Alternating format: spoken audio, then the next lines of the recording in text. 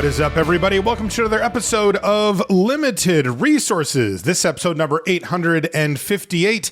My name is Marshall. I'm one of your Limited Resources, and joining me on the line all the way from Denver, Colorado, it's my superhero, Luis Scott-Vargas. Luis, you got your cape on today, buddy? Because we're going through Marvel superheroes today. Yeah, this set looks sweet. I think that honestly, just not having the Through the Omen Paths version like they did for Spider-Man has already made me predisposed to be much higher on this set. Same. I didn't realize until going through that how bad that was on it. Really, and I think they really didn't know either. And so I assume that went into their decision to not include that this time. Yeah, they must have gone back and had a bunch of chats and said, okay, we can work this out. And I am glad they did as well, because we're going to be going over each and every card. And it's really nice to not have to learn two different card names and artworks and all that stuff. And that's what we're doing today. We're doing the set review for Marvel superheroes. That means that we're going to go over on this episode of the show every single common and uncommon in the set. We're going to go card by card so that you can be prepared for your next limited event, your draft, your sealed, your pre-release, all that kind of stuff. And also, we are aware, of course, that there's a bunch of people that listen to the show that aren't primarily limited players. And of course, we're super happy to have you along, as well as, the set review can help you just get acclimated to the new set and get an idea of what is going on with it. Before we get into the cards, we did want to say thank you to each and every person who supports us over on Patreon.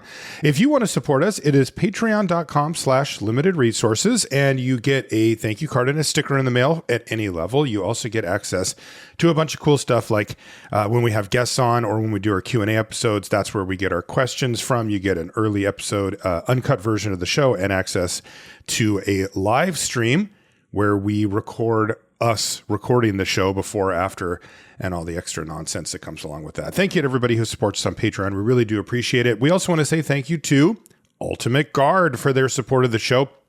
Ultimate Guard makes the best stuff in the business. If you need to protect your cards, your decks, and even your entire collection, Ultimate Guard is the place to go. They use premium materials.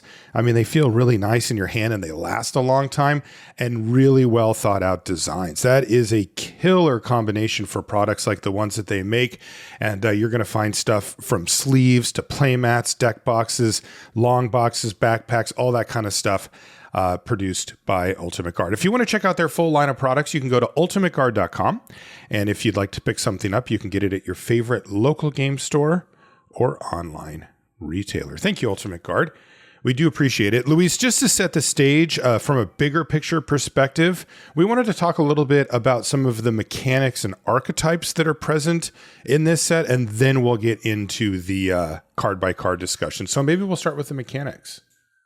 Yeah, so mechanics for this set, they kicking things off, power up. I mean, that's a pretty natural one for a superhero set. So power up is an ability that is you pay a bunch of mana. Like, for example, on Human Torch, it's you pay 6 in a red and you put 3 +1/+1 counters on it. You can only activate the ability once, and the cost is made cheaper by the mana cost of whatever has power up if you enter that turn. So you have this kind of expensive power up thing. It's a little bit like Monstrous, where you're spending a bunch of mana to put a counter and or do something else. Like, for example, Kang the Conqueror is another example. They had 2 blue for a 4/5 flying. Power up is 5 blue. Put a +1/+1 on Kang, +1/+1 counter on Kang, and take an extra turn after this one. So if you activate this, the turn you play it instead of costing 8, it actually costs 4. So it's an interesting hybrid between an enters the battlefield ability and just like a big kind of like monstrous or level up ability. As always, a lot of mana sinks, they do include a lot of those in sets. And for some of the power up abilities, there's going to be some interesting combinations of costs on the creature and costs on the power up, where you really want to hold this creature to try to play it in the same turn as the power up, versus some it's like a very cheap creature with an expensive power up. You're not really going to worry as much about it. So from the start, it just looks like another ETB/mana slink/late game thing or mid game thing, but we're going to see how that plays out. Next up, we've got Teamwork, another very superhero mechanic. So Teamwork says it's on spells, so it's like instants and sorceries. As an additional cost to cast this spell, you may tap any number of creatures that you control with a total power of X or more, where X is the Teamwork number. So for Teamwork 4, you're tapping 4 power worth of creatures or more. Think of it like crewing a vehicle. You can tap a 2/2 plus a 2/2, or a 3/3 plus a 2/2. You can like overpay. If you pay the Teamwork cost, the spells do something else. So Murdoch's Crusade is 1 and a white sorcery with Teamwork 4, and it's choose one, exile target creature with toughness 4 or greater, or exile target enchantment with 4 or greater, mana value 4 or greater. But if you use the Teamwork, you get to choose both instead. So you get additional benefits when you play you pay the Teamwork cost. This rewards having creatures in your deck. It rewards higher power creatures. It's the sort of thing that we're on a card by card basis. We're going to more see what's going on, though there are some incentives to be doing all this, as we'll see when we get to the different decks. Another mechanic is plan. So these are enchantments that have the subtype of plan, and each one of them has a triggered ability that tells you what you need to do in order to kind of advance the plan and to put counters on the plan. You put plan counters on it, and then when you hit a number of plan counters, you sacrifice the enchantment and do something cool. So, for example, Doom Reigns Supreme is 1 and a black for an enchantment plan. When a villain you control enters, each opponent loses a life, you gain a life and put a plan counter on this enchantment. So, Doom wants you to play a bunch of villains. When the 5th plan counter is put on this enchantment, you sacrifice it, and when you do, your opponent exiles the top 5 cards of their library, and you can cast up to 2 spells from among the exiled cards without paying their cost. So you start by getting this like little triggered ability, which is besides putting a counter, it also often gives you like a little bonus, like this drains for 1. Once you hit the number of counters, the plan again pops, it does its thing, you sacrifice it, and you get a pretty big effect. So kind of cool set of build arounds for us to take a look at. Connive is back. That's the when a creature connives, it draws a card and then discards a card. And if you discard an on-land card, you put a +1/+1 counter on the creature. I think selected in large part because the name Connive is pretty good for villains. Yeah, it's going to be on a lot of villains. It really is. And it pushes, +1/+1 counter theme, gives you some card flow, ways to fill your graveyard, all that stuff. Modal double face cards are back, the ones that transform like we saw in Spider-Man, where it's like you have your kind of like your secret identity on the front and your superhero identity on the back. And so you have things like King T'Challa as 1 white blue for a 3/2 flash. Whenever a player draws their second card each turn, you draw a card, and you can pay 6 mana to transform it into Black Panther, Hope Enduring, which is 4 white blue for a 3/3 flash double strike, prevent all damage to be dealt to it, and it draws you a card whenever you deal damage to an enemy player. So you can cast this as either side, or you can cast this as the front side and flip to the back side by paying mana. You typically cannot flip the other direction. So those, they play the way they play. Pretty individual cards. So those are like the main mechanics, and those kind of lead into what the different archetypes are. So there are 10 different archetypes here. So good. We have news. A full-on set. Yes. Yes. So for and just to be clear, these are the archetypes that WotC thinks are present. That does not necessarily mean the archetypes that end up actually being present in the course of the draft. So just keep that in mind, because it actually does end up not always playing out exactly this way.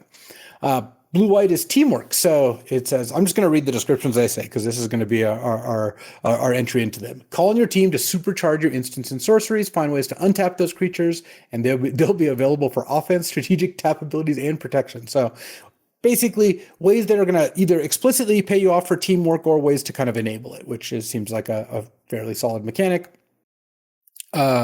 Blue-black is draw your second card in a turn. So you want to be the calculating mastermind and draw 2 or more cards in a turn. And you've got Connive as well to kind of back this up. And then, again, various incentives to be doing this and reasons that you want to. Black-red is Villains Matter. More villains means more chaos. Keep adding villains to the battlefield and overwhelm your adversaries with the unified power of pure evil. This was actually the theme in Spider-Man too, I think, where, you end up with just villains being kind of the centerpiece for red-black. Makes sense. Red-green is Power Up. Hit hard with great feats of strength. Generate extra lands and mana to bring out the might of your creatures with power-up abilities. So sounds like red-green ramp, with the Power Up being kind of the vehicle to pay you off for having a lot of that extra mana. Green-white is kind of the mirror of black-red. It's Heroes Matter. Assemble as many heroes as you can. And that basically is the theme. Both red, black, and green, white are effectively going to be like typo decks. It's just the type is hero and villain, which means you're going to have a lot of kind of like weird, different kinds of creatures, Crossover. but they all are unified by that particular type. Black, white, the theme is attack alone. Send your best operative on a stealthy mission to attack alone. So kind of like an exalted style archetype.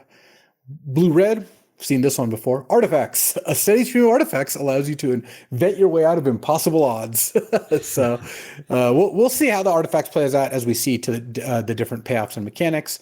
Green, black, another kind of mainstay, creatures in graveyard. Your fallen forces didn't die in vain. Reclaim their power with a vengeance. So specifically, this wants you to have 2 or more creature cards in your graveyard. That's going to be an important threshold to hit. Red, white is non-creature spells. Arrive on the scene quickly with creatures and back them up with blasty instants and sorceries. All right, and crafty artifacts and enchantments. So kind of like our prowess style theme. Yeah. And then green, blue is +1/+1 counter, so not green, black this time. Adjust and adapt to every situation. Keep evolving your creatures by adding counters with your cards or by using their own power-up abilities. So those are our 10 archetypes. Those are our kind of new mechanics and returning mechanics. So I guess... let's get to the show. Well, yeah. So we're going to be grading each one of these cards as we go. And mainly we want to emphasize that the most important thing to listen to is the discussion that Luis and I have as we work our way through the set review, as that will be the more important piece of information. But sometimes it can sound like Luis and I might be disagreeing or agreeing on a card. And in reality, in the big picture, we see it a certain way, and the grades help reveal that. They kind of put a punctuation mark on the end. Yeah, so we're going to be using, as usual, a grading scale with 5 different categories plus 2 subgrades. So we use the 8th ref scale. The A's are bombs, game winners, cards that are good in many situations, especially when behind, and just the best cards in the set, cards like Practiced Offense or Emeritus of Ideation. B's are cards that actively pull you towards their colors, headliners for a set, go-to cards, and reason to be in a particular color pair. In this case, that's how this set is structured. So we're talking cards like Deduce or Arcane Omens or Stock Up, like kind of like the best uncommons and commons. C's are playable. These are the pawns of limited. They're pretty replaceable, but you do end up with a bunch in your deck. And we're talking cards like Deduce or Johnny's Response. Solid cards. You're not unhappy or particularly happy to be playing them. These are cards you are unhappy to be playing. They're sometimes playable, but you really would prefer not to end up here. We're talking mediocre / junky cards. Maybe they're situational. Maybe they have a high setup cost. Cards like Tackle Artist or Owlin Historian. Fs are just cards that are virtually unplayable in all scenarios. These are cards that are way too expensive, refer to card types that aren't really present in limited, or just do things that are not compatible with limited. We're talking cards like Living End. The 2 subgrades are sideboard, cards that rarely, if ever, make the main deck, but can be quite good out of the sideboard. Cards like Glorious Decay that destroy artifacts or enchantments are pretty classic here. And then lastly, build-arounds. These are cards that don't necessarily do that much on their own, but if you combine them with the right cards, can be awesome. Cards like Mathemagics. Okay, so what we're going to do is we're going to start off with the gold uncommons, because we call these the signpost uncommons. These are most often the cards that give us an even bigger hint at to what a color pair is doing beyond the kind of tagline that they'll give us from Wizards, and we'll start to get a sense for which one of these are really supported and which one of these are kind of archetype and name only. In the structure of this particular set, it changes a lot, but in this set, there are 2 uncommon gold cards per pair.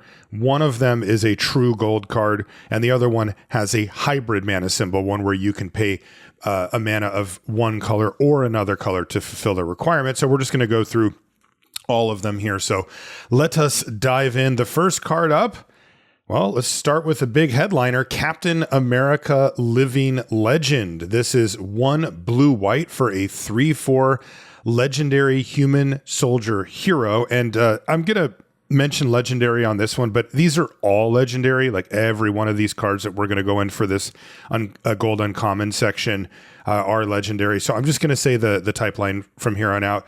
So this is 1 blue-white, 3/4 vigilance. And it says, whenever a creature you control becomes tapped during your turn, if it's the first time that creature has become tapped this turn, untap it.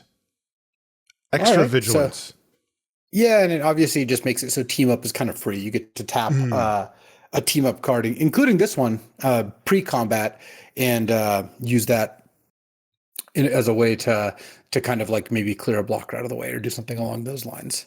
So that's obviously right in line with what you would expect from a card called Captain America. The teamwork ability in full effect here. Also good stats, right? 3 mana, 3/4 vigilance is nice. Yeah, this brawls. I imagine you wouldn't be that excited to play this if you weren't utilizing the ability somehow, but it doesn't seem that hard to use it. You don't need to use it that many times to kind of feel like you got your money's worth. So yeah, I'd go give a B- to Captain America here. Yeah, B- for Captain America. Next is Spider-Woman Secret Agent. This one costs 3 and a blue-white hybrid, so 4 mana total for a 1/4 human, spider-human spy hero. And again, these are also all uncommon for this stretch. So this is she has flash, and when Spider-Woman enters, tap target creature an opponent controls. That creature can't become untapped for as long as you control Spider-Woman. Wow. Little removal spell. That's not bad. I mean, 4 mana is like on the pricier side for this, but it's a solid lockdown with flash and also pretty high toughness. I like just like B for Spider-Woman. I and do too. Hybrid makes it really easy to cast. I imagine this is just going to be a pretty solid first pick because most decks can just play it. Right. Yeah. And you even get to occasionally just snipe something, during attacks. Yeah. 1 toughness. Can you imagine they attack with a 2/1? You play this, tap their untapped like 2/2 or whatever, and get to block. That's brutal. Sounds really good. Yeah. I like B for Spider-Woman. Next up is blue-black. First card is Ghost Spectral Saboteur. This is 2 and a blue-black hybrid, so 3 mana for a 2/2 flash with intangibility. Ghost can't be blocked. So you get a 3 mana flash 2/2 unblockable. That doesn't sound very good to me. It is a villain.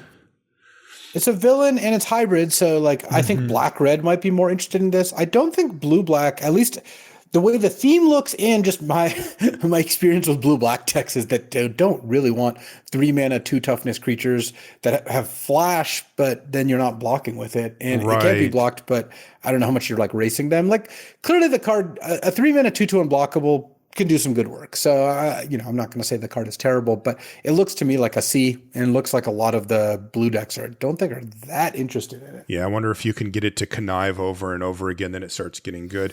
It's a good vehicle for connive for sure. The actual gold card is Kang Temporal Tyrant. This is 2 blue-black for a 3/4 human villain. And whenever Kang attacks, that's right, connives. And whenever you draw your second card each turn, each opponent loses 1 life and you gain 1 life. 4 mana, 3/4. Yeah, I mean, that's pretty good. Pretty likely to survive with that 4 toughness, so you can actually get that attack in. And once you start attacking with it, that's pretty nasty, right? Draining them for 1 automatically, and then, conniving every turn can get out of hand pretty quickly. Yeah, I think that you're going to run a little bit into the issue of you're paying 4 mana for a 3/4 and then passing the turn and kind of hoping it works well. But if this gets rolling, it does feel pretty strong. Maybe B- for Kang Temporal Tyrant. Maybe B. Yeah, I would say B- sounds good. Next up is Bullseye Death Dealer. This is 2 and a black red hybrid, so 3 mana for a 2/3 human assassin villain that says, when Bullseye enters, you may sacrifice an artifact or discard a non-land card. When you do, Bullseye deals 2 damage to any target. And then he also has the activated ability 3 tap, sacrifice an artifact or discard a non-land card, and once again to have Bullseye deal 2 damage to any target. He says, I don't miss. The non-land part is pretty big because if it was just a discard at any card, this card would be extremely strong. I think it's still pretty strong, but because on turn 3, casting this and killing their 2-drop and discarding whatever card you're least likely to play over the next couple turns, it's a pretty strong tempo swing. Big swing. And because, again, it's hybrid and blue-red is artifact themes, this looks, again, like a secret blue-red card, more so than a blue-black card. But it's just a reasonably powerful card no matter what. I think without the sacrificing artifact theme or the activated ability, I would still be somewhat interested in this card. For sure. And add both those in, and I think you have a quite a good card. Yeah, I think the discarding the non-land card is really tough, but if there are expendable artifacts around, like we've seen in prior sets where you're kind of like, oh, it has a little bit of value, but I don't mind sacking it, then all of a sudden Bullseye gets completely out of hand. If you are only doing the non-land card discard thing, then it's not nearly as good. I would be bullish on Bullseye though, and probably say B+. I have to assume that it's supported to some point, and the ability here is really strong. Yeah, this looks like a really strong card if you can reliably get trinkety artifacts, because then you're just a card that completely justifies itself to begin with, and also just has this like additional thing of like throwing your trinkets at things. It seems pretty good. I like Bullseye. Yeah, so I say B+. What do you think? Yeah, I like B+ for Bullseye. That sounds legit. Next up is Madam Hydra. This is 2 black red for a 2/3 human villain. And it says, whenever you cast a villain spell, create a 2/1 black villain creature token. Wow, with menace. 2/1 menace just for casting a villain. Now I can see why it's a 4 mana gold 2/3. Because, they couldn't have made this any more resilient than that to removal, or it would be a really big problem. Even, this is very much epitomizing what you just mentioned with Kang, which is that, more or less you have to just run Madam Hydra out and then say go. It is going to be much more difficult to set up like a turn 6 where you play this and then play a 2 mana villain. If you can do it, do it. Like that is the play, but 4 mana makes that a little bit more of a crimped situation. And one really easy way to lose in limited is to play 4 or 5 mana creatures that die to 2 or 3 mana removal spells. And you find yourself falling behind very quickly. That said, this is a must kill. Like, you are not going to want to let your opponent untap with Madam Hydra ever, if possible. Yeah, I just looked. There's one mana villain at common and uncommon and red and black. There's a black one. Okay. So, because I was looking, how often can you on turn 5 play this, immediately play a villain? Yeah. And the answer is not that often. So still, I think quite a reasonable card. But it is more like Kang, like you said. You're going to kind of just need to hope to untap with it. And if you do, then you're pretty happy. Yeah, this is an interesting one because I wouldn't be surprised either way. I wouldn't be surprised if Madam Hydra really fails and we're all like, remember how good that card looked? And it ended up being a C- or something like that. And I really wouldn't be surprised if it's like, oh, I open Madam Hydra, we're off to the races. It depends on how the removal lines up. And then also, of course, how many villains you can get in the average black-red deck. I would start it right in the middle. I'd go B on Madam Hydra. Yeah.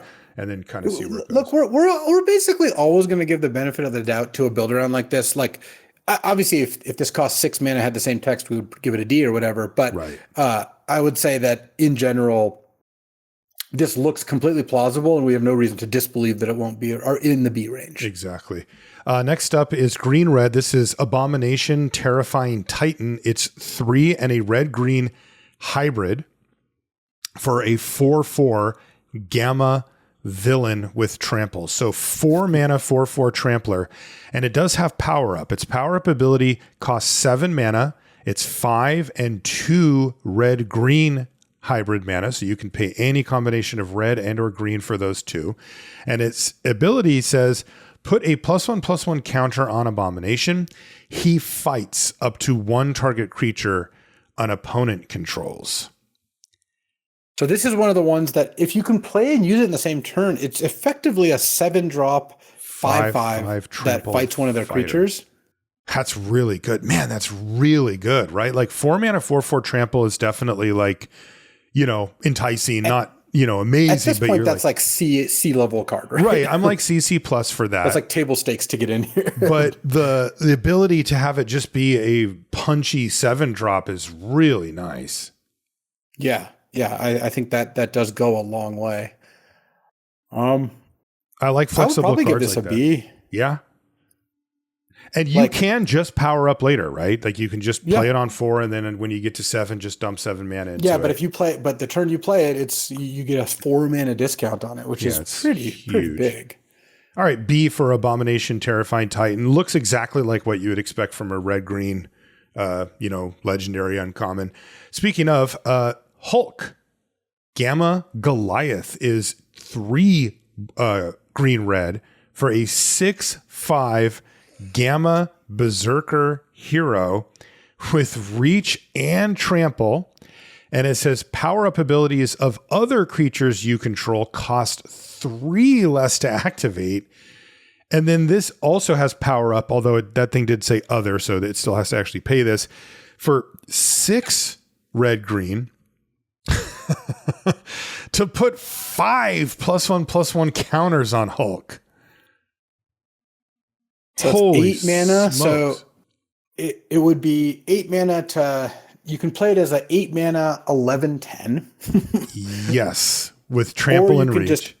Or you can just cast this and then have it be a 6/5 and then later power it up. I don't know how much to value the power up abilities of other creatures are cheaper sort of deal. God, it has to make them like approaching like just the whatever colored mana requirements there are. Yeah, I would say it's probably it does give you a pretty big amount of savings for sure. Right? Yeah. Wow. I mean, but dude, 5 mana 6/5 reach trample that is a lot of rate, as they say. Yeah. No, it's not bad at all.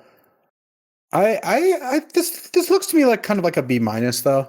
Like, oh man, I was gonna go BB plus on it. well, Am I overdoing it? I mean, a 5 mana 6/5 reach trample would be like a C plus maybe. Mm-hmm. And how often are you either powering this up? I mean, the threat to power this up and attack for 11 is real. A 5 mana or a 6 mana? 5 mana, 6/5 reach trample. I don't think that would be like amazing. I think it's pretty dang good. I mean, 5 toughness is a lot. I mean, 5 mana 4/5 like reach haste or whatever was almost unplayable. Yeah, 4/5 is really bad, but 6/5 is a smasher. 6/5 is a little bigger. It's true. Yeah, I don't know. It's That's interesting. I'll go B on Hulk. I think the B range is probably fine, one way or another here. Okay. That'll be an interesting one to see because, again, it really depends on how the removal lines up. Next up is Spider-Man, to the rescue. This is 2 and a green-white hybrid, so 3 mana, excuse me, for a 3/2 spider-human hero with flash, vigilance, and reach. And it has the ability, no one dies. When Spider-Man enters, you may tap him.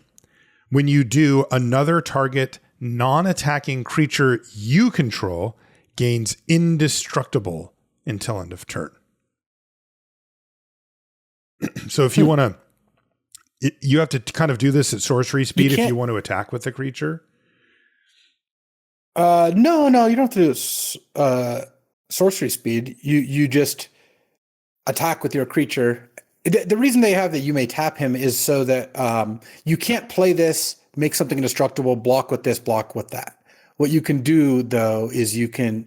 because the non-attacking cause. I see what you're saying. Yeah, I'm trying to figure out, is that what they were trying to get around? Is that they just didn't want it to be like, I attack with my I guess this card would just be too brutal if it could, A, ambush plus block, and B, just make it so you can just save an attacker. I guess it's to the rescue.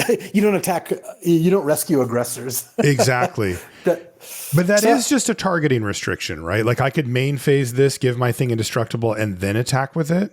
Yeah, you could. Okay. That would be not that exciting. You're mostly going to want to use this as the name suggests, which is basically a 3 mana 3/2 that saves one of your creatures. Kind of like, instead of bouncing it though, you just makes it indestructible, which is a lot better for tempo. Like you're not getting set back so much. And you could do the blocking and all that. And his vigilance and reach doesn't have flying; it has reach instead. Right. I mean, I guess if you're just if you also just want to get some damage in, turn 2 you play a 3/1, they play a 2/2, and you're like, all right, just play this attack. Yes, I guess is fine. Yeah, 2 toughness is rough. This looks like a C+ to me. Yeah, maybe B-. Maybe saving your own creature is pretty good. Yeah, if it has the ability to get a 2-for-1 at least every once in a while, it's probably B-. The other white-green card is Black Panther Vanguard, and it costs 2 green-white for a 4/4 human warrior hero that says, whenever another non-token hero you control enters, choose one. There's 2 options. You can make a 1/1 white soldier creature token, or you can give creatures you control +1/+1 until end of turn. I mean, yeah, this one is kind of like the others where you need to have it survive, but it's even better, right? I mean, this one's just a straight up 4-mana 4/4, so it can beat down on its own. And then, start casting heroes, and you're gonna go off. Probably start making a couple of tokens and build out your board if you don't have the win straight away. Yeah, I mean, I like that it's a little bit like Cosmic Grand Zenith, where it's like it builds the board and then rewards you for the widing, right? The going wide, just because it both enabler and payoff, and all it's asking you to do is play a hero, which I think these colors are just going to do fairly naturally. They're just going to do, right? Like, I don't assume that we don't, like, I wouldn't put this in a build around category if you're just playing. No, it's basically green. Not. And there's just no green-white deck where this doesn't function. Right. So, you may veer a little bit towards getting your hero count up, but it'll just happen naturally. It's the same thing. I mean, you're going to play it on turn 4, and if they untap and kill it, you're going to be sad. And if they don't, you're probably going to do really well. And 4/4 on turn 4 is kind of tough to kill sometimes. So, I like the 4 toughness. I like B+ for. I would do B+. The upside does seem strong. I mean, look, compare this to Madam Hydra. 4/4 instead of 2/3 is just means you're going to survive a decent percentage of the time more. Yes. Even if you're making slightly worse creatures, and you also do get the +1/+1 option as well. Yeah. Next up is Black Widow Double Agent. This is 1 white/black for a 3/2 human. Human hero villain? Yeah, she's both. It's a double agent. It's just double agent. Right there. It says right there. With Death Touch. So 3 mana, 3/2 Death Touch. Whenever a creature you control attacks alone, it gains First Strike and Menace until end of turn. She's got your back. Yeah. And theirs. Yes. So you end up with a pretty decent aggressive card. It's as a blocker, a 3/2 Death Touch obviously can block and take down a 4/4, but I don't think that's that exciting. Like you're not really that stoked about it. This is a weird combination of stats, kind of doing the double agent thing, right? It's like ostensibly a good blocker, but also enabling attacks at the same time. But it's not a good attacker on its own. A 3/2 for 3 mana, especially at the gold, regardless of Death Touch, is generally speaking a bad deal. You'll often trade down for your opponent's creatures. I would say this looks kind of mediocre to me. Yeah, it depends how good of attackers you have. Because imagine a lifelinker attacking with First Strike and Menace. Mm-hmm. That sounds pretty good to me. Like, yeah, anything with any type of power, right? 3 or 4 power is going to be really difficult to block. Yeah. And if you're aggressive, then I feel like this card can really help you push that. Like, okay, imagine that your opponent's setting up for a block, and you're just like, okay, play Black Widow attack, and just like, okay, well, it blanked my block, my setup block, and then left this ability on the board plus a creature on the board for next turn. So I think she's probably like a C+ level card, but she's going to operate like a B in the games that are good for her. And is she just supposed to attack by herself and just be, because obviously then she's like a huge pain with then she's a massive attacker. Yeah, for sure. Maybe that's the idea. I mean, I assume the plan is just I take 3, I guess. But like you said, if you are aggressive, that can add up quickly. Yeah, I would guess I would go B- on Black Widow Double Agent. It just needs to be in an aggressive shell. Yeah. Next up is U.S. Agent John Walker. This is 3 and a white/black hybrid for also a 3/2. This is a 4 mana 3/2 human soldier hero.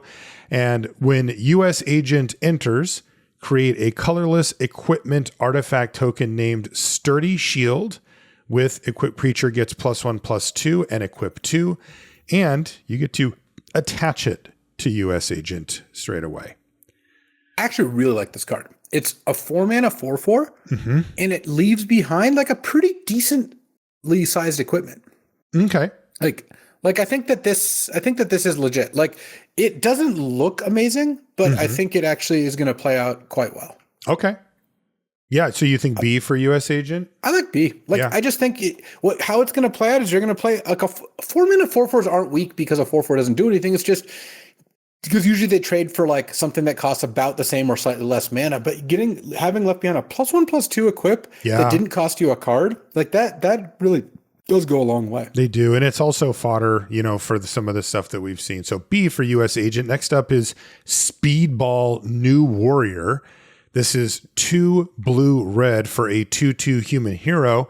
And it says, whenever a player casts a spell that targets Speedball, he gets +2/+2 until end of turn. You may choose new targets for that spell. Kind of interesting, right? Kind of interesting. Your opponent's presumably not going to be targeting this very often, though. If it's the only creature in play, they can still just cast a creature removal spell on it. But I think the joke is your pump spells now give an additional +2/+2. Or you cast a removal spell on this and then just retarget it to their thing and get a +2/+2. Basically, he just gets bonuses whenever you cast targeted spells. Right. But yeah, I mean, how good is this? It looks okay. It doesn't look amazing. It looks like kind of like a super prowess kind of creature, or a bit like that. So can they kill him? It's difficult. If you cast destroy target creature and it's the only creature in play, you can't change the target. I see. But if there's any other creatures in play, then yeah, a removal spell is not going to stick. The best way to deal with this is probably just ignore it. Just ignore it. And then it forces your opponent to target it a bunch of times to make it halfway decent. Yeah. Yeah. So this is one of those cards that looks really annoying, but I don't want to confuse that for really good. Because I'm not sure that it's really good. I agree with what you said. I think you just ignore the thing. It has no evasion. I guess they could run some weird deck where they're just like targeting it a whole bunch of times, but on almost any reasonable, normal, limited board state, this thing's just not going to be killable by spells that target it. Yeah. Which is not normal. That is very weird. Wow, this is one of the strangest cards. I'm going to start off lower on it. My gut just says this is, even though it's interesting and unkillable creatures by spells does actually seem pretty enticing. I just don't know if I want to be in the market for a 3-mana 2/2 that can sometimes get bigger. I like, it just doesn't rumble that well. And yeah. I think this clearly is a build around, whether it's a build around like D or build around B, it could really be either. I would start it a little higher just because it's certainly a powerful line of text. It's effectively got Shroud, right? Or like hexproof, I guess would be a better way to say it. Cause they're just not going to hit it very often, but yeah. How good is it actually? I mean, how good are you at playing spells, right? Yeah. So I guess I think you summed it up. So if I told you, 3-mana 2/2 hexproof, but if you target it, it gets +2/+2 until end of turn. Where would you be on that? I'd be kind of in the middle, like C+ or something, right? Because I'm not gonna, you can't target. I mean, it's a little worse than hexproof, I guess, but yeah. I would say C+ for Speedball New Warrior, and we're just and if it ends up being a B+, I won't fall over, but yeah. I think that's right. And clearly a build around, like not just a card you're going to put in your deck. Also a little weird because isn't this supposed to be the artifacts colors? Was that right? Yeah. I mean, okay. But because next one is Iron Man, Master of Machines, which is 2 blue-red for a 1/4 a human hero that is an artifact creature. And it has flying and vigilance, and Iron Man gets +1/+0 for each other artifact you control. And whenever Iron Man attacks, if an artifact entered the battlefield under your control this turn, draw a card. I mean, this is like all in on artifacts and seems really strong at it. And then I look at Speedball New Warrior and I'm like, huh? Like, what's going on here? Did you get lost, buddy? Because this is not the prowess colors, but whatever. Iron Man looks sweet. Yeah. I mean, if you have 2 artifacts in play, this is like a 3/4 flying vigilance that when it attacks, draws a card. If you assuming you played another artifact at that point, it doesn't need much for this card to be good. So I would still call this a build around just because I don't think we're at a spot where I'm quite going to say that blue-red is always going to be doing this thing. But even if you call it a build around, this is like a B+. Yes. I like that. Next up is Titania Rugged Rumbler. This is 2 and a black-green hybrid for a 5/5 human villain. So 3 mana 5/5. As an additional cost to cast this spell, discard a card or pay 2 mana. By the way, that's the story. Like, there is more text, but as far as getting a 5/5 on the battlefield on turn 3, you can discard a card and pay 3 mana. Holy smokes. And then it has ward, discard a card, or pay 2 mana. Man, that is really interesting, Luis, because that text comes up twice where it's either pay 2 mana or discard a card, but those two things are very, very different. Like, this reminds me of the few times over Magic's history where they made the mistake of having mana and life be equitable with each other, which they are definitely not. And discarding cards is like not that big of a deal. And, and paying 2 mana means you just straight up can't cast the thing, that you have. This is a bear 3 mana 5/5. That's legit. And even though you're putting yourself kind of in a position to be 2 for 1, you're not really, because if they discard a card, then you're back to just 2 for 2ing. Right. So I think it's pretty interesting, I would say. Yeah. And the thing that we're sheepish about is, paying 4 or 5 mana for a creature only to have it die for a cheaper removal spell. That ain't going to happen here. Like, it is a 3 mana 5/5. All of the red burn spells at this cost are not going to work, right? You are going to need some other type of removal to take care of Titania, or they are going to get smashed, because this is bigger than anything on the battlefield at the 3 mana slot by a mile. It's also bigger than all the 4s for the most part. So I kind of like this, man. I just put Titania on the battlefield and make them figure it out. There is no clean way out here. It's also really nice because when you play it early, you discard a card. Late, you usually are just going to pay for it, unless it does behoove you to discard a card. You get max optionality. So the only time you're paying the real hard cost to play this is the time when that is at its best. Other than that, you can usually just end up paying for it. So I think that's pretty sweet. I like B+ for Titania. I like 3 mana 5/5. I think is a game changer when you can't really kill it easily.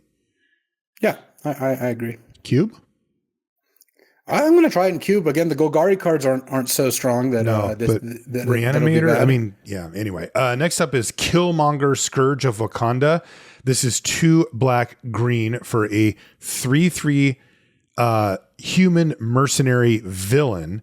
And it says, when Killmonger enters, you may sacrifice another creature. When you do, destroy target non-land permanent an opponent controls. And as long as there are 2 or more creature cards in your graveyard, Killmonger gets +2/+1. Man, that is a lot. That is a very powerful Magic card. It is asking a lot of you, though. Sacrificing creatures on board is an extremely high cost, because you have to factor in the fact that you usually paid mana for them as well.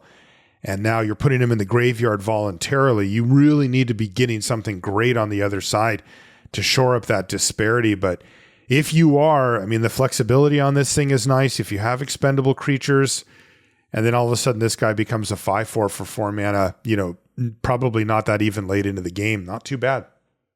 Yeah, you really do need it to be a 5/4 fairly quickly, because 4 mana, the way I would look at it is when you pay 4 mana for that effect, what else are you getting? Well, you're getting a 3/3. You're getting 4 mana for a 3/3 and the opportunity to trade your worst creature for their best permanent.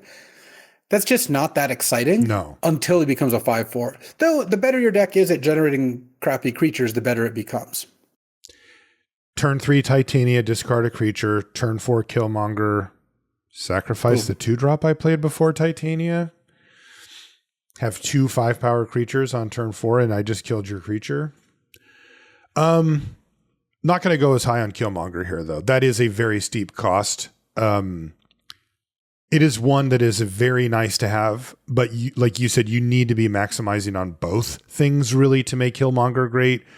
I'd probably say B- for Killmonger. It does have enough going on that I'm interested, but I'm not as excited about it as Titania. Yeah, I agree. I think it's going to be a good card. Basically, I when I look at a card like this, I just kind of take it at face value that it's gonna work, like that the decks will be able to build around it. And if that's the case, Killmonger is just I'd say it's solid B level card. Okay. Yeah.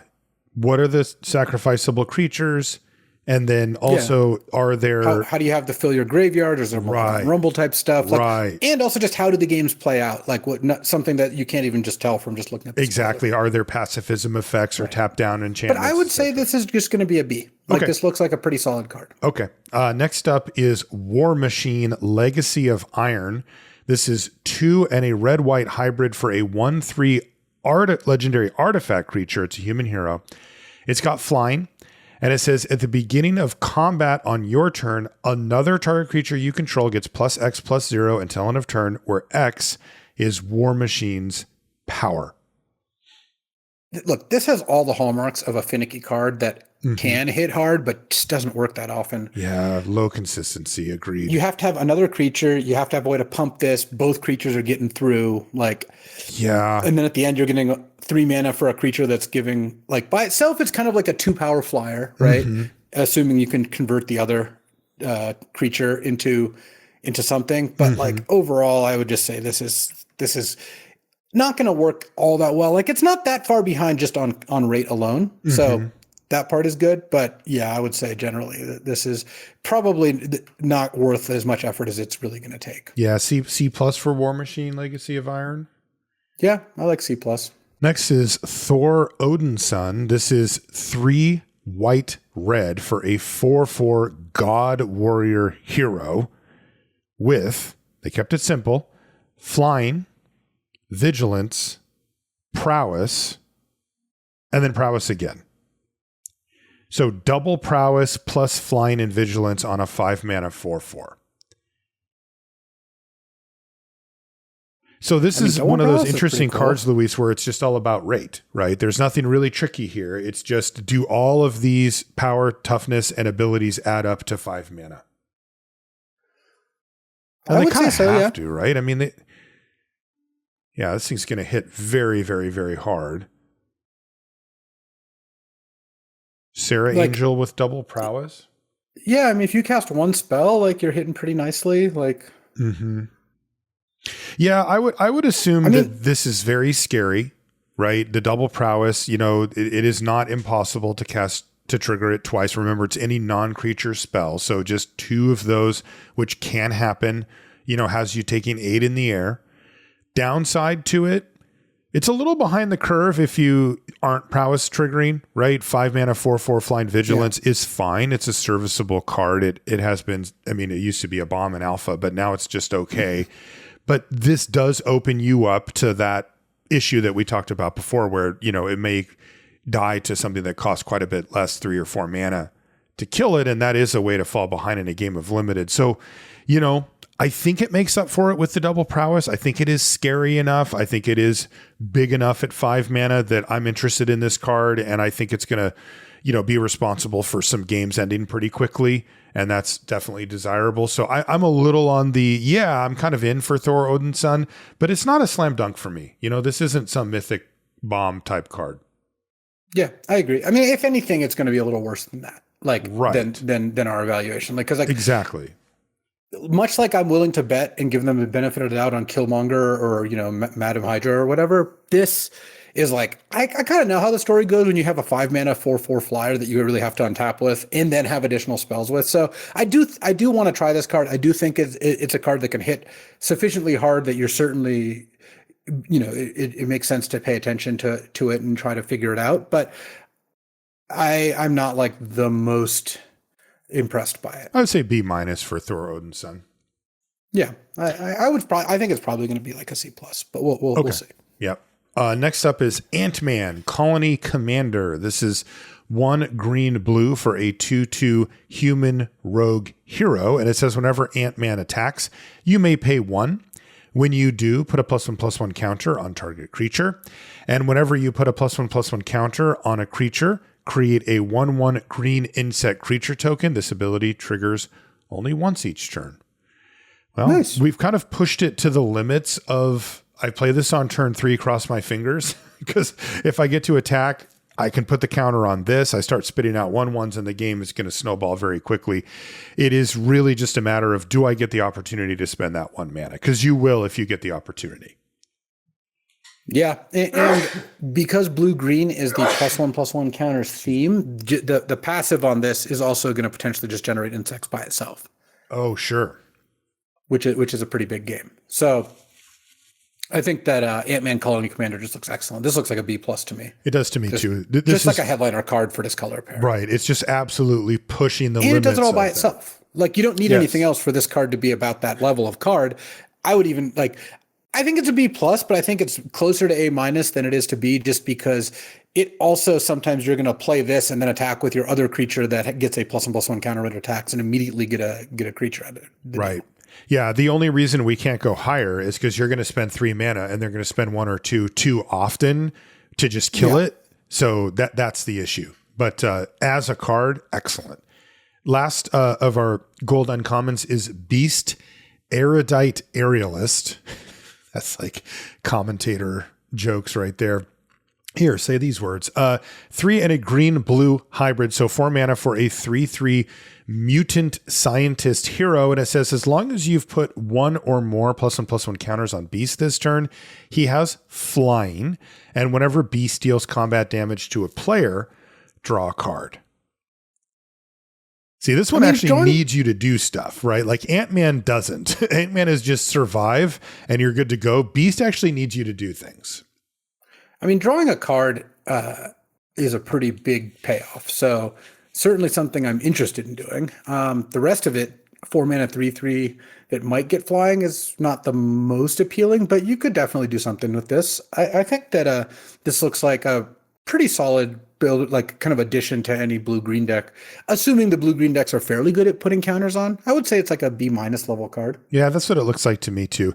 And I like the way I look at this is if they play this, middle of the game, you're going to want to have an answer to it. Yes. They don't even need to have a way to put a +1/+1 counter on it. It's a very threatening card, and it then does solve its own problem if you do have counters. That's right. And I like what you said. Getting 1 card off of it is fine. Like you don't need to look at these cards and think, oh, how am I going to draw 4 cards in a row off this thing? It's like, no, it's okay. Just get 1 back and you're already good. And, if you can continue to do that, great. Okay. So those were our signpost gold uncommons. Now we're going to move into our base colors, and we're going to start off with black this time as we rotate through which colors we start with. These will have commons and uncommons in them, so I'm going to be reading those as well. Let's get into it. Our first black card is Project Deathlock Soldier. It is black for a 1/2 artifact creature zombie soldier at common, and it has an activated ability, 2 and a black, return this card from your graveyard to your hand. Whenever you get any good sacrifice stuff going, this is the type of card that can be worth it, but it really has to be a good payoff because 3 mana to get back your 1/2 is a lot. Also, this isn't a villain. Tragic. Look at this. Not a villain. It's also randomly an artifact. It wasn't blue-red the artifacts. Like, where's this thing? Yeah. So this is like a C-. If you can use it, basically is a D level card, but if you can utilize it, it could be like up to a C+ level card. It really is context dependent. Exactly. I would say unless you have specific ways to utilize this, whether that be sacrifice things, discard things, repeatable discard's not bad because you can just keep discarding this, returning it, discarding it. But unless you have ways to do that, like this card is just not really worth a slot. Right. Agreed. Exactly. So D level card could be up to a C if you can support it. Next up is Whiplash Vengeful Engineer. This is also just 1 black mana. This, though, is a 2/2 legendary human artificer villain at uncommon that enters tapped. And it says whenever Whiplash attacks, if he's equipped, each opponent loses X life and you gain X life, where X is the number of equipment attached to him. Meh. I mean, what do you think about at best you're enters draining tapped? for 1? Yeah, exactly. What do you think about a black for a 2/2 that ETB's tapped? Is that enticing at all to you? Yeah, you would play this card if you cared about villains, in which obviously black does to some degree. So I don't mind it. I think it's probably like a C, maybe C+, yeah, just based on that. And then every once in a while you'll get some equipment going or whatever. But Yeah. Who cares? Next up is Agents of Hydra. This is 1 and a black for a 1/1 human spy villain at common. And it says, when this creature dies, create a 2/1 black villain creature token with menace. These always do really well, Luis. A 2 mana 1/1 that dies into an even better 2/1 menace creature. Yeah, double villain. It's just really good. This is like a C plus. Definitely. Some decks will have to take it at the B- level. They really do need this effect. Exactly. Don't sleep on these type of cards. They don't look that impressive, but they end up synergizing and doing really well. Next up is Dark Deed. This is 1 and a black for an instant. It is uncommon, and it says, that's pretty dang good. Wow. Target creature gets -4/-4 until end of turn. You know, this is the bane of all of those cards that we talked about where you're like, well, if you untap, your opponent has this nice uncommon removal spell and it's 2 mana. Like this thing can kill this can kill Thor. Like these are the cards that we worry about. These are how you actually get ahead, is when your opponent plays a card that doesn't do anything else except for exist for a turn and you kill it with Dark Deed. I mean, I would take this at the B+ level. This is extremely efficient removal, and that's what pushes it up the scale for me. Yeah, I agree. I mean, this is just fantastic. You're basically never going to regret picking this card. Exactly. Unless, yeah, whatever. You always want that. Next up is Decoy Ploy. This is 1 and a black for an instant at common. It says choose one or both. Return target villain card from your graveyard to your hand. Return target hero card from your graveyard to your hand. That'll be interesting. You know, how many decks that are in black have both, right? I mean, probably you're going to have a whole ton of villains and then an occasional hero, right? That's probably how this will play out. Yeah, I think that this is, you don't need very many heroes in your villain deck. You just need like maybe 2 to 3 in your entire deck, and this will all do what it needs often enough. Like that it's an instant as well. I would go C for Decoy Ploy. I mean, yeah, I like C. I think you're going to be pretty happy having this card, I think. Red Room Recruit is next. It's 1 and a black for a 1/2 human spy villain at common. And it says when it enters, it connives. Nice. So this is one of those, you know, we call them pivot cards, right? Like you can see it kind of touching different archetypes here. It's a villain. And then also it gives the connive, so it triggers the draw an extra card thing. Yeah, this just checks all the boxes and is often going to be a 2/3. Connive is a really nice mechanic. I think, really is. Just forcing people to discard non-lands, I think generally it evens out the strength of those looting effects pretty nicely. Definitely. And also, you know, this is the type of card that if you have a Red Room Recruit and you have two lander or whatever, like this will definitely help you find what you need to make sure you hit your land drops. I like C+ for Red Room Recruit. I think we'll see a lot of this thing in play. Yeah, me too. Next is Stolen Stark Tech. This is 1 and a black for an artifact equipment at common. It has flash. And just to get it out of the way, equip cost is 1. And it says when this equipment enters, attach it to target creature you control. That creature gains indestructible until end of turn. And the equipped creature after that, or enduring from that, gets +1/+0. So 2 mana, 1 to equip, flash, saves your creature, and then leaves you behind the token text of it gets +1/+0 and an equip 1. So it's mostly a combat trick, and then you get this little like bone splitter sort of deal. Yeah. Which also is something to sacrifice for things like Bullseye. Like totally. It's not a bad way to use all that. Yeah, I think this card is just a medium combat trick. You'll play it, especially if you've got ways to sacrifice an artifact. It gets a lot more interesting. +1/+0 and indestructible, leaving behind this, like C- seems fine. Agreed. Yeah, because you could actually use it to win combat with the +1/+0. That's actually pretty important. Next up is Swordsman Sharp Scoundrel. This is 1 and a black for a 2/2 legendary human hero villain. There you go. There's your hero and villain again. Uncommon. And it says, whenever another villain you control enters, attach up to 1 target equipment you control to target creature you control. And whenever an equipped creature you control attacks, it connives. Yeah, I mean, look, I'm always really skeptical of these equipment-driven things. They are finicky. They require you to draft around them. They require you to play equipment, which is often not the most optimal thing to be doing. But we've seen a few things already. You know, this Stolen Stark Tech is a fine card, and I'm sure there's going to be more. I would start off low on Swordsman, Sharp, Scoundrel, but it is doing enough, if you've built around it. It's going to come down to how many equipment you have and how good they are, but it's priced to move. 2-mana 2/2 that has multiple pretty solid abilities. Right. So, and the fact that it's whenever another villain enters means you don't have to have this lineup exactly right with the turn you play it. You can just play this on turn 2 and then later have that start doing something. Yeah. I would say build around B for Swordsman. This does seem like a really nice payoff, but you are going to need to be doing the villain plus equipment thing pretty hard to make it work. Yeah, I agree. Next up is Widow's Bite. This is 1 and a black for an instant at common, and it has Teamwork 3. And I'll read the reminder text just in case anybody forgot, and I won't read it again after, but it says an additional cost to cast this spell. You may tap any number of creatures you control with total power 3 or more. This is the one that Luis was like, it's kind of like crewing, right? So it says choose one. If this spell was cast using Teamwork, choose both instead. Target creature gains Death Touch until end of turn. Target creature gets -2/-2 until end of turn. So you get to choose one straight up. So 1 and a black instant target creature gets -2/-2 end of turn is kind of that's a staple, right? That is a card we see a lot, and it tends to do pretty well. But this one has Teamwork 3 that can upgrade to adding Death Touch. In a situation where Death Touch is more important than -2/-2, you can just do that instead. You're mostly playing this for the -2/-2, and then like every now and then, the Death Touch is gonna do something. It's kind of like free real estate, right? And the Teamwork is 3, which is probably on the more difficult side to get, but not impossible. Think of crew costs, right? 3 is kind of out of reach or at least inconsistent. 1 is great. 2 is sometimes it's probably similar. Yeah, I mean, I would give Widow's Bite like a C+.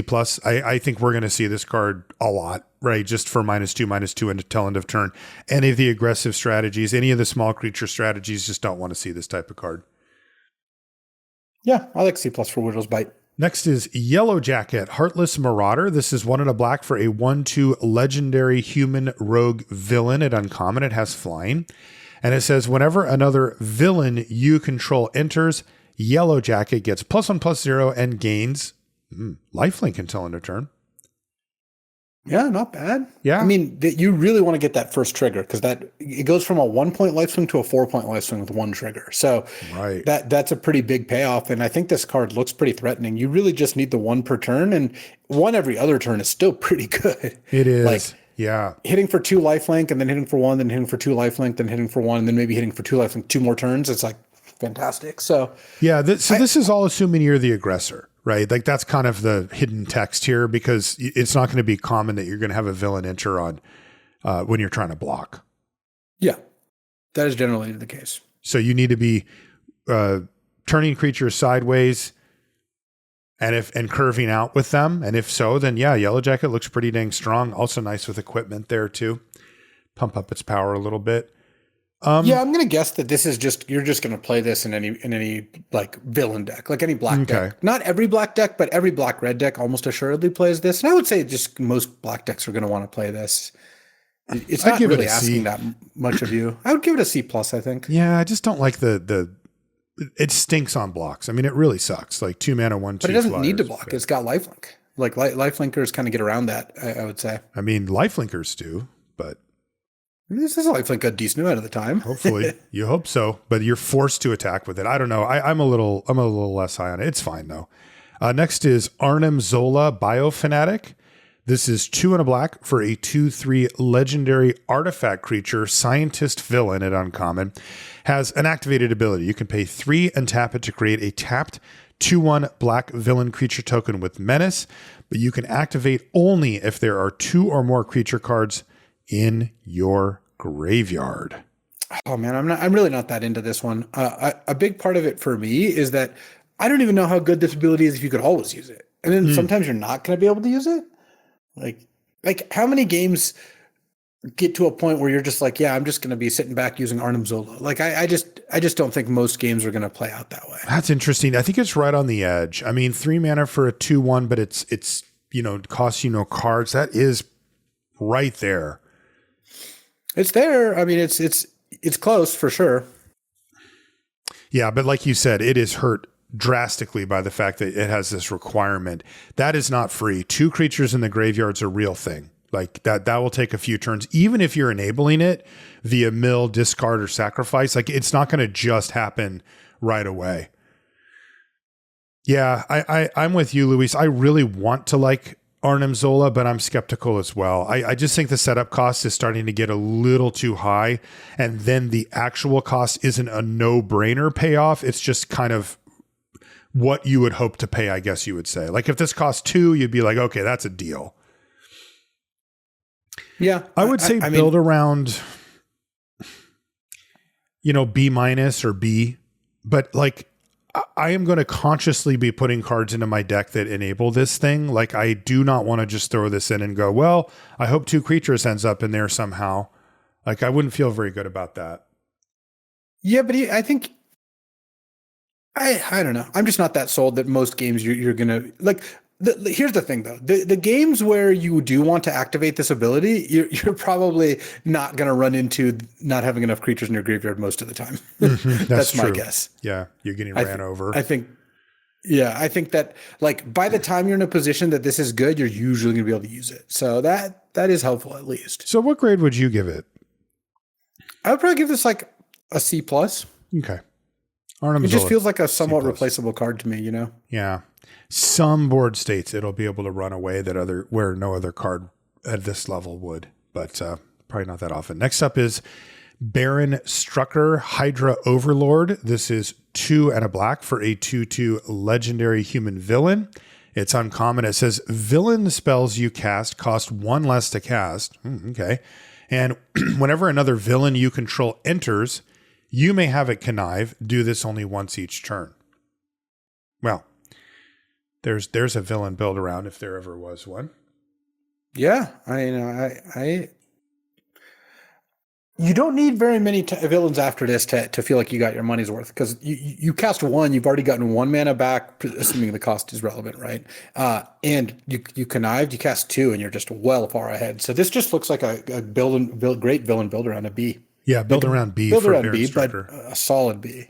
Yeah, very, very much an enabler of other cards. Next up is Cruel Alliance. This is 2 and a black for a sorcery at common. It has Teamwork 2, and it says exile target creature with mana value 3 or less. If this spell was cast using Teamwork, instead exile target creature, and you gain 3 life. So it removes the mana value restriction. So it's just exile anything, and they tack on an extra 3 life, and the Teamwork's only 2. Yeah, this card's great. I mean, that is, geez. Look, it's just like with Arnim Zola. By the time you care about the teamwork, paying the teamwork cost, it's probably not that hard to do. Like you can cast this the first 5 turns of the game and it'll do fine, and then later you can pay the teamwork. I mean, sometimes it'll come up, you won't be able to, but for the most part, I think that this is just an excellent removal spell. I do too, and this to me represents a perfect middle ground removal spell as a spot check. If there's a card you really like and you think, oh, this card's going to be a bomb, imagine you play it and then your opponent plays Cruel Alliance, which, by the way, is just a common sorcery speed removal spell. This is not a special, pushed card. This isn't even an uncommon, and they killed it, assuming that they have Teamwork as well, which will happen a lot of the time. That basically any creature on the board will give them Teamwork. Now, how do you feel about your card? You might feel okay. If it had an ETB ability or something like that, you're good to go. If it didn't, and you were just hoping to untap with it, and it got Cruel Allianced, how much did Cruel Alliance cost versus how much did the creature you cast cost? If it's a lot more, you're going to be falling behind. So just keep that in mind. It doesn't mean you don't play creatures. It doesn't mean you don't play the good ones. It means that some of these are capped on how good they can be because of commons like this. I would give this a C+ for Cruel Alliance. I mean, I assume 3 mana sorcery speed, kill most stuff / kill anything is going to be played a ton. Yeah, and this is, I would assume they're going to be the best black common.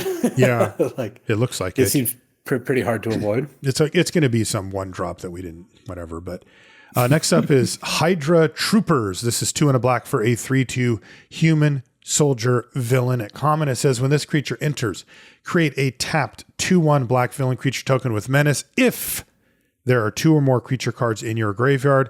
Otherwise, we'll help get you started. You mill 2 cards. Yeah, I mean, these are interesting because now we've seen two cards that pay you off for having the two things so far, and like they're pretty decent payoffs, but you really have to make sure that you have a high creature count. You really want to make sure that you're playing a ton of villains, and then cards like this to enable it become really important, getting stuff into your yard, especially for air quotes free. Yeah, it does seem clear that we're talking critical mass here with a lot of these villains. Like you really want to make sure that you're getting there on the number of villains in your deck. That said, I would give this card like a C at best, maybe a C minus. What do you like for Hydro Troopers? I like C. I think that some enabling happening.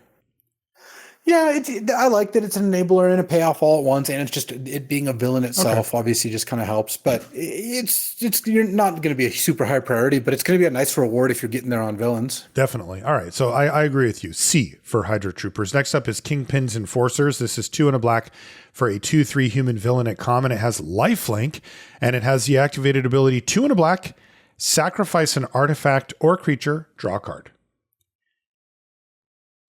Yeah, the fact that it has lifelink makes me a lot more interested in this. Like, I'm kind of fine just playing this card. Yeah, that's a lot better. It's a villain with lifelink, and it can do the thing that we're talking about. It's also worth noting that this does not have a sorcery speed restriction on it.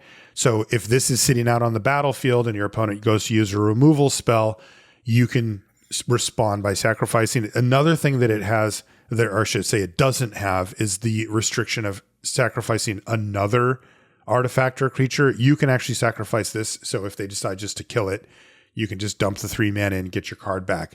The downside is that it's 3 mana. It's a lot. Like that is a very large cost to pay for this ability. So you probably don't want to be activating it unless it's very specific circumstances. And in most cases, at least in the developing part of the game, you're just going to have to spend your mana on curving, and you're not going to be able to sit here with your Kingpin's Enforcers mana up anyway. So that's the downside. Upside is you can sacrifice anything, and it helps enable these abilities, and it's also a villain itself. So I think there's a lot to like there. There's enough, right? Yeah, I would say that. I mean, enough to become a C-level card. Exactly. But that's fine. That's just like an average playable card. Nothing wrong with that. I would give it a C. Yeah, I like C for Kingpin's Enforcers. Seems like it will play out well. Next up is Claw Sonic Subjugator. This is 2 and a black for a 2/2 legendary human rogue villain at uncommon. It has Sonic Attack. When Claw enters, target player reveals a number of cards from their hand equal to 1 plus the number of creature cards in your graveyard. You choose one of them. That player discards that card. So just to be clear, that's pretty sweet, right? 3 mana, 2/2.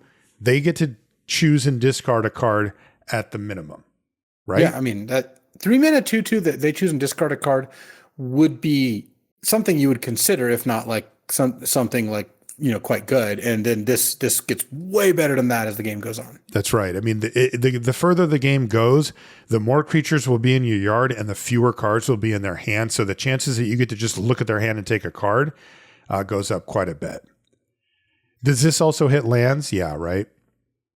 Yeah, they when they do the like reveal that scales up, they're okay with it hitting lands, because by the time you have to show a land at that point, like things have gotten pretty bad. Exactly. Yeah, I mean, I like it. Built in 2 for 1. You don't really care if they untap and kill this guy, and if the game goes longer, it does get even better. I'd go C+ for Claw Sonic Subjugator. Yeah, I like C+ for Claw. I think this is almost a B-. Like it, casting this on like turn 6, you're just going to get to look at their entire hand a lot of the time in these decks. Next up is Ninja of the Hand. This is 2 and a black for a 2/2 human ninja villain at common. It has Death Touch, so 3 mana 2/2 Death Touch with power up. You can pay 4 and a black. Each opponent discards a card. Put a +1/+1 counter on this creature. So for 5 mana total, you can have a 3/3 they discard, 3/3 Death Touch they discard, or you can do it later. Yeah.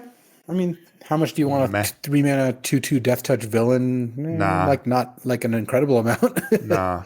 I would give Ninja of the Hand a D. Like this just doesn't seem like what I want to be doing at all. Yeah. I like D for Ninja of the Hand. If you have to play this card, you're usually going to be like a little unhappy about the whole exchange. Definitely. Next up is Ronin Shadow Stalker. This is 2 and a black for a 3/3 legendary human rogue hero at uncommon. It has 2 activated abilities. First one is pay 2 life and add 2 mana of any one color. Spend this mana only to cast equipment spells or activate equip abilities, and you can only do it once each turn. The other activated ability is tap, sacrifice an equipment attached to Ronin, and if you do that, target creature gets -4/-4 until end of turn, and you can only do it at sorcery speed. It's really funny. We have a 3 mana 3/3. It's not a villain. In fact, it's a hero. It's a hero. And then it has all this text that is really powerful, but exclusively related to equipment. So very narrow. Unclear how well supported the equipment sub-theme is. We've seen a little bit so far, but it hasn't been all over the place. I mean, this is very clearly a build-around, right? If it were a 3 mana 3/3 villain, I would say, yeah, you'll probably just see it pop up anyway, but it's not. So, like, you really have to kind of choose to put Ronin Shadowstalker into your deck. And my guess is that the equipment deck doesn't come up that often, or if it does, it's really a choice. But I don't know yet. That's what I would guess. If the equipment deck is good, if it feels well supported, and if it feels like something you want to do, then yeah, Ronin Shadowstalker is going to be like a build around B or B plus. I mean, it is quite powerful with the stuff that it does. But at face value, where do I take it in a draft in the early stages? I would take it at honestly, I'd probably take it at like an F level. Like this is a prove it card to me. Like somebody has to beat the heck out of me with the Ronin Shadowstalker and a bunch of equipment. And I go, okay. You know, I get it now. I'll go do it. But until they do, I'm very skeptical. I'd give it a D to start with.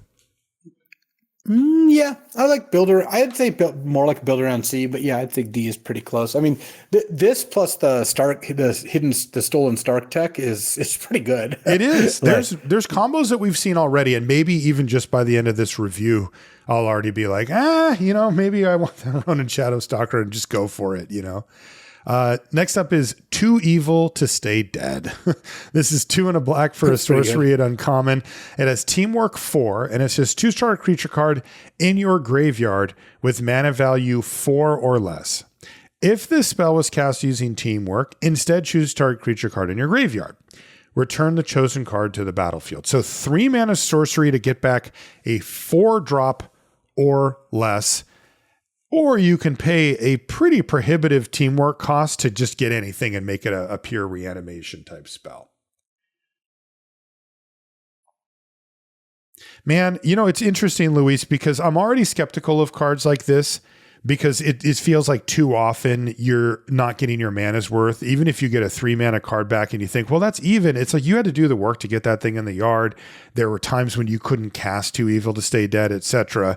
And then are you really going for like a full-on reanimator strategy where you're putting some 8-drop into your graveyard and getting it back with this very often? No, the setup cost is really high there too. And then the other thing is, you know, we've seen multiple cards already that care about having creatures in the graveyard, and this one actually takes the card out of the graveyard somehow and turns those off. So I'm kind of skeptical on Too Evil to Stay Dead to start with. Well, what I kind of like is early in the game or in the middle of the game, when you're casting this for 3 mana, that's most of the targets you'll have. By the time you want to cast it on like a bigger creature without, while using Teamwork, well, that's not going to be the hardest thing in the world by the time that you have something bigger in your graveyard. So it is at least costed right, I think. Agreed. But how well does this fight with, like, it both is enabled by the graveyard filling strategies, but also fights against them because you want your cards to kind of stay in the graveyard. So this card's tricky. I think it's going to be okay, though. I think it'll probably be like a C+. I'm going D on Too Evil to Stay Dead. It's just the setup cost, because I agree with everything you said. I think I'd rather have 3 mana, get a 4-drop back that has with the Teamwork cost than just 5 mana, get anything back. Like this, I think right. I think that's true. Stronger than those cards, and there's a graveyard theme. So I feel like there's something here. There's something. How often do you get a 3-drop back? And you've paid all this extra effort to do it. How often do you get a 2-drop back? Every once in a while. Hopefully you can find a 4, and then you're kind of cooking with fire. But even then, it's not like I'm jumping out of my seat for that. Yeah, I'm just going to say D on Too Evil to Stay Dead. I think the setup cost is too high to make that very enticing. Like a good example would be how much better would your win rate be if you had a 3-mana 3/3 villain versus this in your deck? My guess is even if you were trying for it, you probably just win more with the 3/3 on average. I could see that. It would really depend on your deck, but so maybe I would say probably like a C for this card, though. I don't think it's a D. Okay. Next up is Visions of Villainy. This is 2 and a black for an instant at common. This spell costs 1 less to cast if you control a villain. You draw 2 cards and lose 2 life. I mean, how much do you want a divination here? Because if you're okay with divination, then obviously this card is fine. I don't want divination. I was thinking a little better than that, Luis. But if you can cast it for 2 mana, like, I mean, I guess it's quick study, sure, but no, not quick study. You still lose 2 life. If you run Night's Whisper, there we go. Instant speed, Night's Whisper, baby. Let's go. Well, if you're there, the instant speed part is not that big of a deal. Like, it's not nothing, but it's not that big of a deal. No, it's not.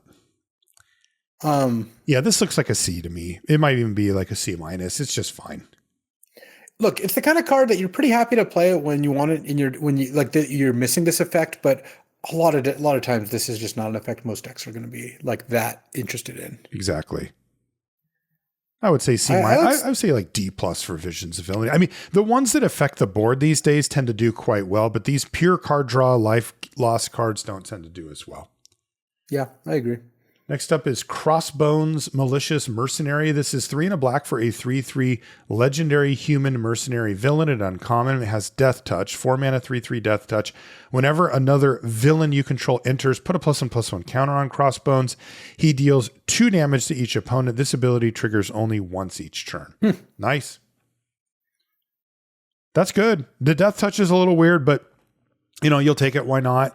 And this is the type of card that you play as, 3 mana, a 4 mana 3/3, kind of hope it survives. And you kind of plan on this thing being a 4/4 the next turn and dinging your opponent for 2. And you probably kind of plan to do it. I would say both players will be planning on that. Exactly. I mean, this is a weird one, but it has, some build around elements to it. Like we said, we don't really think you're going to have to try very hard to get villains into your deck playing black, but you do need to have some critical mass of villains to make Crossbones optimal. But even then, it feels like a C plus or something like that to me. Yeah, I would say it's probably just a C. Yeah, C. It's a pretty threatening card, but even when they don't kill it, sometimes you don't have like that many more villains. Like if you have one every turn, yes, the card is going to scale up really nicely. But yes. I would say C to C plus for Crossbones. Next up is Grim Reaper Lethal Legionnaire. This is 3 and a black for a 3/4 legendary human villain at uncommon. And it says, whenever Grim Reaper attacks, you may pay 3 and a black.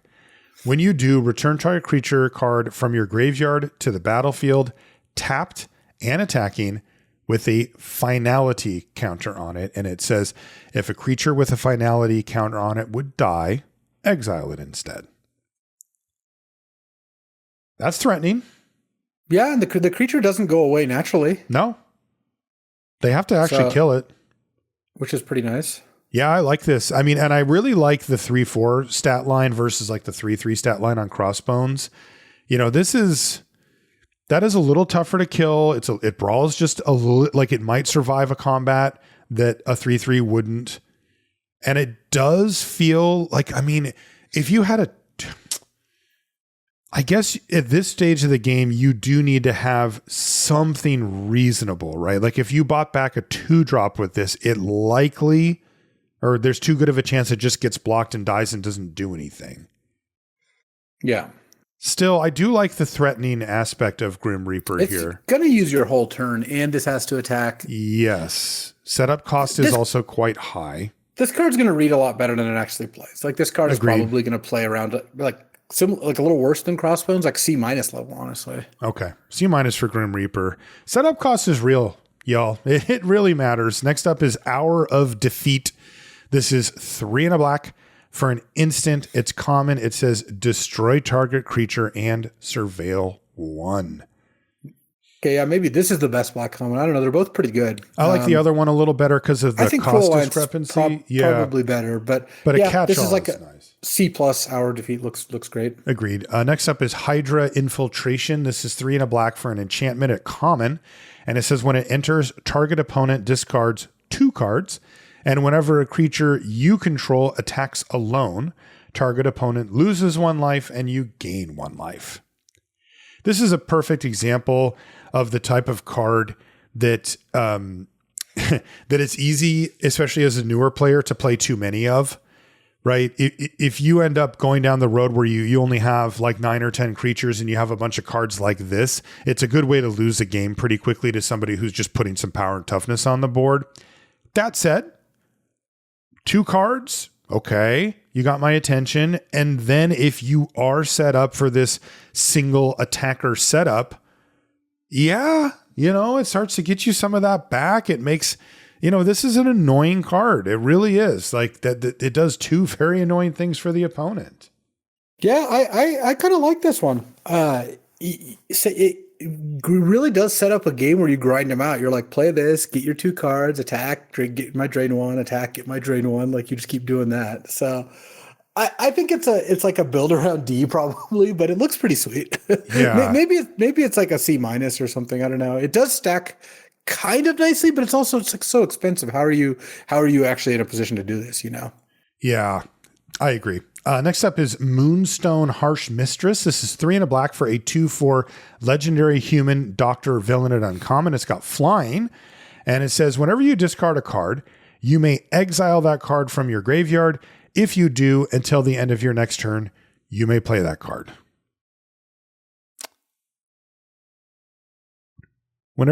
So how are you discarding a card yourself? Like you need to have some self-imposed discard method to make that a thing.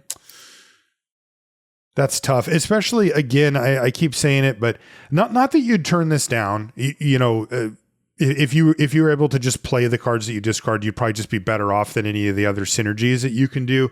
But again, we have seen that this color would like to have a couple of creatures in the graveyard. So it's not like the end of the world to discard a card in a deck like this and just have it sit there. That said, I think you'd rather just play it ultimately and forego the things. But again, it just comes down to setup cost for me so often, right? Like the scenario we're describing is my Moonstone Harsh Mistress hits the battlefield on 4. It's a 2/4 flyer. It's a decent blocker, okay attacker, not the worst. But now I have to have, like, my opponent's not going to make me discard anymore. No. So now it's like I need a way, ideally, to do it every turn, right? Like a Rummager or something like that, a Looter, some way to like activate an ability of something and say, okay, I'm discarding it. It's exiled. Next turn, I'm going to play it, or I'm going to play it right now, and kind of turn it into an engine. Because if I only get to do it once, it's I don't even know if it's worth it at that point. For these stats, I'm like not that impressed. What do you think? I mean, 2/4 flying isn't too bad. It's all right. Yeah, I would say if you would want to have this happen twice in order to really feel like you got your money's worth. Especially if you're like jumping through any amounts of hoops to make it happen. What grade? So this looks like a build around D to me. Like I haven't seen a lot of like. I mean, connive is obviously going to be the way you play with this card, but I don't know that you're going to want to spend this much money up front. Agreed. I am pessimistic. Next up is Robot Domination. This is 3 and a black for an enchantment. And here's our plan. Enchantment plan. This is uncommon. Whenever 1 or more creature cards are put into your graveyard from anywhere, you draw a card, lose a life, and put a plan counter on this enchantment. When the 3rd plan counter is put on this enchantment, sacrifice it and create 3 2/2 colorless robot villain artifact creature tokens. Wow. I mean, it's a real payoff. This is both. This is kind of funny because it's you when this is in play, you're also kind of happy with it just being in play. Like you to some degree you don't necessarily even want it to flip. Right. You're just getting all these extra cards. That's really interesting. So if the whole thing works, you spent 4 mana to draw 3 cards, lose 3 life, and make 3 2/2s. Yeah. That's generally a pretty good, unbelievably good. Good exchange. Yeah. So it basically turns anytime your opponent uses removal, anytime one of your creatures trades off, anytime you sacrifice one for value, all of these become upside for you. You do have to take the hit of playing robot domination and having just nothing happen, right? You're just, here you go, 4 mana, nothing happened. Yeah. That's not great. But man, if you are supporting this with the proper amount of creatures, and if you have really kind of anything going, I'm in. I mean, this card just,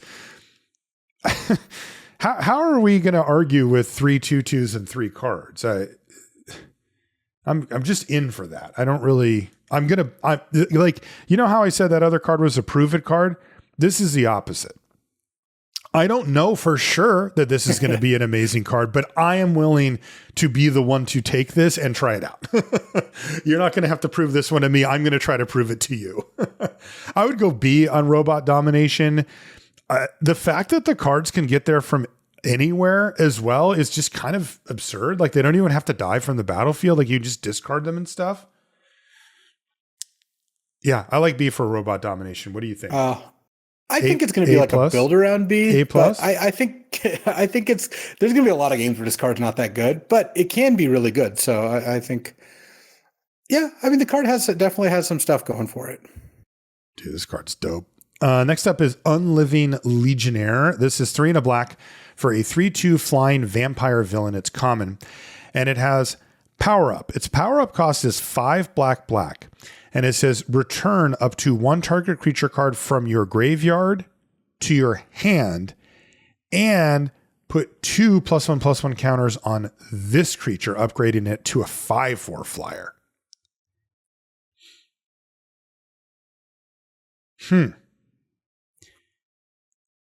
Is this one just going to be, is it bad at both?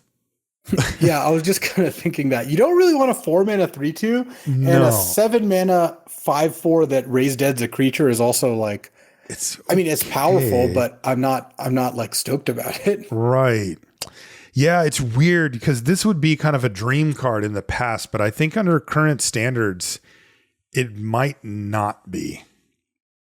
I'm going to start with D on Unliving Legionnaire. This strikes me as the kind of card where if you are really short on ways to win in the late game, like really, like you need some chunky, expensive cards. This is a villain. This is like it ups your villain count in a deck that maybe has a lot of discard and self-mill, and it can be a good 7 mana win the game, but you can maybe discard it when you don't need it. That seems like a legit use for the case, or use case for the card, but it's kind of like a D level card. Definitely. I mean, dude, 4 mana for a 2 toughness creature is like, honestly, it's a liability.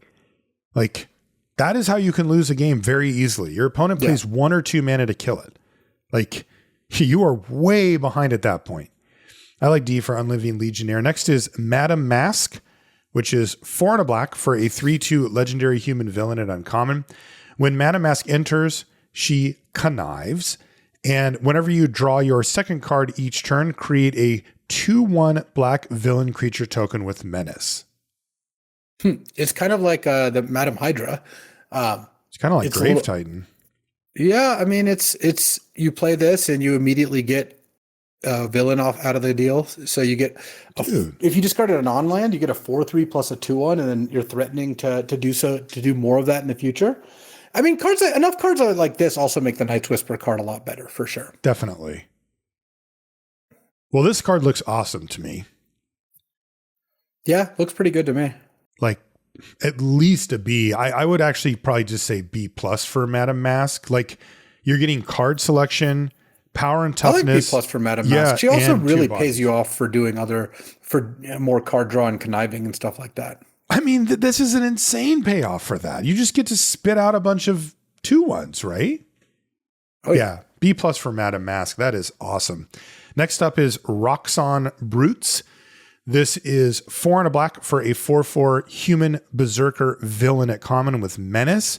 And it says, whenever you draw your second card each turn, put a +1/+1 counter on target creature. And it has basic land cycling. Oh, I didn't know they did this cycle of 2. So you can pay 2 mana, discard it to go search up a basic. Can trigger your discard stuff. Yo, totally. Get one of your creatures in the yard. A 5 mana 4/4 that with menace that can grow every now and then, but has basic land cycling. Yeah, this looks like a C. I think you're going to be happy playing this card. Basic land cycling is really nice. Gets you any color like that.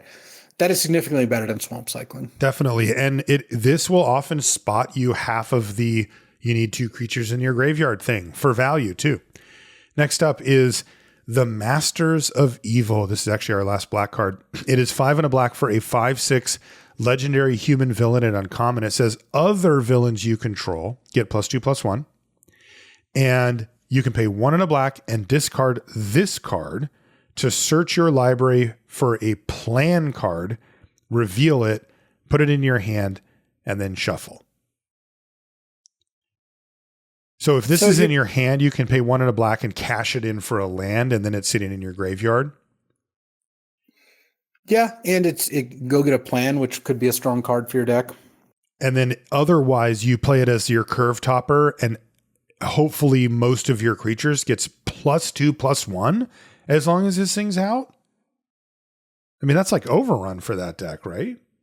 Yeah, I think, obviously the how playable this is hinges mainly on how if you have a good plan to get, because you could play this as just a 6 mana 5/6 lord for your villains. I think you do.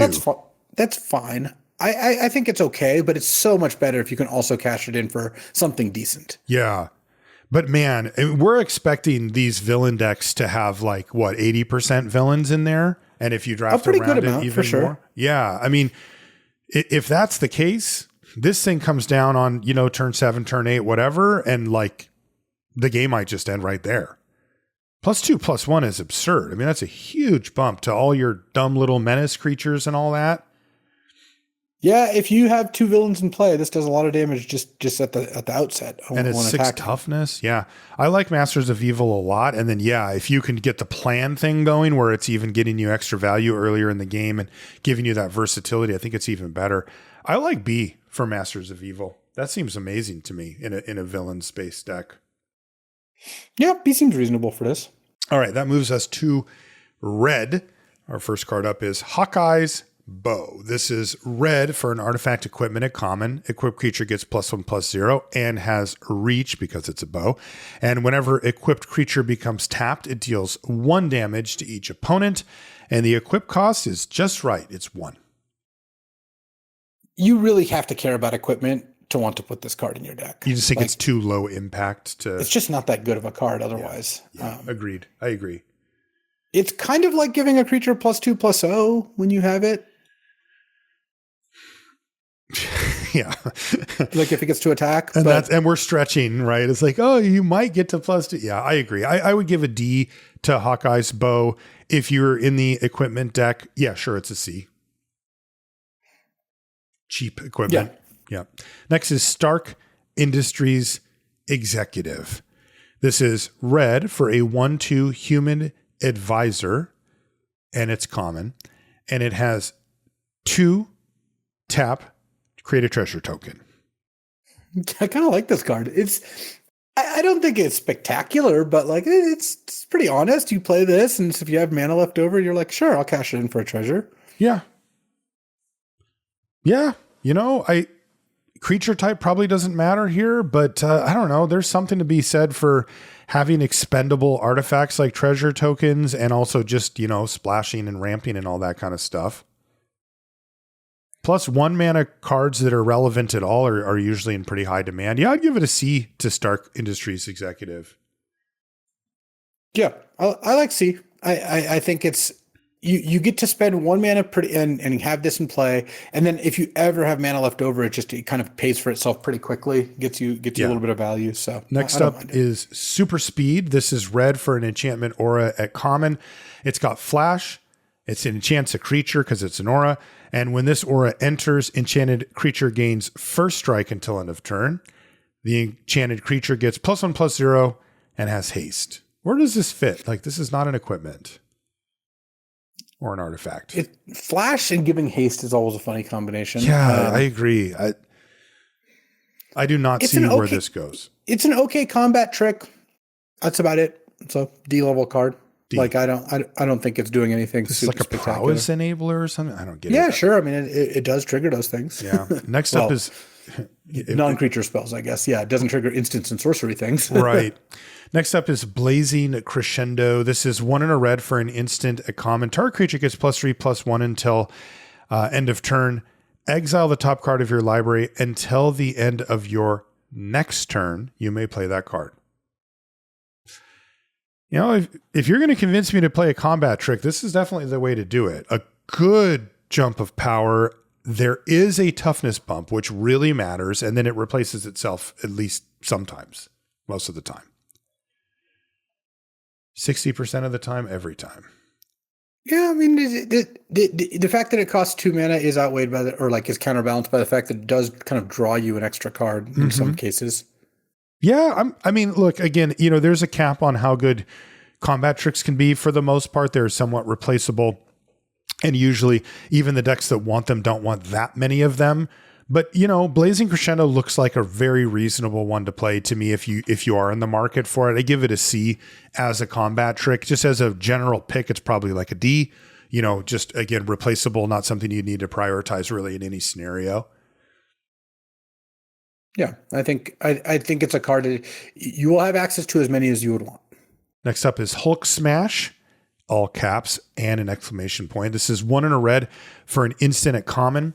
It has Teamwork 4, and it says choose one. If the spell is cast using Teamwork, choose both instead. So you can destroy target non-creature artifact or target creature you control deals damage equal to its power to target creature an opponent controls. So you've got a bite spell and a kind of narrow shatter effect. I mean, not that the bite spell part is okay. These play fine, but like not amazing. And then destroying a non-creature artifact, like, yeah, I mean, sometimes that's going to be good, but a lot of the time you don't really care that much about it. So this is just like kind of, I feel like Hulk Smash is mostly a removal spell if you're kind of short on removal spells. Yeah. The good news is if you're short on removal spells, you're probably long on creatures. So yeah. This will do that thing. C? I like C for Hulk Smash. Yeah, it's going to play okay. Hydra Assault Robot is 1 in a red for a 1/3 artifact creature robot villain at common. And it says whenever another villain and or artifact you control enters, this creature deals 1 damage to target opponent. Watch out. If you want it, you want it. Like it looks like a C in the artifact deck more so than the villain deck because I think artifacts tend to be able to put more stuff into play at lower cost. I don't think I'd want this in a red-black villains deck very often. Yeah, I mean, there's a theoretical where basically all of your permanents trigger this. Yeah, you're heavy on villains and artifacts. Right. I just don't know if even then it's enough. I would start with D on Hydra Assault Robot, but maybe if it does 4 damage over the course of a turn and it's a villain and an artifact and triggers those things, it holds itself together. Yeah, this looks like a build around C to me. Or like if you're heavy on these things, then you can make it work. Next up is Kunlun Warrior, which is 1 in a red for a 2/2 human warrior hero at common. And it says, when this creature enters, you may sacrifice an artifact or discard a card. If you do, draw a card. Nice. Helps get that graveyard stocked up, and then you know, we talked about treasure tokens or random equipment or whatever. It can cash one of those in and get you a card back. I think the downside to it is that it is just a 2/2 for 2. It's also not a villain. In fact, it's the opposite. And, you know, at what point in the curve do you want to play this, right? Because you probably won't have something to sacrifice to it on turn 2, but you probably want to play it if you don't have anything else to do. So it's a little awkward in that way. I would assume Kunlun Warrior is like a D. Yeah, looks like a D. Looks like a totally fine filler card if you need it. Next card is Lightning Strike. 1 in a red. That card's good. Yeah. Obviously, it's got Thor on it. And it has Thor on it, yeah. 1 in a red instant common. Lightning Strike deals 3 damage to any target. There we go. I mean, normally these play at about the B level. And that's where I'd put it here too. Yeah, I like B for Lightning Strike. It just isn't going to be bad. Right. And these are the types of cards that we've been talking about, where if your opponent pays the 2 mana to do 3 damage to your 4-drop that has 3 toughness, you're not very happy, right? Lightning Strike, that's a real blowout. So I like B for Lightning Strike. It's also flexible in that it can go to any target. Next up is Loki Laufeyson. I've never seen his last name. 1 and a red for a 2/1 legendary god sorcerer villain. He's uncommon. And he's got an activated ability of 1 and tap.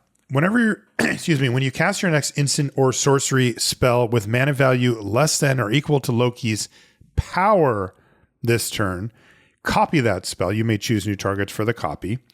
And then he also comes with power up. It costs 4 and a red to put 2 +1/+1 counters on Loki. So you start with a 2-mana 2/1, and then you can copy cheap spells. So by itself, it's pretty threatening, though. Mm-hmm. Like if you have this in play, and you just have like a shock or something, you just get to double cast it. Yeah, Lightning Strike. Yeah, right? Lightning Strike is perfect. Mm-hmm. Is it messed up that Loki's copying Thor's spell? Yeah, that is messed up. Although it does sound kind of like what he would do. Yes, actually, that is true. He would, in fact, pretend to be Thor. Yeah. Yeah, and then you can pay 5 mana for a obviously 4/3. widens the range significantly on what Loki can cast. Yeah. I would say I'm skeptical. My reasoning is just that at both costs, he's very low toughness for how much mana you've put in. 5 mana for a 3 toughness or 2 mana for a 1 toughness, which means if your opponent's concerned about it, they may just use Lightning Strike to kill your 5 mana Loki, and then you're really, really unhappy. Again, I don't want to be too pessimistic because it's not like your opponent always has removal, right? But the ways, when you actually examine the games, ways to lose include paying over-costed lower toughness creatures that die to cheap removal spells. And this one does count as that and requires you to untap with it and requires you to have an extra mana and requires you to have a spell that fits the description of, cheap when he's small or a little more expensive when he's big. That is a lot. That makes me skeptical that all of this is going to come together where my opponent doesn't kill it. I have the spell. I have the extra mana. I get to untap all of these things to make it work. If those happen, yeah, Loki's powerful. I mean, you're going to double up almost any spell for any of these costs, and you're going to be quite happy with it. Are you content, Luis, with putting out kind of maybe a perceived must-kill creature at these costs? Yeah, totally. Okay. Two mana for that is a good deal because you're just not losing that much even at the 2 mana spot. Things go wrong. That's right. Exactly. At 5, you are like that. That is much, much riskier. Yeah. Okay. So what do you want to give 2 mana Loki? I think I would probably give Loki like a B. Mm-hmm. I just try to put myself in the opponent's shoes, and if you cast Loki, what are they going to do? Just be like, oh yeah, I guess I hope you don't have any spells to copy with it. Copying up to a 2 mana spell, that's a lot of spells. It's really not that hard to do. And this just looks like a pretty consistent source of advantage. And then later in the game, of course, you can power it up. But I think that's actually a relatively minor part of the card. So I like B for Loki. It just looks like a very threatening card at a fairly low cost. Okay. I'm going to say B-. I think the setup cost is going to get you. But I agree with you. Lots of upside, especially at the 2 mana cost. Next up is Misty Knight, Hero for Hire. This is 1 and a red for a 3/1 legendary human detective hero at uncommon. Her activated ability, 2, tap, discard a card to draw a card for each card you've discarded this turn. That's kind of cool. So, yeah, at the very least, it's 2 tap, discard a card, draw a card. But obviously, if you're combining with other discard cards, you can kind of go to the moon. Yeah, and then you get a 3-powered 2-drop. And as we just described with Loki, when you're only paying 2 mana for your creature, it's really hard for your opponent to get a mana advantage on killing it. In fact, sometimes they'll even use a 3-mana removal spell to kill your 2 mana 3/1. And then you're actually the one who's ahead in that transaction. So yeah, this thing smashes. And in the board states where she can't, which is going to happen a lot, then she starts sitting there and becoming a rummager with upside. And that's kind of pretty decent. That is a totally the 3/1 does serviceable. make this a lot more palatable, where it's just, Yes. this is a fine aggressive creature if you need it to be. Totally. It's even a decent blocker, right? They come in with their 4/3 and you're like, sure, block. Like that also works. And I think these decks can really benefit from the rummaging, where some decks it's just sort of straight value. There's a lot of like black red that cares about having these type of cards in the yard, etc. So yeah, I like, I'm not going to go over the moon here, but maybe like C+ for Misty Knight Hero for Hire. Yeah. I like C+. I just think that the combination of being good early and being good late is kind of what we're looking for in our 2 drops. Definitely. And this is one that if you draw it on turn 7, you got to be like, okay, well, this could do something still. Next up is Photon Blast Barrage, which is red X for a sorcery at uncommon. It says, when you cast this spell, copy it X times. You may choose new targets for the copies. And what does it do? It does 1 damage to target creature. So that means that you could just pay red to do 1. Yeah, you could pay red to do 1, red 1 to do 2, and scales from there. Well, that's not great, is it? I don't really want to pay double red to do 1 damage, and I don't really want to pay red 1 to do 2. And so you're basically paying it. You're paying red X to deal X. It's just they force you to pay the first time with a red. Yeah, and the thing you get for that is that you can choose multiple targets. So like you could kill 2 creatures with this. So that is a benefit, but it is costing you a lot. Like an additional mana is a lot, and an additional colored mana is a lot. Like that is not easy. It's also a sorcery. Yeah. So like here's your dream scenario. Your opponent goes 2 mana 2/2, 3 mana 3/2. Right? And you'd pay 5 mana to kill both. It does divide very efficiently. That part is nice. 3, 4. You pay 6 mana to kill both, right? Yeah, you're trying to do if you're trying to do 5 damage, it's always 1 more mana. No, I'm trying to do 4, so it's 5 mana 5 total. Mana. Yeah, it's always 1 more. Yeah, so that's fine, but I mean that is literally one of the best scenarios. I guess if they have a whole bunch of 2/1 menace villains or whatever, you can just like mow them down. So there's something there. It only hits creatures. There is something here. This looks more like a sideboard card to me, honestly. Oh, I see. You want to bring it in against like the go wide, low toughness. Yeah, against a deck that has a bunch of 1 toughness creatures. Because like I just think that the inefficiency to start with doesn't look amazing to me. I agree. I am skeptical. We'll go sideboard C+ on Photon Blast Barrage. Yeah, I like sideboard C+. I just think that in a normal matchup, you're just like, okay, spend 5 mana to deal 4 damage. I guess divided 2/2. Maybe this is. I would have to see to get a better feel into what the creatures look like. Yeah, that's the key. I could see some matchups where it's awesome and some matchups where it's really not. Yeah, it's not going to be. Basically, if you can kill 2 creatures with this, it's great. And how often? And can you do that for 5 mana? Well, sometimes. Yeah, Well, and you described it right. Some matchups where it's awesome, some matchups where it's not. We call that a sideboard card. But it may be main deckable in this format. That's what we're really questioning. I wouldn't be surprised if you could main deck it. Same, honestly. I agree. Next up is Speed Young Avenger. This is 1 and a red for a 2/2 legendary mutant hero at uncommon. It's got haste and it better. Whenever you cast a non-creature spell, you may pay 1.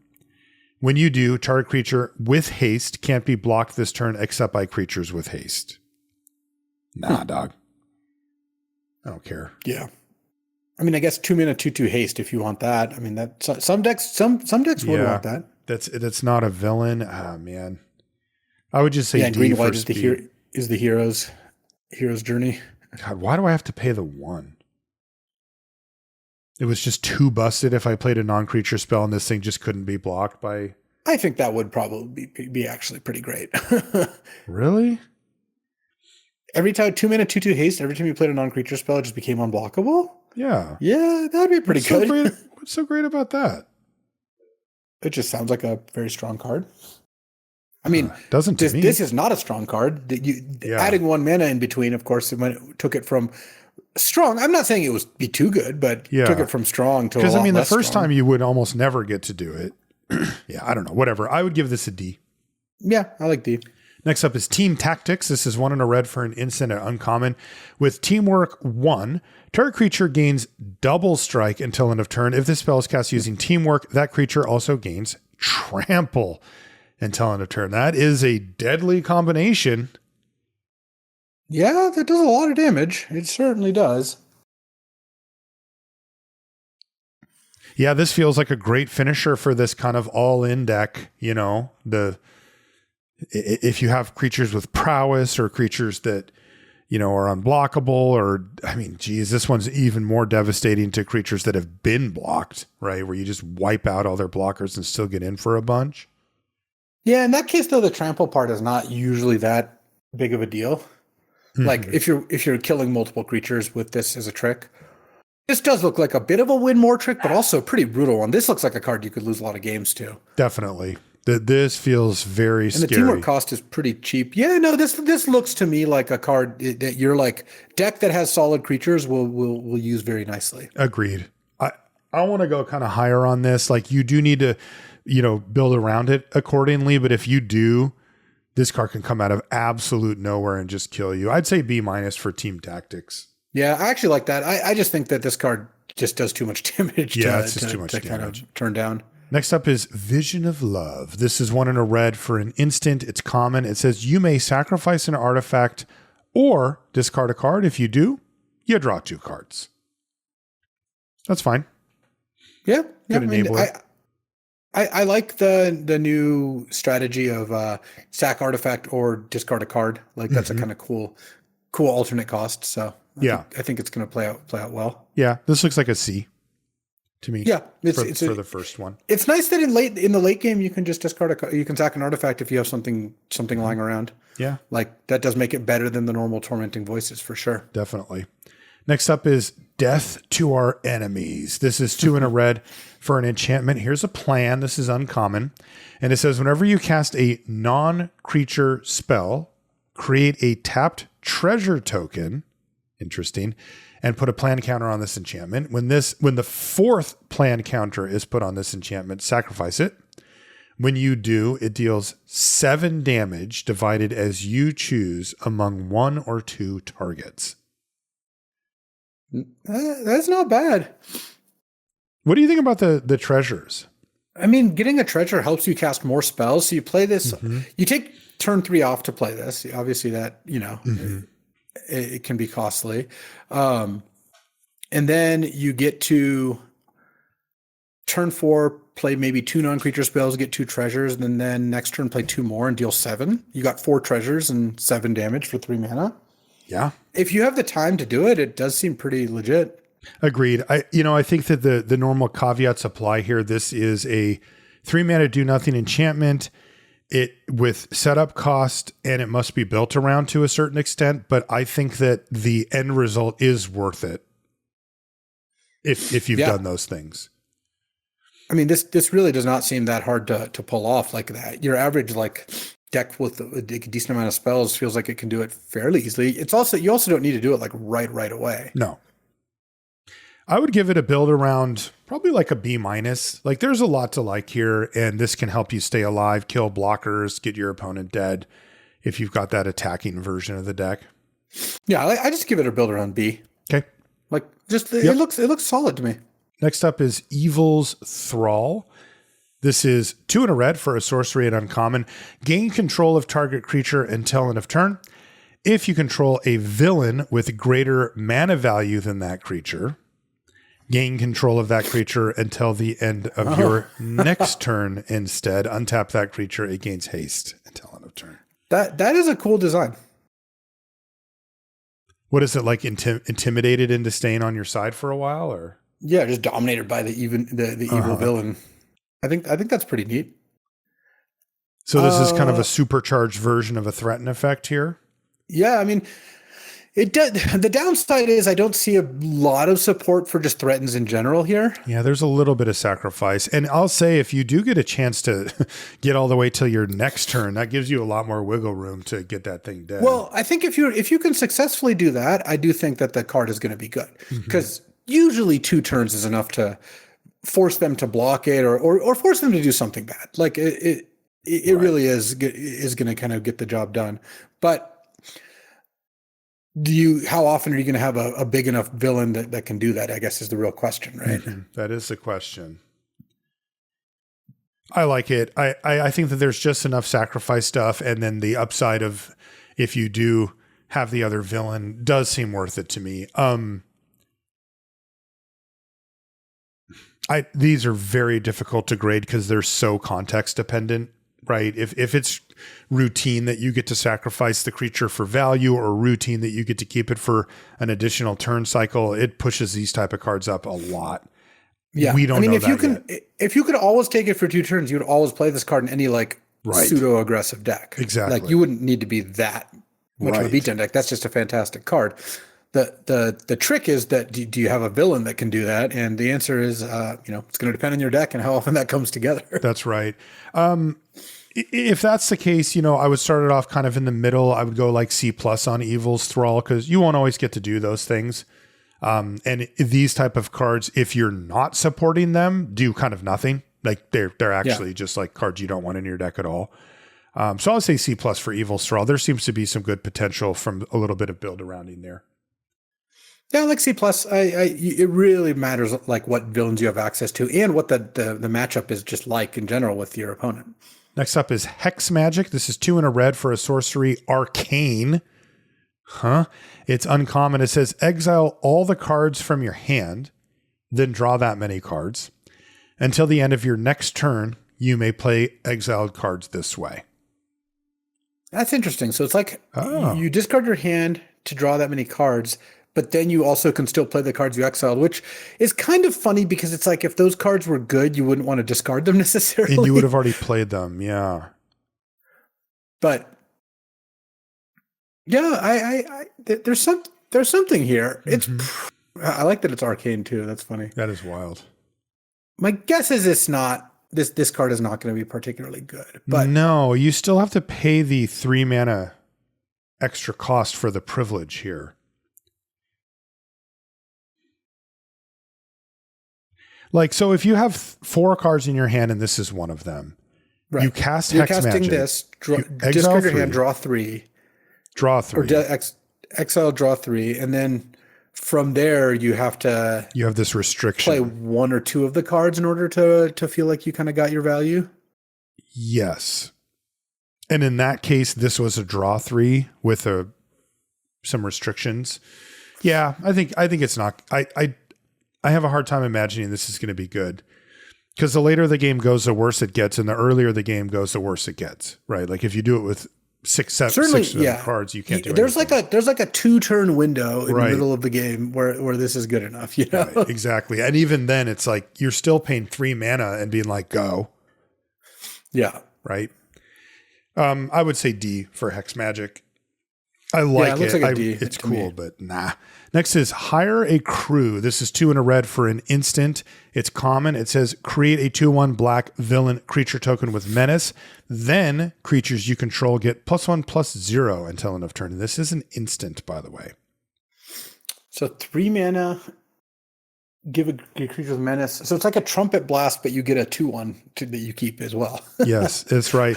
It's also maybe important just for the whenever you cast a non-creature spell type effects index, because anytime you can actually get a creature out of that, those usually end up being more enticing. And this does fit that description. Yeah, like you kind of get you get the like 2-for-1-ish value of that. Mm-hmm. You trigger all your prowess and all those type of things, but you still actually get a creature. Where a lot of times you're just spinning your wheels, drawing extra cards and whatnot. I guess I would go like C or C- on Hire a Crew. You are paying a cost for that. Your man, that should be a 2 mana type effect. The 2/1 menace, and I don't know how to value the +1/+0. Well, The +1/+0 can be valuable, but it has to be in like a kind of specific deck for that. Right. Not every deck is obviously going to be able to use that. So I think that this looks like a C, but it's kind of interesting to like the decks that value the fact that it's like a spell are also the decks that aren't going to get that much value out of the go wide part. Exactly. So it's kind of trying to fill both roles. Yeah. Yeah. All right. We'll go like C minus for higher crew. Next is Human Torch, Johnny Storm. This is 2 and a red because apparently every single card in this whole color costs 2 and a red.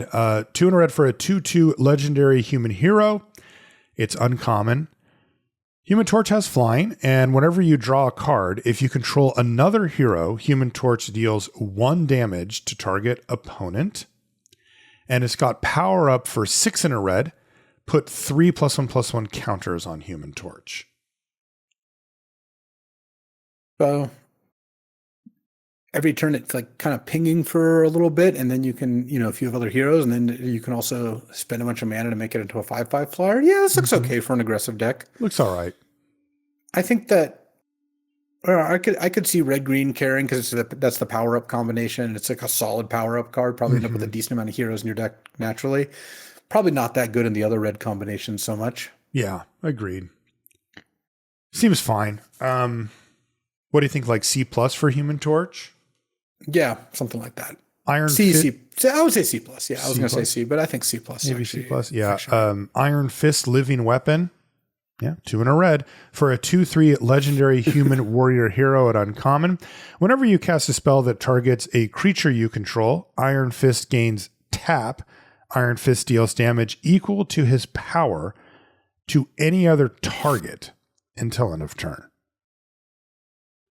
Yeah, this prowess pump spell thing is kind of coming together.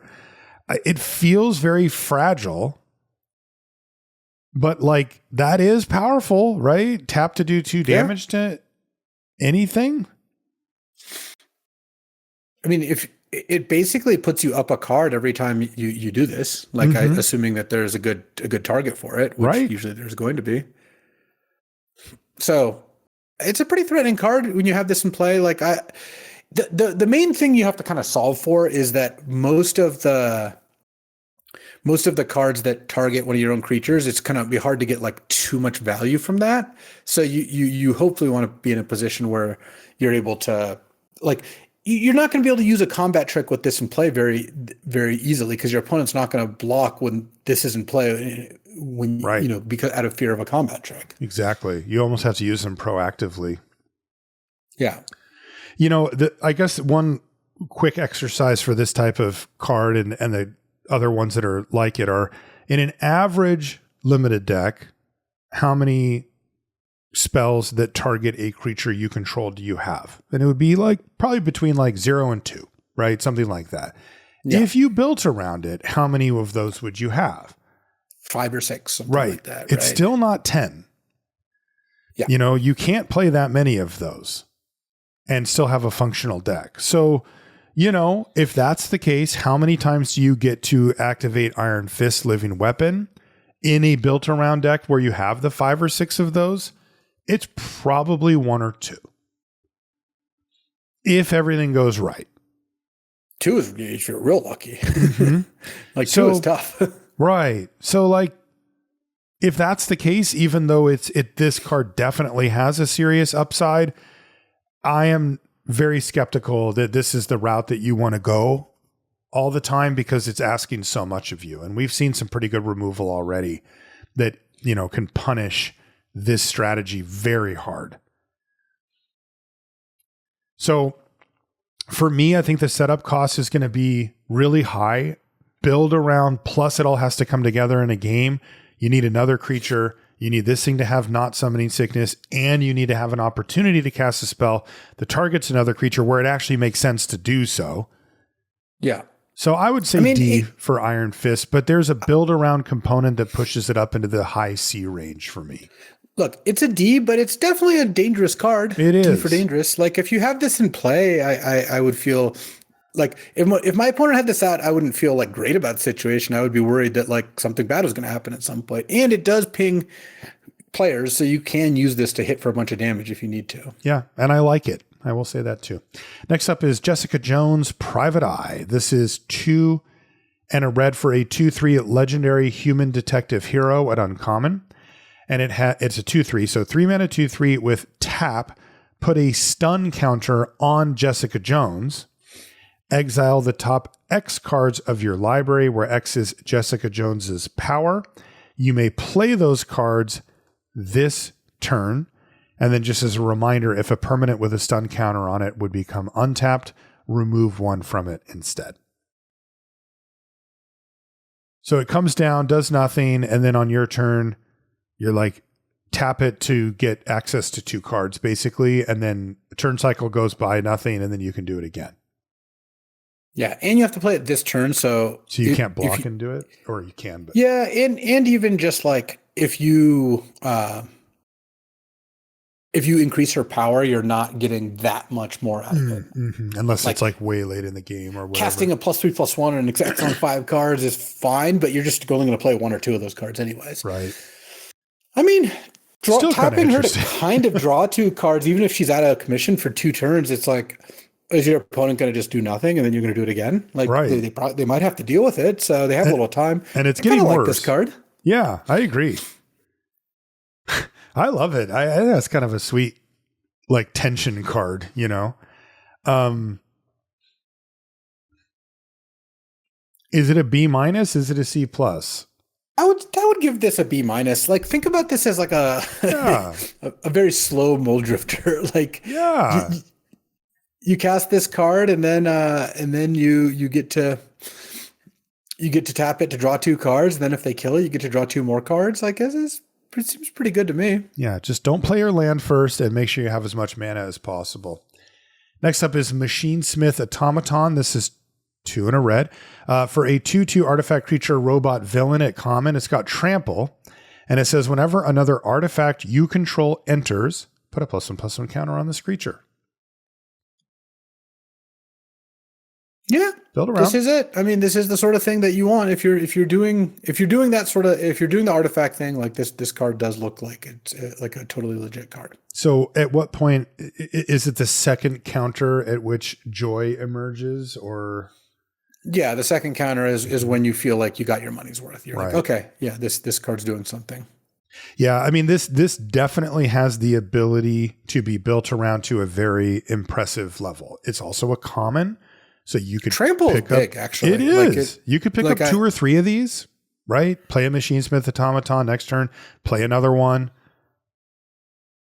Play the 1-drop artifact that you sandbagged, and all of a sudden, you know, you've got a 4/4 and a 3/3 and an art. You know, it's like it kind of goes off.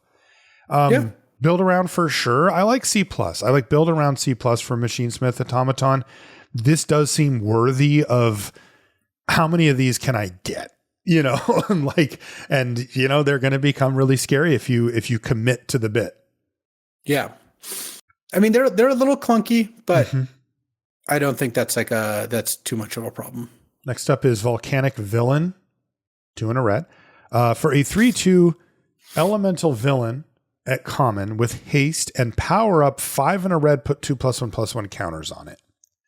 Here's your kind of baseline power up villain, basically. And I am unenthused by Volcanic Villain. I was just looking and I was just thinking, I don't think 3 mana 3/2 haste is like that spectacular. In fact, I have been unimpressed with the 3 mana 3/3 haste in a lot of the cases. Exactly. So I would say this looks like a D. Looks like a D. Like, hey, yes. Look, it's fine if you put this card in your deck, but I just don't think it's a card you should be that excited about. Exactly. Classic D. Next up is Crimson Operative. This is 3 and a red for a 3/2 artifact creature human villain. It's kind of both. It's a common. It does have prowess. So whenever you cast a non-creature spell, this thing gets +1/+1 until end of turn. And when this creature enters, exile the top card of your library until the end of your next turn. You may play that card. You know, it's interesting because I was thinking you're going to have to give me something pretty dang nice to convince me to put a 4 mana 3/2 in my deck. Free card? A free card that's a goes pretty big, a long way. Big it really carrot, does. And then they also try to make it cover as many bases as it could. It is an artifact, and it is also a villain. It still barely gets over the line, I think. Like, this still doesn't seem super exciting, but drawing a card effectively goes basically all the way from taking this from being, a D up into the C range quite easily, I think. Yeah, I would say this is probably a C. Like, yeah. I think you're going to be relatively happy with this card regardless, and it just gets you your card back and is a real card on the board. You're not really asking for too much more than that. No, and it triggers a whole bunch of other stuff. Next up is Hawkeye, Young Avenger. This is 3 and a red for a 2/4 legendary human archer hero at uncommon with reach. So spider stats here, 4 mana, 2/4 reach. If a source you control would deal non-combat damage to an opponent or a permanent an opponent controls, instead it deals that much damage plus X, where X is Hawkeye's power. Do I care about this ever? All your non-combat sources are +2. Yes. And occasionally they can be more, but let's just say +2. No, I'm out. I don't think I really care. And I don't want to pay 4 mana for a 2/4 reach currently. No. It's also not a villain, which I assume if you're red, you'd prefer. This looks kind of like a D. I guess that. Oh, I know the combo. It's this plus the Photon Blast Barrage. Yeah, for sure. Because that is a difference. Each one is its own spell. Yes. I mean, if you cast that for 4 or 5, let's say you play this on turn 4. Next turn you play that, you spend 5 mana. So you're doing 4 damage. So you're really doing 12 damage. Yes. Like you're doing 3, 3, 3, 3. That's a pretty sick combo. It really is. And both those cards I think are pretty close to being good. So yeah. And then this does, I mean, it upgrades your cheap burn spell or whatever. Like it's not like it does nothing. We're just more groaning about having to play an entire card just for this effect. Yeah. Well, yeah, an you're entire right. card for an effect that sometimes won't do anything, Yeah. Like you won't run into anything that actually has it has relevance there. But yes, it does look like a builder on B. Like if you can, I think both those cards are playable enough. In fact, Photon Barrage might just be good. I'm still a little confused by that card. Yeah. If you have both these cards, I think I would just play both the cards. I think so too. Like I would say Hawkeye, Young Avenger on the surface is like a D+, like fringe playable, not that bad. But yeah, man, if I have a few cheap burn spells in that card, it's in. Yeah, I'm doing it. Next is Repulsor Blast. This is 3 and a red for a sorcery at common. It has Teamwork 2, and it says it does 5 damage to target creature. If this spell was cast using Teamwork, it also deals 2 damage to that creature's controller. So how about 7 and 4 if you've got Hawkeye? Or does it not add the extra 2 to the... I don't even know how that works. It'll add to both. Okay.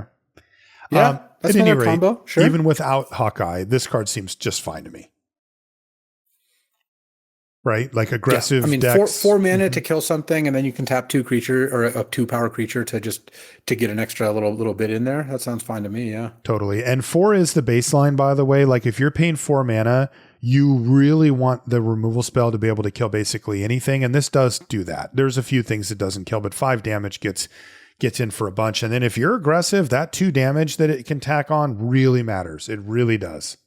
So I like C+ for Repulsor Blast. I think you'll just see it played quite a bit. Next up is Truck Toss. That's a funny one too. 2 red for an instant at uncommon. It says this spell costs 2 less to cast if you control a vehicle, of which we haven't seen any yet. Truck Toss deals 4 damage to any target.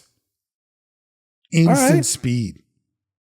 Bro. So 4 mana deal for it, instant speed, and then there are some vehicles in there. I don't know how big of a part of a card that is, but it is not nothing. Dude, and going 4 upstairs to finish a game is a very real game plan. Yeah. Oh, yeah. This is at least uncommon. You're not going to get hit by 2 of these out of nowhere. You know, that is something I was a little worried about. Right.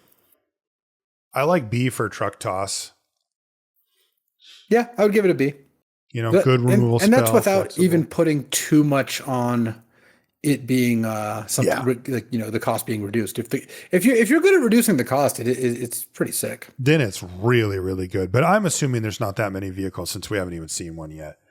Well, we haven't gone to the artifact section, but yes, there could have also been vehicles in here. Yeah, I guess I was assuming they'd be of a color, but okay. Next up is Kree Sentinel, which is 4 and a red for a 5/5 artifact creature Kree robot villain. It's common. It does have reach, and it has basic land cycling for 2. Again, they're covering bases here, right? Like, it is a villain, it is an artifact, and then it's decent stats. 5 mana, 5/5 reach is totally serviceable creature. That is not bad. And then you can just basic land cycle it if it's early in the game and you need the land. This looks like a C. I'm happy with this card. I agree. These are just pushed. I mean, they're dang solid cards. Next up is Wonder Man Hollywood Hero, which is 3 red for a 4/4 legendary human performer hero at uncommon. It's got flying, and it says each power-up ability of permanents you control can be activated an additional time.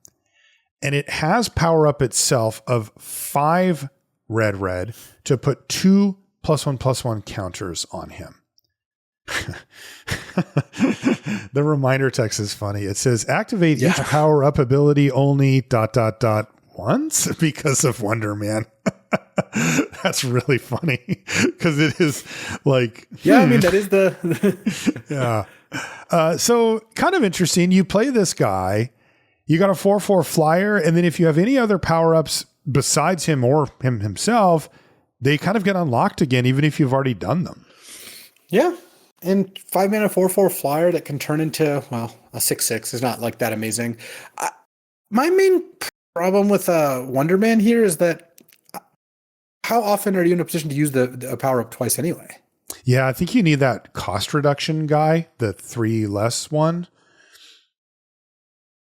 Because otherwise you're like, oh, cool, I can spend 6 or 7 extra mana next turn to do like a marginal effect, right? I mean, most of them are like you get a couple of counters or something.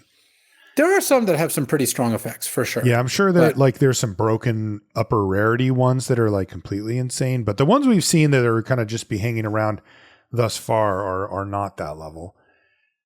This is also just a lot of power and toughness. Yeah. I mean, this looks to me like a C-level card. Like, me too. I don't think that the like plan of like, I'm going to play this and I can double activate my Hulk or whatever is just going to happen that often, but it could. It's not nothing, and they do have to respect it. So yeah, there is that. But yeah. C for Wonder Man Hollywood Hero. Next up is Red Hulk. This is 4 red for a 6/7 legendary Gamma Berserker villain at uncommon. And Red Hulk has reach and trample, one of my favorite 2 combinations. 6 mana, 6/7 reach trample with enrage. Whenever Red Hulk is dealt damage, put a +1/+1 counter on him. When you do, he deals damage equal to the number of +1/+1 counters on him to any other target. Man, this is like the bane of red-green, right? If you're playing red-green and your opponent plays Red Hulk, like you are in big trouble. But the thing is, the other types of removal that you get out of white and black specifically, and sometimes blue, can kind of sidestep this pretty nicely. Yeah. Is this bad against a bounce spell? Yeah, it's really bad against a bounce spell. But man, this card is powerful, right? 6 mana. It's good on attacks. It's good on blocks with reach. And they are disincentivized to engage with it in combat. That said, it is a 6/7. They were never really, wanting to engage with it in combat. Was combat going to be a great answer for your opponent? Exactly. Not really either way. Right. I think Red Hulk is interesting. I think it's like a C, maybe C+, because it is really threatening. There will be some decks that will just not be able to beat this card. Absolutely. You will play this card and they'd be like, oh, I guess I'm dead. But there's also some decks that the best thing you could possibly do for them is cast this card. They're going to be like, whoa, this is awesome. Like You're playing blue-black and your opponent casts this on turn 6. You're like, I really was hoping you weren't just going to play 2/3 drops. So you have to balance that. It's going to be pretty polarized. It's going to be like an A or a D most of the time. Yeah. Like it will be an A if you play against the right people, but it will also be a D if you play against the people who don't care about that. If they pay 4 mana to kill it, yeah. Okay, that moves us to green, where our first card is a classic. It's Giant Growth. Green, instant, common. Target creature gets +3/+3 until end of turn. Does it hold? Feels pretty legit to put Giant Growth in this set with Ant-Man and all that. Yeah, it does, and he's even on the artwork there. Giant Growth is a good combat trick. Yeah. It has withstood the test of time power level wise. And, that caveat that I said before about how many do you really want? How many do you have room for? Do you need to take them highly? All applies. But that said, it's a C. I mean, I think Giant Growth is, a perfectly good combat trick. Yeah. I think it's totally fine. It's not something you're going to write home about, but it is like, it does the job. Next up is Go Nuts. It's green. For a sorcery, a common. It has Teamwork 3, and it says choose one or both if you teamworked. Put a +1/+1 counter on target creature, and or target creature you control fights target creature an opponent controls. So green fight spell. And you can also, but the thing is, a +1/+1 counter is pretty nice. Huge.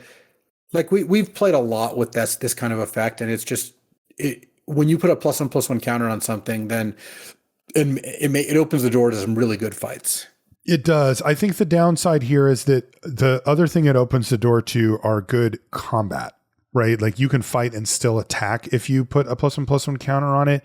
Now it's a little trickier. Like it feels like you're kind of more incentivized to put the +1/+1 counter on a creature that you're team working, right? Because if it takes a bunch of damage, you may not have wanted to throw it into combat anyway. And then the other creatures can attack if that tracks. Yeah. I mean, Teamwork 3 is a lot. Teamwork 3 is a lot, but I feel like this card, I think, in a creature heavy deck is going to play out really nicely because it's only 1 mana. Yeah. That's just a big part of it. It is. I like C for Go Nuts. I think it'll C play. I kind of like C+. Sure. I think the card's good. Okay. Next up is Rapid Rescue. This is green for an instant. It is common. It says mill 2 cards. You may put a permanent card from among the milled cards into your hand. You gain 2 life. So is this for green block? It's just like the seeds of whatever in MH3. Yeah, I imagine green block is going to be the biggest beneficiary. You could put it in a green-white deck because it does find heroes, but you would have to be pretty hard up for stuff to do if you were going to do that. Yeah, I mean, cards like this, generally speaking, you almost always hit. Like it's actually hard not to, but you can miss. It is possible. You got 3 or 4 removal spells and some random other, combat trick or something in there, and you can miss. So there is that. Generally, you do hit. I don't know. I think I would actually just start kind of low on Rapid Rescue. Like, is there anything that's jumping out here as being, highly synergistic or really interesting? Not really. No.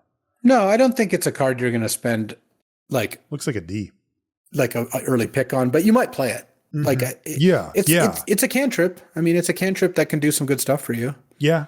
I would give it a D for Rapid Rescue. I would start off assuming that it's like a filler type card. And then, like you said, you can pick it up late. Yeah. Next up is Reptile Dinomorpher. This is green because, again, every green card costs 1 apparently. For a 1/2 legendary human hero at uncommon. And it has Brontosaurus. You can pay 3 mana. Until end of turn, Reptile becomes a dinosaur hero with base power and toughness 3/5 and gains vigilance and reach. And it also has Tyrannosaurus Rex, which is 6 mana. Until end of turn, Reptile becomes a dinosaur hero with base power and toughness 6/6 and gains trample. But both of these are temporary effects. So are you comfortable leaving these up kind of indefinitely, and or does it matter that you get that threat of activation with your 1 powered creature? The threat of activation is definitely something. I don't really think this card is that good though. Like, I don't because if either. you're attacking that with them in the middle of the game and they don't block, like, okay, I guess you can pay 3 mana to deal 2 damage to them, or pay 6 mana to deal 5 damage to them. Right. If you're doing nothing else, if you're leaving it up to block, it's awful. Like they just won't attack and will do something else on their turn. Right. So And then you wasted all that mana.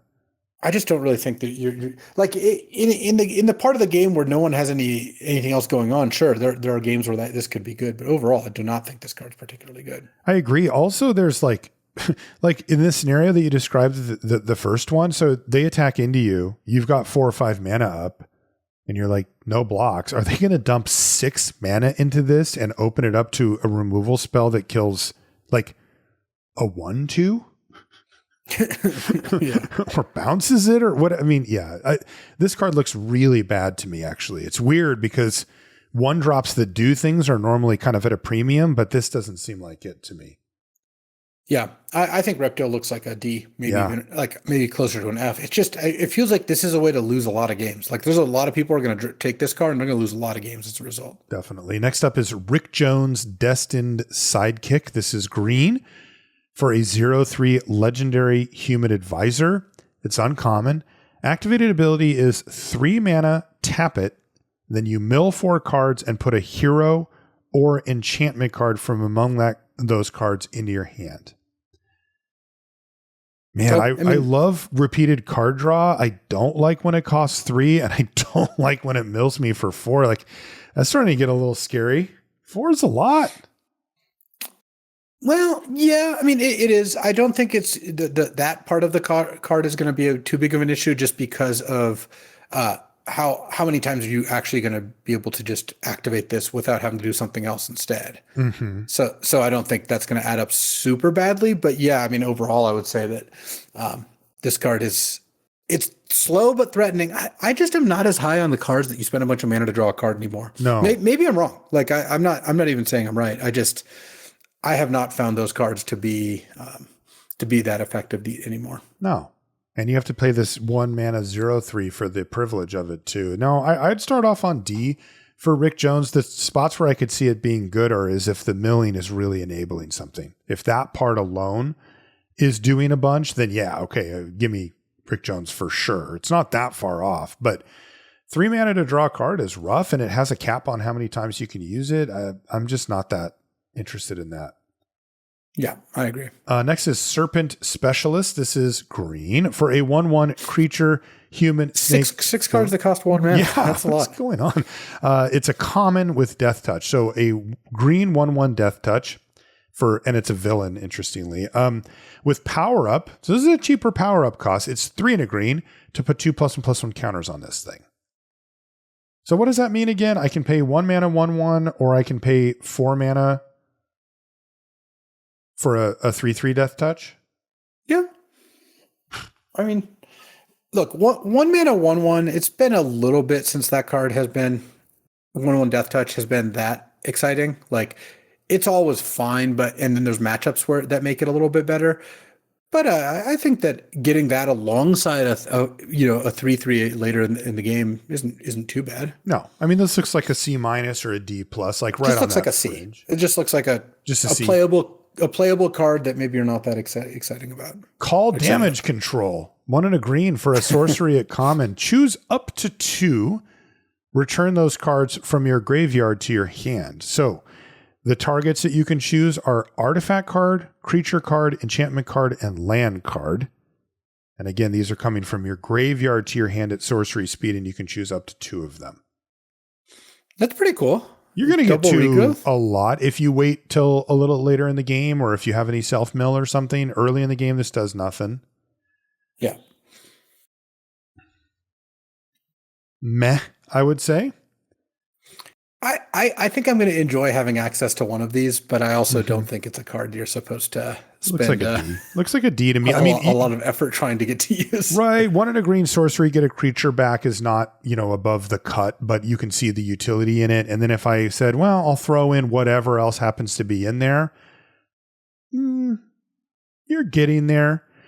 green doesn't get card draw spells. Maybe this is your one late game refuel type card. Sure, I could buy that. I would put it at a D for call damage control. I assume that this is not a high priority card. The second one is like drastically worse than the first, unless you're in like a really grindy matchup or something like that. D plus. Yeah. Something like that. I think that you're not going to want to play this very often, but when you do, it's going to be sweet. It's going to be sweet. Yeah. You get your plan back. Speaking of plans, our next card is Claim the Kingdom. 1 and a green for an enchantment planet uncommon with landfall. Whenever a land you control enters, put a +1/+1 counter on target creature you control and a plan counter on this enchantment.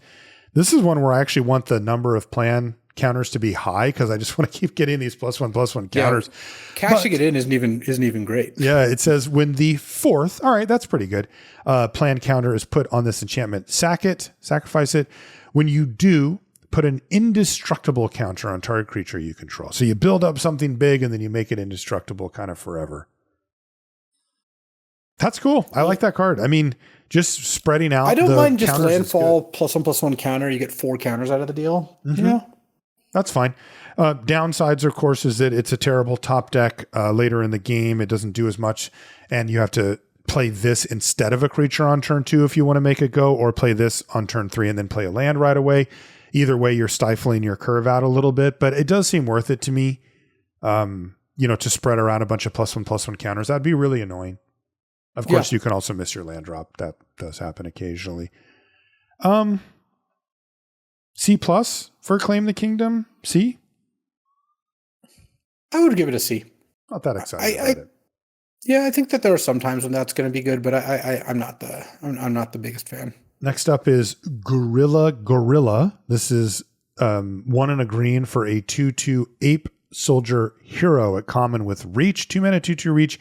And you can sacrifice this creature to destroy target non-creature artifact or non-creature enchantment at sorcery speed.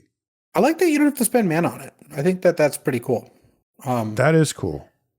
And they threw in reach too, which is a nice little, just every once in a while relevant type of thing. Yeah. I think this card looks like it's going to play out fine. It's a hero too. So this looks to me like just looks like a C. Like you're really not going to be too unhappy if you play this card. I wouldn't imagine. I agree. The big missed opportunity here, Luis, is it doesn't have quadruple strike. Because if you look, he's actually carrying bladed weapons in all 4 of his hands and feet. Oh, wow. Yeah. That guy's going. Oh, he's coming at you as a 2/2. Next up is Hellcat Undying Vigilante. This is green for a 2/2 legendary human hero at uncommon with haste. And when Hellcat dies, return her to the battlefield under her owner's control with a +1/+1 counter on her. She loses all abilities and gains haste.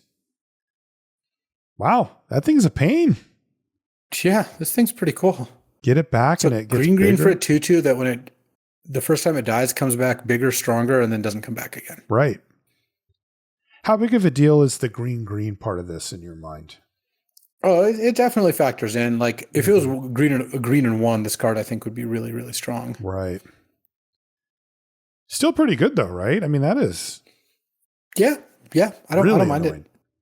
I mean, I think if you're heavy green, if you're like something like 10 forests, like this just looks like a very playable card. It looks like a B to me in that mode. Yeah.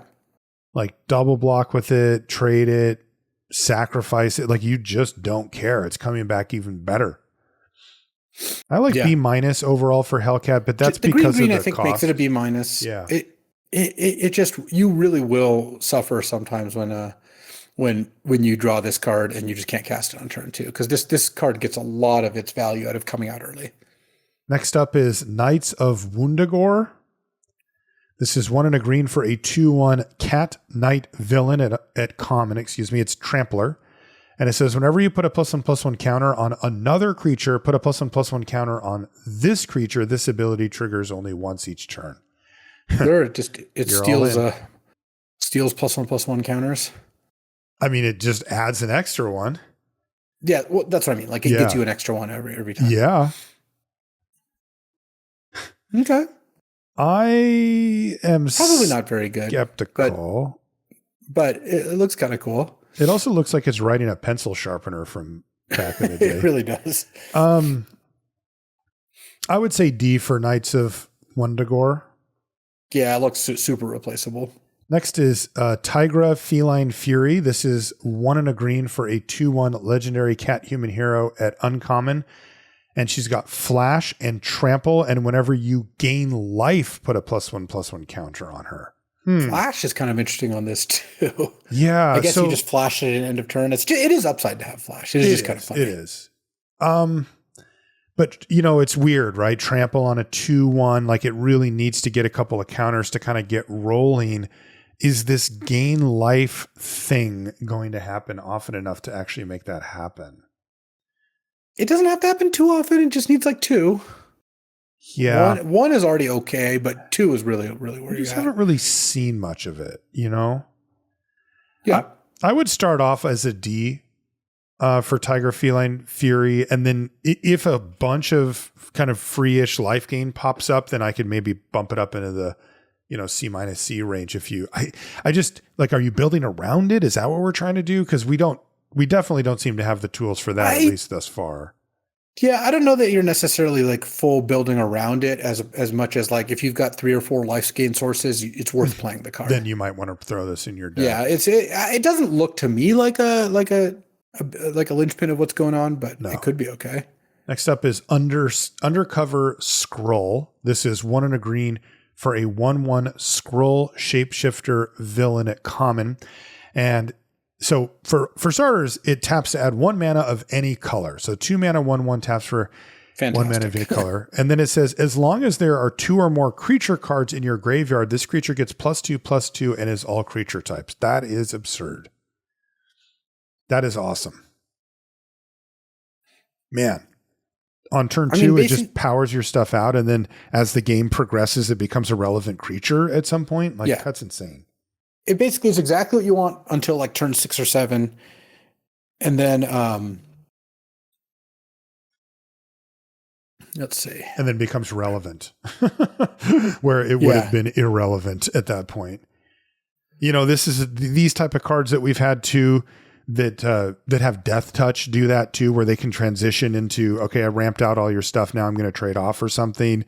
This doesn't quite do that, but I mean, it becomes a 3/3. That's a beatdown creature that's actually legit. Yeah. I mean, this to me looks like at least a C+ for Undercover Scroll.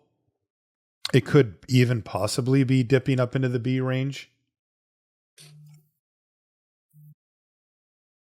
I would say that it's probably a B. Yeah. Like I just think of how good this the like Poison Touch Frog was, especially the one in Spider-Man, or Turtles. Sorry, all the Marvel or comic book sets blend together. Mm-hmm. And this looks to me like instead of just trading, it also just becomes like an actual bruiser, and it could relatively quickly too. Yeah. So maybe we go like B- or B range for Undercover Scroll. That does seem, especially if splashing is a thing, which we haven't really seen. I'm fine with calling it a B-, but I think it's going to really play out like a B. Next up is White Tiger, Ava Ayala, and this is 1 and a green. I'm learning a lot about comics here. I've never heard of a lot of these characters. Yeah, this one's from Black Panther too. It's a 2/2 legendary human hero at uncommon, and it has power up 5 and a green. Put a +1/+1 counter on White Tiger and create the Tiger God, a legendary 4/4 green cat god creature token with the Tiger God can't be blocked by more than 1 creature. Wow. I mean, a 2-mana 2/2 that then summons a 4/4 and becomes a 3/3 at the same time. This is pretty sweet. I'm in for this card. And you can just pay 6 to get a 3/3 and a 4/4 with upside. Yeah. Yeah, dude, that's very, very nice. Yeah, White Tiger, that's at least a B. I would say it's a B, yeah. B. Next is Ant-Man's Army. This is 2 and a green for a 3/2 insect. It is common, and it says, when this creature enters, create a food token or a treasure token. Food tokens are an artifact that you can pay 2 tap sack to gain 3. And we know what treasures are. You can sacrifice them to add a mana of any color. I like it. I do too. 3 mana, 3/2. Gets you some. You get whatever it garbage. is you need at any given time here. Yes, it brings some junk with it. I like that. I like C+ for Ant-Man's army. Yeah, I'll give it a C+. Like just early in the game, almost always a treasure. Late in the game, almost always a food. It just kind of is going to go that way. Next is Hercules, Prince of Power.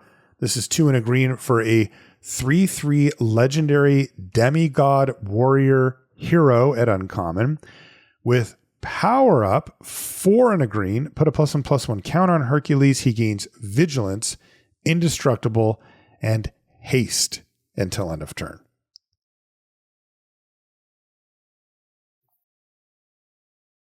Yeah, that's cool. Vigilance and haste both really want you to make this to activate it before attacking. Mm-hmm. So it's not like this is going to be much of a trick. They can just see it on board anyway. You're just not threat of activationing that much. Yeah, I mean, I guess indestructible to end of turn. Yeah, this looks just okay to me. I guess the main strength of this is it's a 5 mana 4/4 indestructible vigilance haste later in the game. That's how you want to play this card, I think. Exactly. And then if you do want to curve out, and maybe make it a little vulnerable, but, use up your mana early, you're getting a 3 mana 3/3. It's okay. So nothing to complain about there. This is kind of classic, just stats in your face kind of card, but those can do well. I would say C+ for Hercules, Prince of Power. I like it. Yeah, I agree. It's pretty threatening when it's in play. Yeah, in play and in your hand for sure, right? They get whacked with a haste creature on 5. It's like, oh boy. Next is Hulkling Burgeoning Bruiser. This is 2 and a green for a 2/3 legendary Kree Scroll hero. It's uncommon. It has vigilance. So this is a 3 mana 2/3 vigilance. Whenever another creature you control enters, if it has greater power or toughness than Hulkling, put a +1/+1 counter on Hulkling. So that feels like you're going to get the first one like a lot, and then the second counter pretty often. After that, it gets a little tougher, but still, yeah, that's again power and toughness just on a creature. It's not the end all be all, but this is quite likely to be a 3 mana 3/4 vigilance by the time it's going to attack. That will happen a lot. It's really not hard, yeah. And it'll be a 4/5. Like I would say a decent amount of the time if you draw it on curve. Yeah, agreed. Yeah. With vigilance too, which is really annoying. Yeah, I like this too. I think I would go B- for Hulkling. Like it's just so easy in green to trigger this twice that I think I would actually go B-. Like 3, man, if you're on the play and you play this thing on turn 3 and attack with it for 3 on turn 4 and then attack with it for 4 on turn 5, like your opponent is like, what am I supposed to do? I'm taking absolute truck of damage here. Yeah, no, that seems pretty legit. I think B- is a I'd get a C+ actually. Just because it's just power and toughness at the end of the day. Yeah, that's kind of where I'm at. And if you draw it at like the wrong times, it's just not going to actually work. It's less good. Next up is Mr. Hyde, Monster Within. This is 2 and a green for a 2/2 legendary human villain at uncommon. At the beginning of your upkeep, choose one. You can put a +1/+1 counter on Mr. Hyde, or you can remove a counter from a creature you control, and if you do, draw a card. Well, that's stupid. I mean, it just fuels itself very easily. Yeah, draw a card every other turn, or just make a huge creature. The of course incredible downside is still in place that you're playing 3 mana for a 2 toughness creature. It is an absolute magnet, but the good news is it's only 3 mana. So if they spend their 3 mana or even their 2 mana to kill it, you can recover. If you pay 4 or 5 mana and they do that, you're in big trouble. But this one, and as we just discussed before, it is a must kill. There is absolutely no way your opponent can afford to ignore this card. It's also shouldn't really be that hard to end up with other counters so that this is going to work just to draw a card every turn, or at least a lot of the turns. Mm-hmm. Yeah, I mean, I like cards like this. I would say B- for Mr. Hyde. It does have that vulnerability of being a 3 mana 2/2 that you really need to get to your turn. And even if you do, it's still just a 3 mana 3/3 in most scenarios. That is not amazing. Then the next turn you can start drawing cards or make it into a 4/4. That is amazing. So I'm not over the moon about it, but I really do like cards that kind of say check. right? It's like, hey, kill this. Like if you don't, you will lose to this card on its own with no other help whatsoever. And I like that. So I'm going to say B minus. This definitely has that capability for sure. Next up is Powerful Broker, which is 2 and a green for a 3/3 human villain at common. It says tap. For each kind of counter on target permanent or player, give that permanent or player another counter of that kind, but you can only do this at sorcery speed. But they did put it on a 3-mana 3/3, so it's not like they left you completely stuck here if you don't have anything with counters on it going. Yeah, I'm not sure what. I guess players aren't getting too many counters in limited very often. No, that must have been a nod to, Commander or some other, wider formats than this. Yeah. I mean, it doubles the like plus one counters. It doesn't double the +1/+1 counters. It gives you one more. It'll give you just one of whatever. Oh, it just gives you an additional. So, but if you had a +1/+1 counter and a flying counter, it would give you one of each. Yes, you would have double flying. For what it's worth. I'm a little skeptical of this one. Yeah, that's because it's not that good, probably. Kind of mediocre. I would say D for Powerful Broker. Yeah. If you have a lot of stuff that it works with, then great. Mm-hmm. It will certainly get better, but I don't think it starts out that high. Punishing Punch is next. It's 2 and a green for an instant at uncommon. It says this spell costs 2 less to cast if there are 2 or more creature cards in your graveyard. Target creature you control deals damage equal to twice its power to target creature an opponent controls. And it's an instant. And you can get it for 1 mana. This one looks nice. That is really nice. It's going to cost 1 a lot of the time, and instant dealing. It's not a bite. It just deals double. Like, yeah, this card looks sick. Punishing Punch looks like a B+ to me. It does to me too. That is premium removal for green. Next is Restorative Technique. This is 2 and a green for a sorcery at common. Target player gains 2 life, then searches their library for a basic land card, puts it onto the battlefield tapped, then shuffles, and put a +1/+1 counter on up to 1 target creature. They're really trying to sweeten the deal, right? They don't want to do rampant growth at 2 mana. So they're like, what if you paid 3? But hold on, hear me out. They start stacking on little bonuses here and there.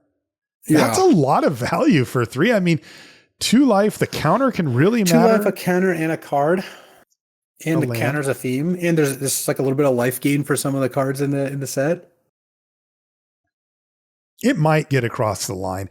I think the bigger question is, how important is ramping and fixing? And so far, it doesn't seem like a core theme. The one thing that stands out is power up being, kind of expensive and a place to put a whole bunch of extra mana.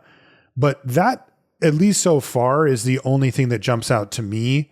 And I haven't seen either the reason to nor the support for, being really splashy and doing like a soup kind of deck. Yeah.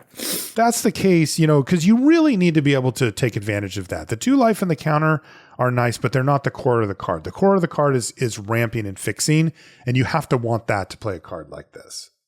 Yeah. And if 3-color decks are a bit more prevalent, then this does become something that I'm interested in. But until I see that, I would say Restorative Technique is probably a D in that it didn't quite convince me, but it's close. It's really close.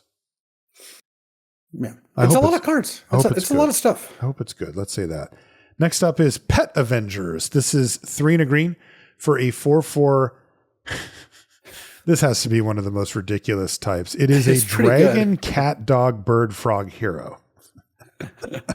A common. It's a common, by the way, with reach. So 4 mana, 4/4 reach with power up, 6 and a green. Put a +1/+1 counter on this creature and create a 3/2 white hero token with vigilance. Dude, these are nice cards. Yeah, no, I mean, this is a 4 mana, 4/4 reach. It's like, okay, well, I didn't pay that much more for that than I would have expected. Then you use 7 mana, it becomes a 5/5, and you get a 3/2. Like, this is exactly why I keep saying I don't really value the ability to spend a bunch of mana. Mm-hmm. Like, there's just so many ways to do that. Right. Like you mean on a card that only allows you to spend a bunch of mana, right? Like these just give you these outlets. 7 mana, 5/5, 3/2 with the 3/2 with vigilance, and your 5/5 has reach. Like these are good cards. Yeah. Yeah, I'm going to give it a C. I mean, I think Pet Avengers, like these type of cards have struggled traditionally, but it just seems like how could they miss with this much value? Yeah, I agree. Pet Avengers goes pretty hard here. I mean, it does mean that you just don't have to prioritize these like a massive amount, but it's still it's something you ought to keep in mind. Next up is She-Hulk Jade Defender. This is also 3 and a green. This one, though, is a 4/4 legendary gamma hero at uncommon with reach and also trample. That nice combination. And then this one has power up for 4 green. Destroy up to 1 target artifact or enchantment and put a +1/+1 counter on She-Hulk. So another 4/4 reach for 4. This one has trample too, because why not? And then but you get to spend 6 mana to eat an artifact, or you just play it for 6 mana all told, and you have a 5/5 that eats an artifact. Yeah, those both seem totally fine to me. Shockingly close to Pet Avengers. Like there's definitely spots where Pet Avengers is just better, but this one does have nice use case, and a 4/4 reach trample for 4 checks a box. Like that's enough. Yeah. Still, is artifact or enchantment? Yeah, I mean, the plans get sacrificed, so you kind of have to hit the window. Artifacts, we've seen some, and it also just hits any artifact, and there's artifact creatures around, so it's really good against that. Yeah, I'd go like C+ for She-Hulk Jade Defender. I feel like you're going to be pretty happy to have one of these in your deck. Yeah, it might even be a B- if the targets are plentiful. Next up is Training Regimen. This is 3 and a green for an enchantment at uncommon. It says creatures you control with +1/+1 counters on them have trample. And at the beginning of combat on your turn, put a +1/+1 counter on target creature you control. I'm not the highest on this. That's a lot of mana. My experience playing with the adaptive evolution card, the 3 green, make a 0/0, and then every turn put a counter on something.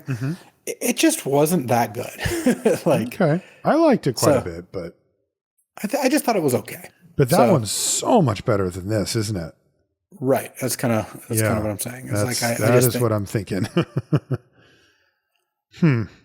I agree with you. I think that this does not do enough for your 4 mana. That's kind of what I'm thinking. I just don't think a counter, a turn, and trample. Like this looks like a D. Like maybe it's okay, but it doesn't seem amazing to me. Because the whole thing about the adaptive one was that it spotted you the body. I mean that it was a creature. It was a 5-drop creature that kind of stuck around and did extra stuff. This just does nothing unless you have creatures. Yeah. Next up is Doc Samson, Super Psychiatrist. This is 4 and a green for a 3/6 legendary Gamma Doctor hero. It's uncommon. If you would put 1 or more counters on a permanent you control, put that many plus 1 of each of those kinds of counters on that permanent instead. And then tap, add X mana of any one color where X is Doc Samson's power. So your 5 mana 3/6 taps for mana. I mean, I don't really want my 5 mana 3/6 tap for mana, even if it's a lot of mana. And doubling season is just not something I want to spend 5 mana on either. So I don't think I want to play this card. I don't think so either. I mean, the thing that we could be missing is if the +1/+1 counters theme is even stronger than it seems at first blush, where there's a ton of support and a ton of like stuff like this that's doing it. Then all of a sudden your Training Regimen and your Doc Samson are quite a bit better. But we have not seen that, at least thus far. And we're pretty good chunk of the way through this review. So, I mean, is a 5 mana 3/6 a thing? That clearly below rate. Right. So what do you think? D+? You would need a 0 mana way to get counters to really to really feel like you're getting something out of the way. Like you play this and then attack with something that gives a counter, and then you're up a counter.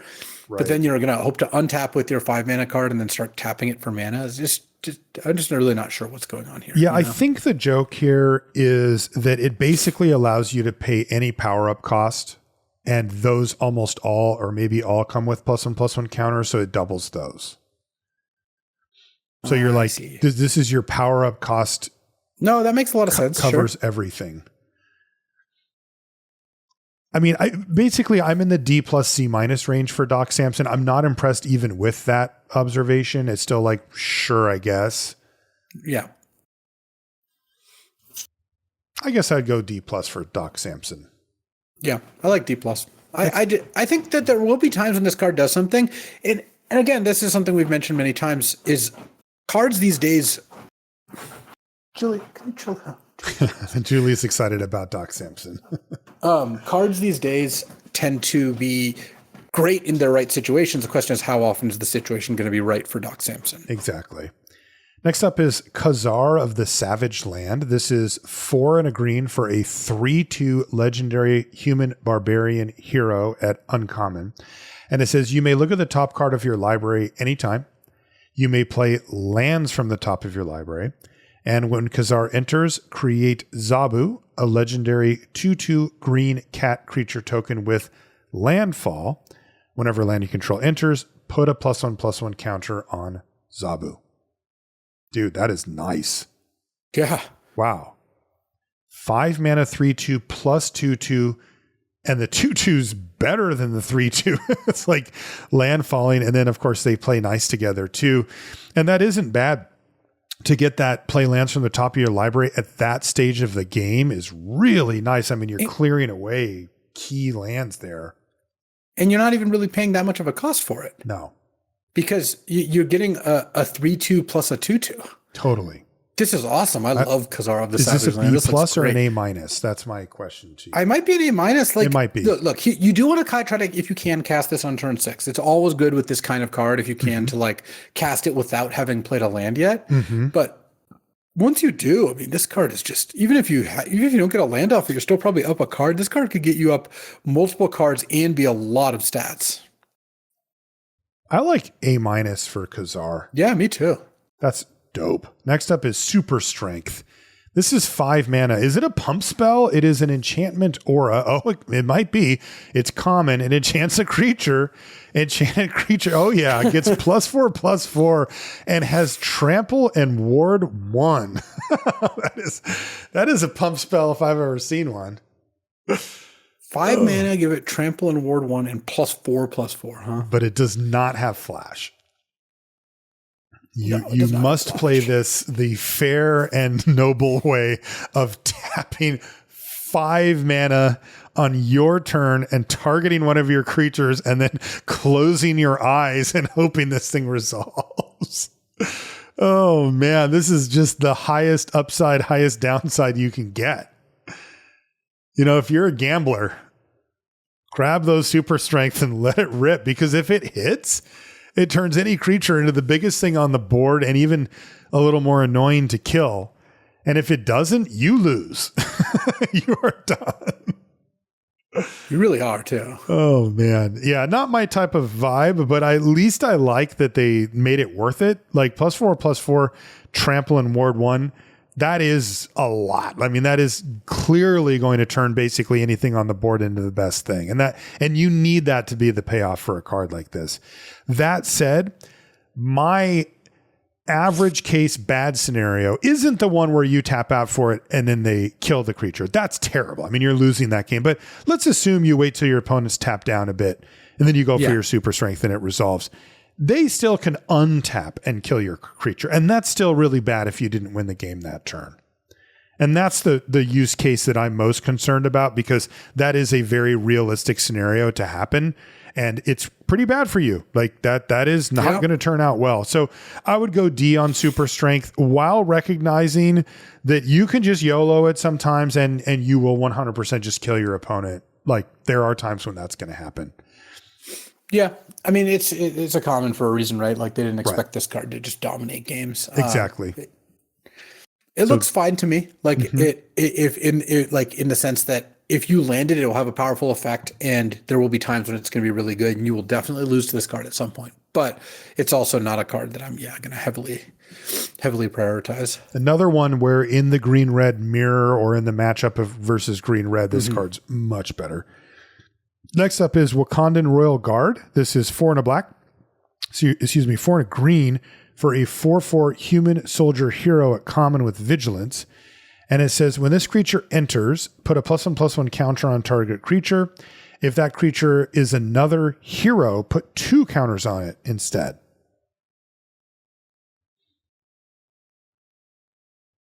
Yeah, if you get 2 counters off this, then I guess you're happy, but it's That's still a lot not of counters for 5 mana.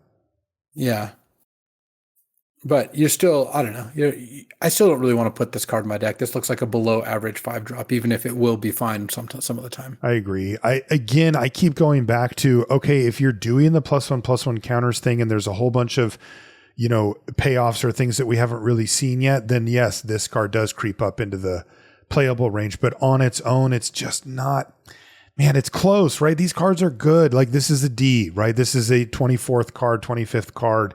But I'd really want to be doing the +1/+1 counter thing to make Wakandan Royal Guard go properly. Agreed. Next up is Savage Land Dinosaur. This is 4 green for a 7/6 dinosaur at common with trample. And this is the basic land cycler. So it has basic land cycling for 2. Hey, at least it's huge. Yeah. I mean, they've been pushing these fairly well. I've liked how the land cyclers look. And I think that this one looks like a card I'm totally going to be happy playing, and you'll play most of the time, even if you don't have to heavily prioritize it. I think so too. I think the downside to it is that it's kind of the top end 6-drop in a deck that probably has so much mana to spend on power up stuff, so that's a little less in demand. But yeah, it does make sure you hit your land drops for that, and this color also does care about having 2 creatures in the yard every once in a while, and this is the best way to do it. So I like C for Savage Land Dinosaur. Yeah, I'd give it a C. These all seem like totally fine playables that I'm not going to go out of my way to try to pick up. Next up is our last green card. It is The Thing, Ben Grimm.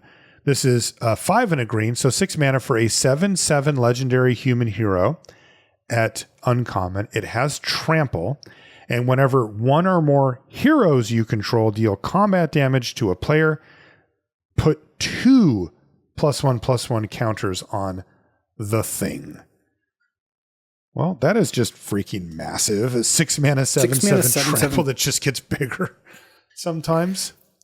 Yeah, this card's pretty absurd. I mean, just absurdly large, not absurdly good or anything. Right. I don't think it's like an amazing card. It's a lot of stats. Sometimes you're going to play this card and you're going to be like, all right, well, if you don't, it's going to be a little bit like the Hulk, where it's like if they don't have an answer to it, then they're in a lot of trouble. That's right, and it is another card that's really good against red, green, and against the other colors. Might suffer a little bit. The fact that it doesn't protect itself, I think, is a concern, and the fact that so many of its the cards in its color have power up and kind of give you things to do when you get to 6 or 7 mana, I think is a knock against the thing when all it can do is get cast for 6 mana versus the other ones where if you don't have anything to do on 4, you just run it out and then power it up later if you've got the mana laying around, where this guy's locked in to being a 6-drop. I think these are knocks on it. I think the good things about it are that it is just giving you a lot of stats for the mana. So, I think I would go C on The Thing, Ben Grimm. I am not blown away by this card, but I could see it, you ramp it into it or whatever, and it's huge. I mean, it is that. Yeah, I think C is about right, where you really don't need to. I mean, yeah, The Thing is going to hit harder than Savage Land Dinosaur, but I'm looking at these 2 cards next to each other. It's like, which would you rather have in your opening hand? Well, Savage Land Dinosaur for sure. Definitely. Which would you rather select during the draft? Probably also Savage Land Dinosaur. I think so. I do think so. They're similar enough that the upside of, having it do this incredible thing on turn 2, that The Thing just sits in your hand and goes, probably should have mulliganed this one, buddy. So yeah, I like C for The Thing, maybe C-. It's a little worse, I think, than the common right next to it. Yeah, I agree. And that'll bring us to white. Our first card is Agent Maria Hill. This is white for a 2/1 legendary human spy hero at uncommon. And it says, whenever Agent Maria Hill becomes tapped to pay a teamwork cost, put a +1/+1 counter on her and draw a card. I mean, you're not really needing a whole lot more than one mana for a 2/1. You do need a little more, but this I think definitely gets over the line. If you do this once, you're pretty happy with the deal. So if you have, let's say, 3 teamwork cards in your deck, this card seems totally fine. And if you have like 4 or 5, then it seems great. Totally. Yeah, any of the 1-drops that resemble a 2-drop enough that they can pass for, worth the removal are worth it, and this definitely fits that bill. If you let it sit, it'll smash you or trade up, and if of course they start teamworking, then it just gets dumb. Also 2 power. Yeah, this is really nice. In the endless search for relevant 1-drops as well, this one certainly seems to check the box. So that's a lot to like. Will it be taken at the B range is the question. Is it a B? I think the decks that want it will have it around the B- range. I don't think you're supposed to take it early in anticipation of that. But I think once you do, like, let's say it's like middle pack 2, pick 3, pack 2, and you have like 2 teamwork cards in your blue-white. Yeah, this seems like a totally fine card to take. Yeah, agreed. Next up is Crowd of True Believers. This is white for a 1/2 human citizen at common. And it says tap, target creature you control that's attacking alone gets +1/+0 until end of turn. You gain 1 life. Wonder how big this attacking alone thing is. We've seen it, it's a thing, right? I mean, that's the black-white mechanic or a theme. Like so that is for like a stated theme for the deck. So, right. And it is a cost to try to attack alone, of course. I mean, sometimes it's not. Sometimes you only have one good attack anyway. But the more cards you put in it that pay you off, the better that gets, because it doesn't really cost you more to, like, if you have 2 cards that work on this, it just makes it even better to attack alone. You're not really paying more of a cost once you've already decided to do it. So I like this card a lot. I mean, it's a lot of value for 1 mana. Like, +1/+0 and gain 1, like, you can maybe open the door to attack. You attack a 2/2 into a 3/3. It's just a very solid card. This looks like a C to me. Okay. Yeah. And again, if it is a relevant 1-drop, that really matters a lot. Next is Helicarrier Strike. This is white for an instant at common. It has teamwork 2. And it says Helicarrier Strike deals 2 damage to target attacking or blocking creature. But if it was teamworked, it does 4 instead. 4 for 1 mana is kind of a lot. Yeah, it's not bad. I mean, you're the attacking and blocking restriction does make this a little less enticing for aggro decks, but also this card is better on defense anyway because you can tap your teamwork creature a lot easier. Definitely. Obvious combo with Agent Maria Hill there. Yeah, that already kind of does the thing. Just bang bang. Yeah, I don't know. I mean, I think generally speaking, these type of cards perform maybe slightly better than they look, but they still rarely make it into the top tier removal. If it's just straight up destroy an attacking or blocking creature or destroy an attacking creature, those do tend to do really well. These ones are like maybe half a notch below, but still, I think you're going to see Helicarrier Strike played a lot in the format. Yeah, I do too. I would give this a C+. Yeah, same. Next is Panther Pounce. This is white for an instant at common. Target player investigates. Target creature gets +1/+0 and gains flying until end of turn. Untap it. And to investigate, you make a clue token, which is an artifact that you can pay 2 mana and sacrifice it to draw a card. What a strange card. Yeah, where is this trying to fit in? Like, it just doesn't seem to do any of these things particularly well, but it does do a lot of things. So the untap part, I mean, I guess it helps for teamwork, right? You can teamwork and then untap and attack still. Yes. It replaces itself-ish. It gives you onboard material in the form of a clue. It also enables some type of finishing blow here with +1/+0, and flying means, your big creature can get in there and kill them. This is a lot of text for 1 mana, but it feels like if you break it down into each piece, none of them are very good. And they don't seem to combine very well. Yeah. This whole thing is kind of odd. Yeah, I would start off with Panther Pounce at a D because I can't quite place exactly where it is supposed to go. But then, if you told me, in a couple weeks, hey, no, that's a solid C. Like it turns out for this deck, it's good and it replaces itself and it's just enough. I wouldn't be shocked. But, I feel like this type of card would be much, much better if there were a mechanic that really rewarded, targeting or, cantrips or something like that. And I'm not sure that that's actually here. So I'd started Panther Pounce at a D. Yeah, I like D for Panther Pounce. It just looks okay. Next up is Political Triumph. This is white for an enchantment plan at uncommon. And it says, whenever a creature you control enters, scry 1 and put a plan counter on this enchantment. So it's just for having creatures enter. When the 4th plan counter is put on it, sacrifice it, draw a card, okay, and put a +1/+1 counter on each creature you control. Wow. Just for having creatures hit the board.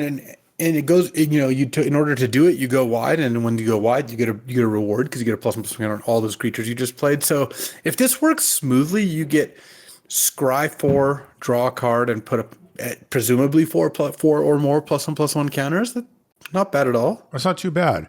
Downsides, of course, are, the further the game goes when you haven't drawn this card yet, the worse.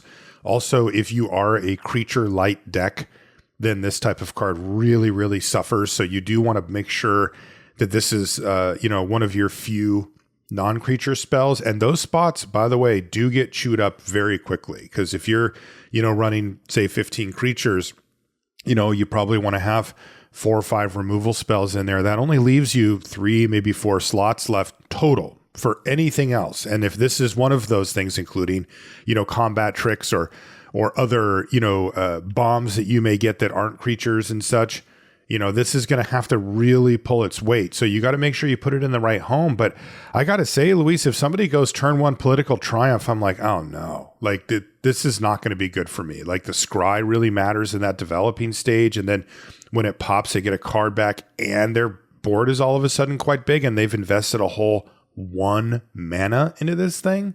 Like that is a lot for 1 mana if you actually make it go. Yeah, I think this card, look, I totally agree that it's going to be harder to find room for this than you might think, but it is good in your 16 creature deck, 17 creature Definitely. deck. Yeah. It also it is enters, it's not cast. So if you can create tokens, those count. Yep. I would just straight up count tokens. Yeah, absolutely. The other cool thing about it is the scry 1 does let you continue to find those creatures and or land drops you need to cast those creatures to make sure that you keep the Political Triumph rolling. So yeah, I would start off high on this one, again, on the, are you going to prove it to me or am I going to prove it to you scale? I'm perfectly happy to take Political Triumph early and try it out and see how it goes. Cause this just looks like a lot of upside for 1 mana. Is a lot. So I would want to start this as a B. Same. But exactly. Obviously it's got some conditions. Yes. B for Political Triumph. Next up is Shield Spy Kit. This is white for an artifact equipment. It's common. And it says equipped creature gets +1/+1. And whenever equipped creature attacks alone, untap it and scry 1. And the equip cost is 1. Lots of 1s on here. Yeah, I'm not that into this. Right. The sum total, even if you set aside the attacks alone requirement, the sum total here is not that strong. And then you add in attacks alone, and it's like, oh, okay, so that's the only way to get the scry and the untapping and all that. Yes. Yeah, this to me just feels too low impact. It may have synergies that aren't apparent quite yet, but it really needs them. Because if you're going to spend an entire card on this, this is not really paying you back.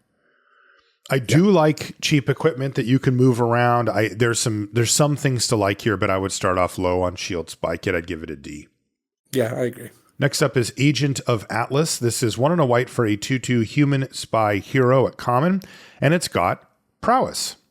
Whenever you cast a non-creature spell, it gets +1/+1 until end of turn. Solid. I mean, it looks like a C-. You'll put it in your deck. It's for the red-white non-creature spells deck. Mm-hmm. That's what it's my for. Assumption. And it is a hero if that ever matters. Next up is Brave Brawler, which is 1 and a white. Also, this one's a 2/1 human warrior hero at common. This one has a lifelink, and it also has power up for 4 and a white. Put 2 +1/+1 counters on this thing. I mean, a 2-mana 2/1 lifelink is not that bad of a place to start. Right. And then powering it up makes it quite appealing. Yeah, 4/3 lifelinker for 5 is totally reasonable. Yeah, Brave Brawler looks like a C to me. Yeah, I would give it a C. I was thinking C+, but I think C. I think it's just going to be a fine card. Next up is Colleen Wing, Street Samurai. This is 1 and a white for a 2/2 legendary human samurai hero at uncommon. And it says, whenever you cast a spell that targets a creature you control, put a +1/+1 counter on Colleen Wing and scry 1. Yeah. Okay. I mean, this is, I keep thinking back to Panther Pounce, and it's like, well, yeah, here's sure. If you get an extra scry and a counter off that, like that totally makes sense. And you get your card back. And yeah, so, so maybe there's enough payoffs like that. If there were a few Colleen Wings around, then, those type of cards go up.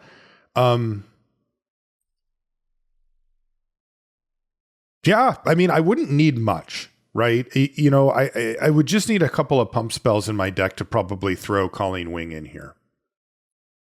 I think if you had like 3, you'd be totally fine. Right. You don't need much more than that, honestly. And it would be weird if you had a lot more than that, right? The balance starts to shift against you if you're like, I have 7 spells that target my own creatures, and now I don't have enough creatures to target, and it just starts to get awkward. Right.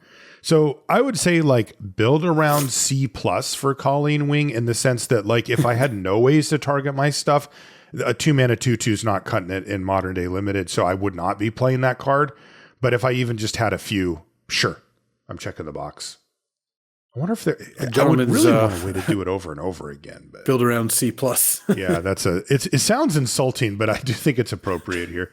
Yeah, that's where it lands for sure. Yeah, Murdoch's Crusade. Wow, this artwork's something else. This is 1 and a white for a sorcery. It's common. It has Teamwork 4, and it has the old choose one or both if you teamworked. So first option. Yeah, this was the example I gave yesterday. Oh yeah, the first option is called Street Justice. You mean earlier today, Luis, or? Right. Yeah, earlier today. Street Justice, exile target creature. We're doing the show in 2 parts to preserve our sanity. Oh, no, there goes our continuity out the door. Exile target creature with toughness 4 or greater. And then Legal Justice, which is exile target enchantment with mana value 4 or greater. Pretty narrow, right? I mean, the Street Justice is the main part. Exile target creature with toughness 4 or greater. This could definitely sit in your hand, right? Yeah, this could rot. 4 or greater is tough. Yeah, I would start off low. I mean, to me, Murdoch's Crusade feels more like a sideboard card. It's also a sorcery, which is pretty limiting. These type of power and toughness restricted removal spells can have a window open to them when the opponent casts a combat trick on their turn, and then you go, haha, now you have a 4 toughness creature and I'll kill it. And that doesn't apply here since this is a sorcery. That's another knock against it. I would start off with Murdoch's Crusade in my sideboard and assume that's where this looks a lot more like a sideboard card, because yes, obviously the artifact or enchantment part, not even an artifact, just enchantment part is a sideboard card, especially since given how narrow that is, an enchantment that costs 4 exactly, right, or 4 greater, 4 but like more, not any enchantment, like random passivisms that cost 2 mana. And a creature with toughness 4 is like verging on sideboard. I think if you add these two together, I would just plan on sideboarding. Sideboard for Murdoch's Crusade. Next up is Night Nurse, Healer of Heroes. This is 1 and a white for a 2/1 legendary human doctor hero at uncommon. She's got flash. A nurse or a doctor? Oh yeah, good question. Huh. Maybe she's a undercover doctor. Like she's like, I'm just a nurse, but really she's got all the skills. Because check this out. She is a 2/1 flash lifelink. That is a combat changer for sure. And when Night Nurse enters, choose target permanent card in your graveyard that was put there from anywhere this turn and return it to your hand. And you get a 2/1 lifelinker left over, and this is one of those cards where the emphasis ends up being more on, okay, I'm going to wait. I'm not going to run this out very often until I know I'm going to get something back for it. And then once you do, it feels like you got a 2/1 lifelinker kind of as a bonus rather than as the main attraction here. So if you're patient with Night Nurse, yeah, I mean, you're going to get a 2-for-1 out of it, and it's a legit one. You know, you're leaving behind a relevant body here. Yeah, there's a little Samwise Gamgee here or Right. whatever from Lord of the Rings. That's and, right. This looks like a totally solid card. Does to me too. It's also interesting that it's permanent from anywhere, so discarding or milling can do something. That's cool. Yeah, I don't know how often that comes up, but it's presumably not never. Right. Yeah, and this being at 2 mana is the sweet spot. If you get up to 3 mana, then it gets a little tricky to time it out, and especially if you are discarding or doing it on your own, where that often will cost mana. Yeah, I mean, I like C+ for Night Nurse, Healer of Heroes. I don't think I'm like overjoyed about it, but the time when you do just trade a creature, play Night Nurse, get it back, I think you're going to be happy with that transaction. That is you are moving the needle forward, and it kind of doesn't matter what you get back. Yeah, I agree. I like C+ for Night Nurse. Next is Patriot Shield Wielder. This is 1 and a white for a 2/2 legendary human hero at uncommon, and it has 2 tap. And if you do that, it says another target creature you control gets +2/+0 and gains hexproof until end of turn. Oh my god. There's no sorcery speed either. This is super annoying. Yeah, it's going to be a little bit like Giver of Runes in the sense that your opponents are going to just kill this one first, but that still forces them to do that. And if they if they forget about what's going on, it's not going to work out well for them. Huh. Yeah, they haven't printed like really annoying protection cards like this in a while. They tend to go away from them or they're at higher rarity. This one is sufficiently nerfed that it's not going to like warp the game state. You know, you have to pay 2 mana. It costs 2 mana to somebody activate sick. it. That's a pretty big part of that. It is. Still, it is annoying. Like if you just didn't have removal and then you're just priced into using the next removal on here, assuming that your opponent's willing to leave the 2 mana up, that's pretty annoying.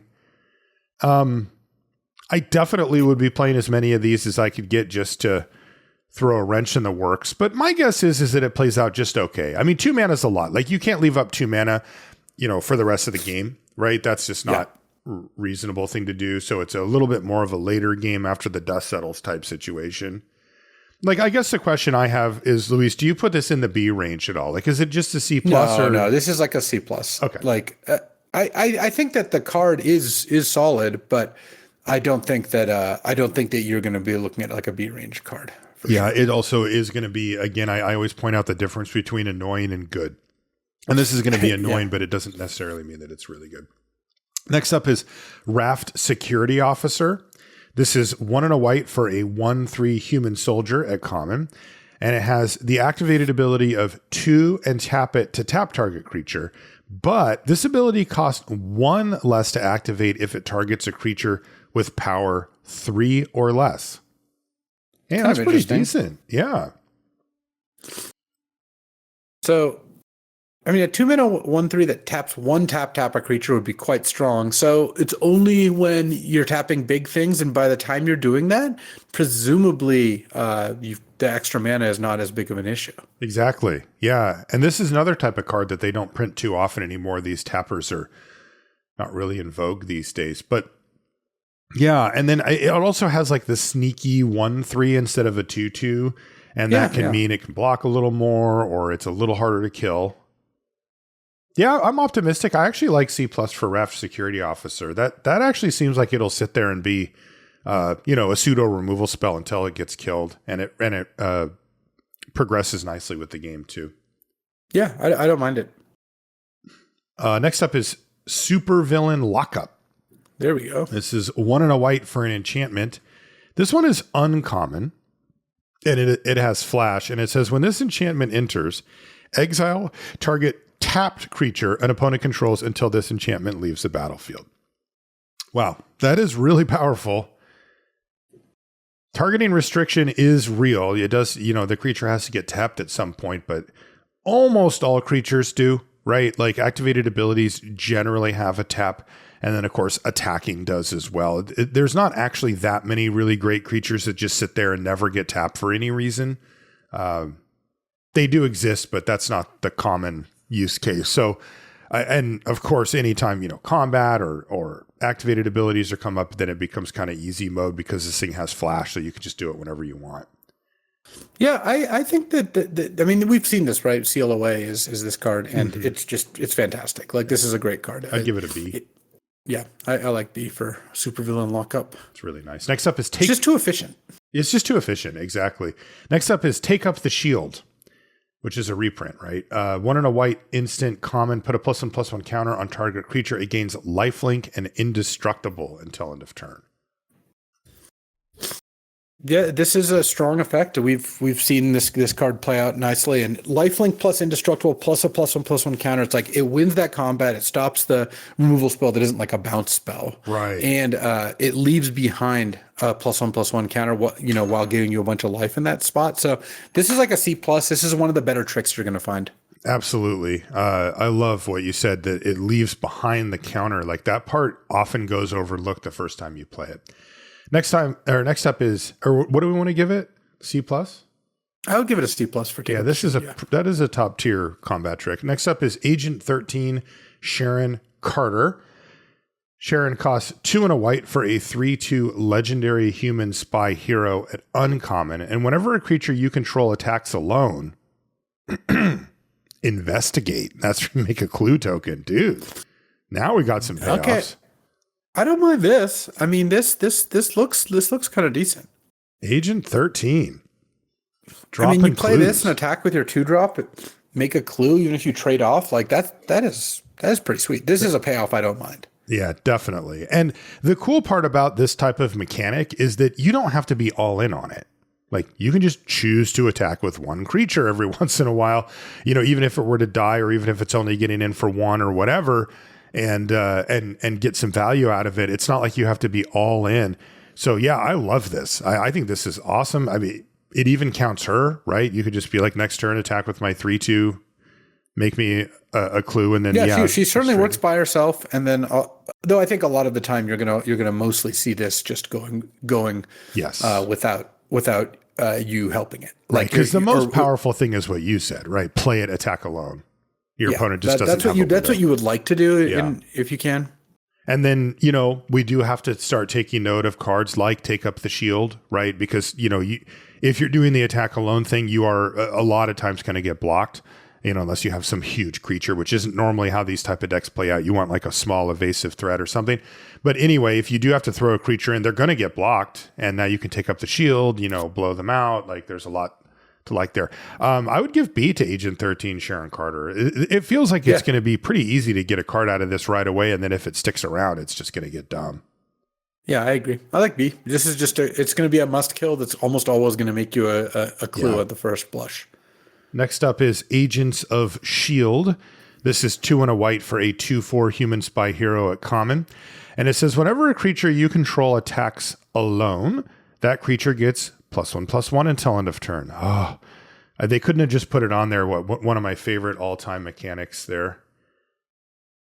But this is, I love cards like this. This is one of my all-time favorite designs, which is a low power, high toughness creature. You must like Exalted. With Exalted. Exactly. As a mechanic, yeah. And Exalted's it honestly is one of my favorite mechanics ever. It's come back a couple of times, and every time I found it interesting and cool. Yeah, and Exalted plays well. super well, which makes me optimistic about this theme as well. Definitely.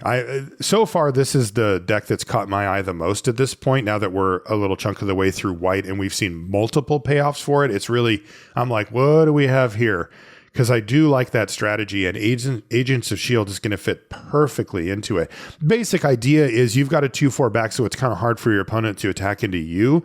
And when you attack, you get +1/+1 on whatever your best thing is. And even if that ends up being Agents of S.H.I.E.L.D., now you have some really high toughness creature that ends up going in there and can't be profitably blocked. So I like everything I see here. I'd give Agents of S.H.I.E.L.D. a C. Yeah, I like C for Agents of S.H.I.E.L.D. Jumping out of my pants about it, but it's good. Next is Hero in Training. This is 2 and a white for a 2/2 human hero. It's common. And it says, when this creature enters, draw a card. If you control another hero, you gain 2 life. Wow. You just get a card no matter what. Yeah. What the? And you're going to get two life a decent amount of the time too. Like a pretty good amount of the time, I would say. Feel like this hero is all trained up because this thing's ready for the battlefield. This looks good. This looks like a C+ to me and like one of the better commons for sure.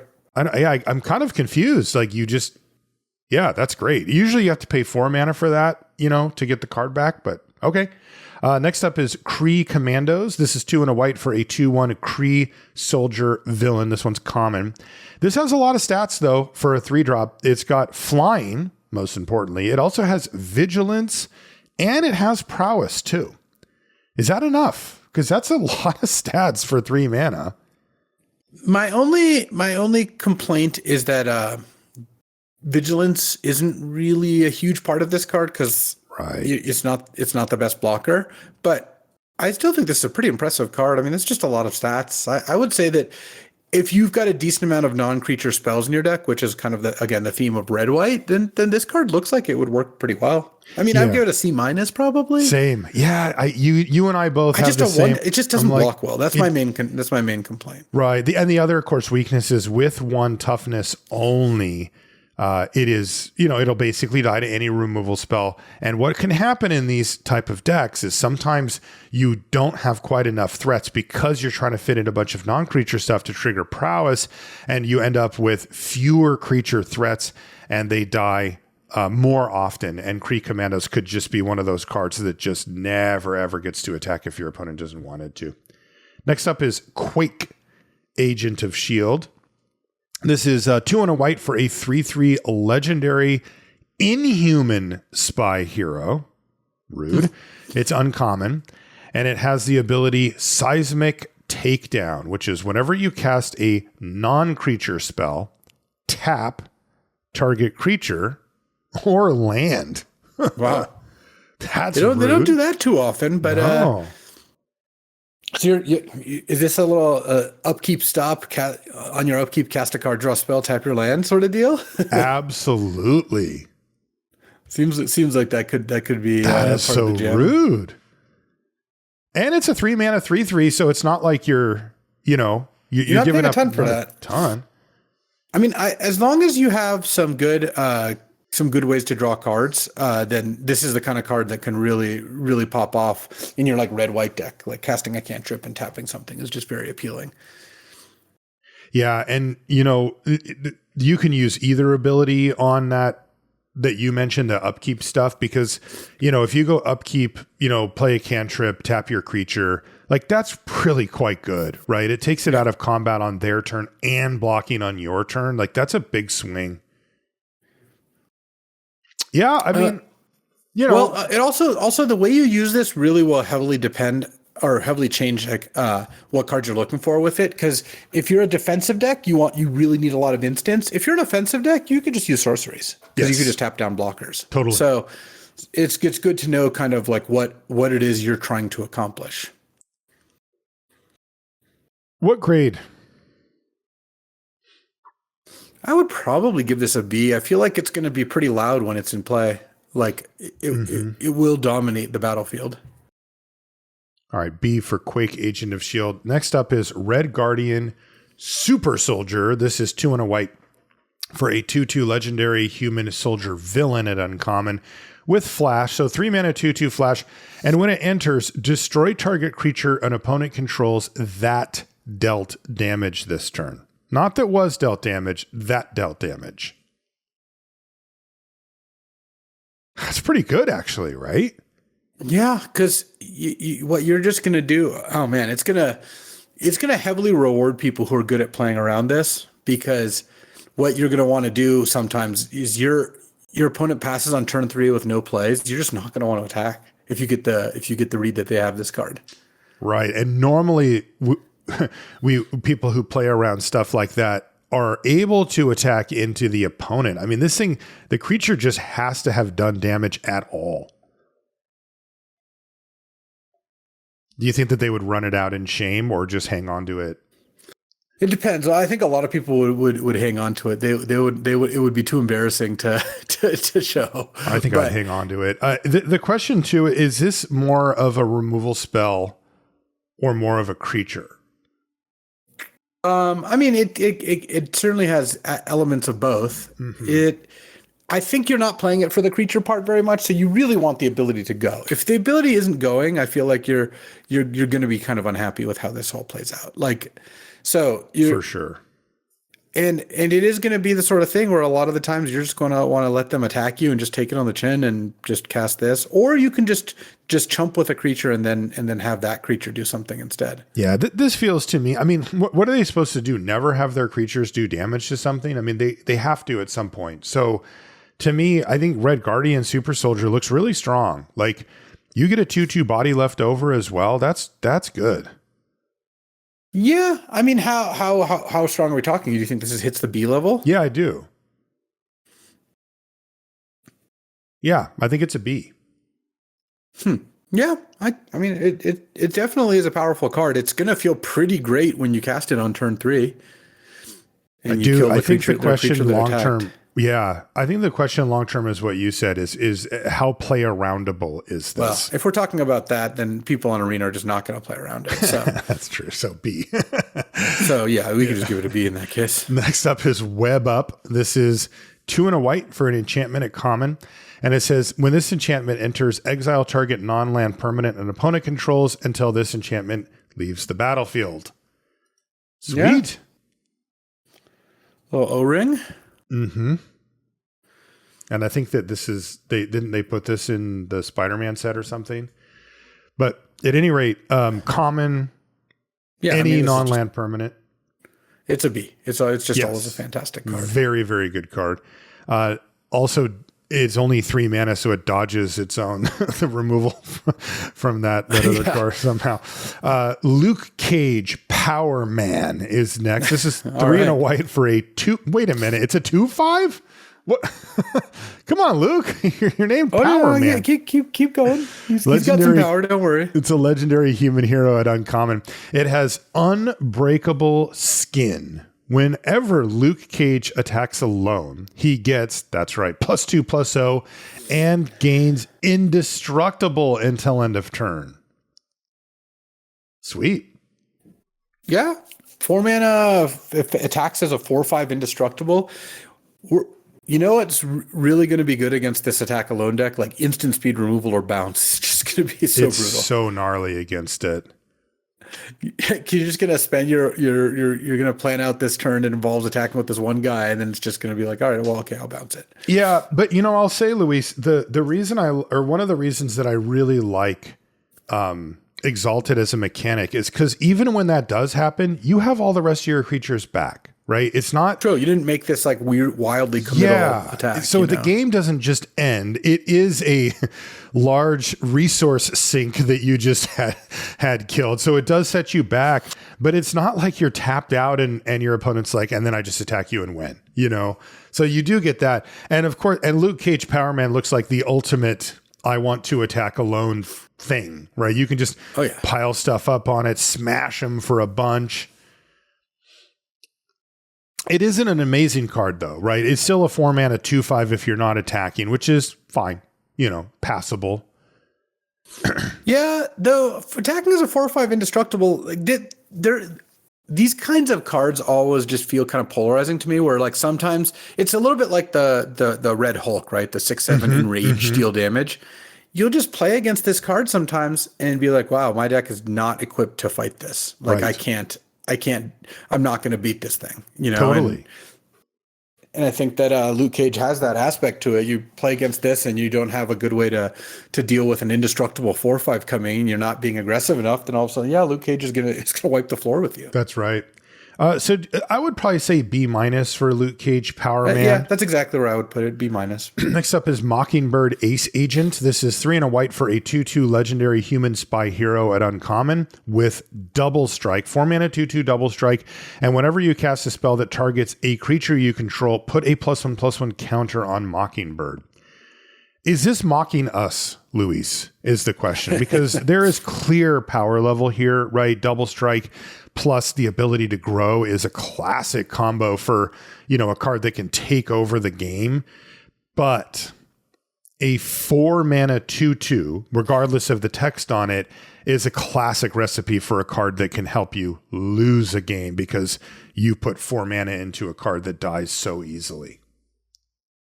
Yeah, I think that Mockingbird is probably a card that's not going to play as well as a lot of people think. It's got some appeal to it for sure, but you cast this and next turn you cast a pump spell and then they bounce or kill it, like you're out 2 cards and 6 mana or 5 mana. Yeah. Doesn't sound great. No, I mean, my initial take is that this card's a trap. And the times when it goes off does not make up for the times when you get set back so hard in the scenarios that Luis that's kind of where I'm at. Because you also really do need to get at least 1 counter on this in order for it to do something. To be 4 really mana, good. 2/2, Yeah. 4 mana 2/2 double strike is just not where it's at. Right. And, even though it's not quite the same, a way to view it is, would you pay 4 mana for a 4/2? Right. And that's not quite what this is, but it's ballpark, at least as it stands. And the answer is, of course not. Like, no way, zero chance. That would be never make my deck type card. But would you pay 4 mana for a 6/3? Yeah, okay, I'm probably starting to get there. And this is better than either of those, to be clear. Works better with combat tricks. Better than 4 mana for a 6/3. Well, it can be, but I didn't mean. What I meant was, would you pay 4 mana if you can get the counter? Like it becomes a 6/3 after you get the counter. Is what I meant. Yeah, makes sense. I'm going to say C- for Mockingbird. Maybe there's enough ways to protect it in the set that it becomes better than it normally would be. But again, I'm viewing it as a trap until proven otherwise. I think so. I think that I'm not impressed with this card. This is not the kind of card I want to put in my deck generally. Okay, next up is Okoye Dora Millier. Oh man, Millier. I don't know how to say that. Leader. This is 3 and a white for a 3/2 legendary human warrior hero at uncommon. When Okoye enters, create 2 1/1 white soldier creature tokens, and attacking creature tokens you control have first strike. Okay, I don't really care about that part as much, but dude, 4 mana 3/2 with 2 1/1s? Are you kidding? That's incredible. 4 mana for 5/4 worth of stats divided up among your 3 creatures, and the attacking creatures you control at first strike, because that's pretty relevant text too. Attacking tokens. I don't think that's. Yeah, your 1/1s. That's what I meant. Yeah. I think that's relevant too. I think giving the tokens first strike is still gonna end up doing something here and there. Just like if you do combat tricks with them or something, or they have 1 toughness. I mean, it just feels narrow. Yeah, but it's just extra bonus. Like no. I'm not knocking the card for it. that's not really what I'm focused on. It's not a drawback, No, definitely not. Definitely not. Well, whether it's combat tricks or you end up. I don't know. Sometimes you'll have other tokens other than just the 1/1s, right? You could have 2/2s. There's a bunch of things that could end up kind of coming together there. I want to go like at least B+. Like this, we're looking at a potential mythic uncommon for the set here. Yeah, I think so. I'll go B+ on Okoye. That's just pure stats is just incredible. What do you think? B+? Is that enough? Yeah, I like B+ for Okoye. That sounds right. Next up is Wakandan Drone Flock. This is 3 and a white for a 3/3 artifact creature robot. It's common and it has flying. And when this creature enters, scry 2. Sure. Is this the type of card that we will look back and say, I'm surprised that this didn't see more play, but it didn't? Like, is this one of those ones that looks like it has enough stuff on it, but doesn't? Because it looks like it has enough stuff on it, right? 4 mana, 3/3 flyer, scry 2 ETB is like, that checks a box for me. But it feels like there's one card every set that I feel that way, and then it just doesn't, it's not good enough somehow. Nah, this one is probably going to be just okay, is my guess. Like, sad. I mean, it's an artifact, but I don't think that matters for white that much, does it? I mean, it's probably a drawback, if anything, yeah. Like, it just opens the door for it to get targeted by stuff. Right. I don't know. We had 4 mana 3/3 that casts Careful Study. That's like pretty close to this, right? Yes. And that card was just not good. Mid. So I'm going to start Yeah, off with C- on Wakandan Drone Flock, but I kind of hope it's like a C, you know? I'm even fine with giving it a C, you know? Yeah, okay. We'll go C on Wakandan Drone Flock. Next up is White Widow Free Agent. This is 3 and a white for a 2/3 legendary human hero villain at uncommon. And it says, when White Widow enters, choose one. You can put a +1/+1 counter on each of up to 2 target creatures. Whoa, including itself. Or you can return target artifact or enchantment card from your graveyard to your hand. Okay, well, it looks like we found another candidate for Mythic Uncommon. I mean, that's really good, right? I mean, geez, you just need one other creature, and you have a 3/4 here plus a +1/+1 counter. So you have 4 or 5 worth of stats, and it's just a regrowth for an artifact or enchantment. Which there's at least 2 removal spells that we've seen so far that are enchantments that maybe die somehow and you get them back, or they get milled or whatever. Yeah. Yeah, this card looks great. Yeah. Base use case, of course, is just a +1/+1 counter. It's just, you just curve into it. Yeah. That is where you're going to start a lot of the time for sure. But I think that just having the ability to regrowth something is just awesome. Same. I would say at least a B. I would actually just go B+ on White Widow Free Agent. This just feels like the type of card that is going to be the grown test. You know, what was the 2 white 2/2 with the 1/1s, you know, the Mutanimals, Mighty Mutanimals. Yeah, the Mighty Mutanimals. That was an absurd card. But this card, you know, feels like the type of thing when they play it on turn 4, you're like, oh man, like I'm getting smashed by their board here. That's a lot of power and toughness for one card. So I'd say B+. What do you think? I like B+ for White Widow. The fact that it gives you can win with tempo or you can win with card advantage, like both of those things are quite appealing. Definitely. Next is Burrow Backup. This is 4 and a white. Yeah, 4 and a white for a sorcery at common. And it says create 2 3/2 white hero creature tokens with vigilance. And this is also, interestingly, the basic land cycler. So you can pay 2 to basic land cycle it. So 5 mana for 2 3/2s, or you can basic land cycle. They push these. Yeah, this looks good. Like you're gonna play this card, and it's gonna be good when you cast it and good when you cycle it. Like there's just no real drawback here. Do we just go C? I would give it a C. Yeah, should be higher than that, but experience says that it's not. Next up is Captain Marvel Spaceborne. This is 4 and a white for a 4/4 legendary Kree soldier hero at uncommon. Captain Marvel has flying and vigilance. We've seen this before. It also has cosmic awareness, which is as long as an opponent has cast a spell this turn, you may cast spells as though they had flash. That's kind of cute. A really weird line of text. So if you have this in play and you pass with your mana up, your opponent can just pass the turn and hope you have nothing. Yes.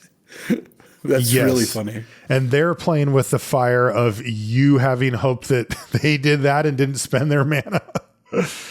Yeah.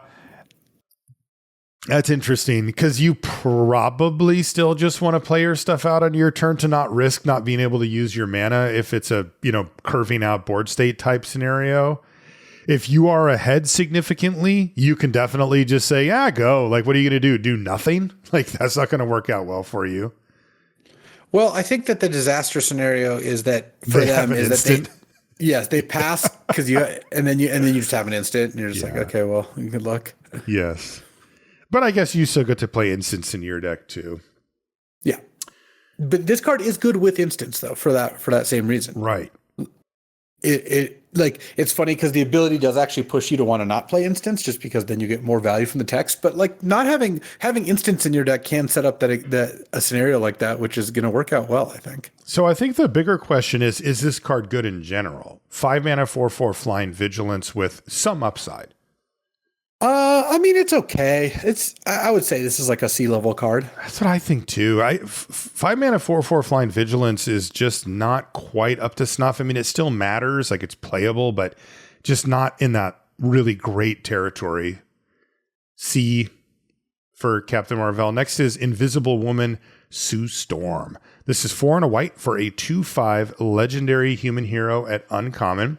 She's got lifelink, and whenever you put one or more +1/+1 counters on one or more other heroes you control, you may create a 0/4 colorless wall creature token with Defender.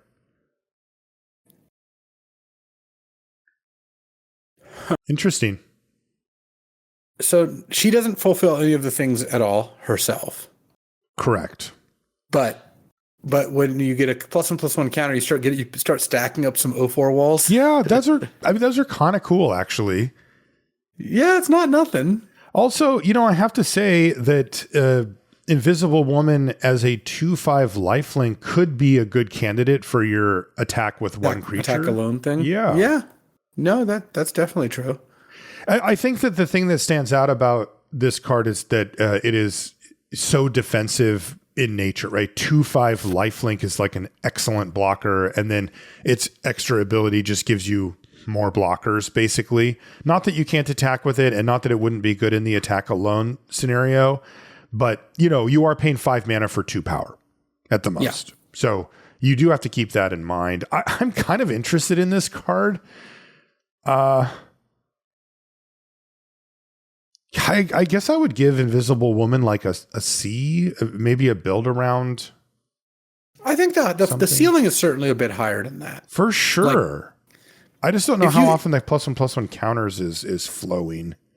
Yeah, that's the part I'm concerned with as well. Like, because a lot of the strength here is going to be like, if you can play this and trigger it right away, like you have something like when it attacks puts a +1/+1 counter on, that sort of thing. Exactly. So I don't know how likely it is to work out that way, but I would say this is probably like B. Just to build around B. Like the power level is here. Yes, for sure. There's definitely something here.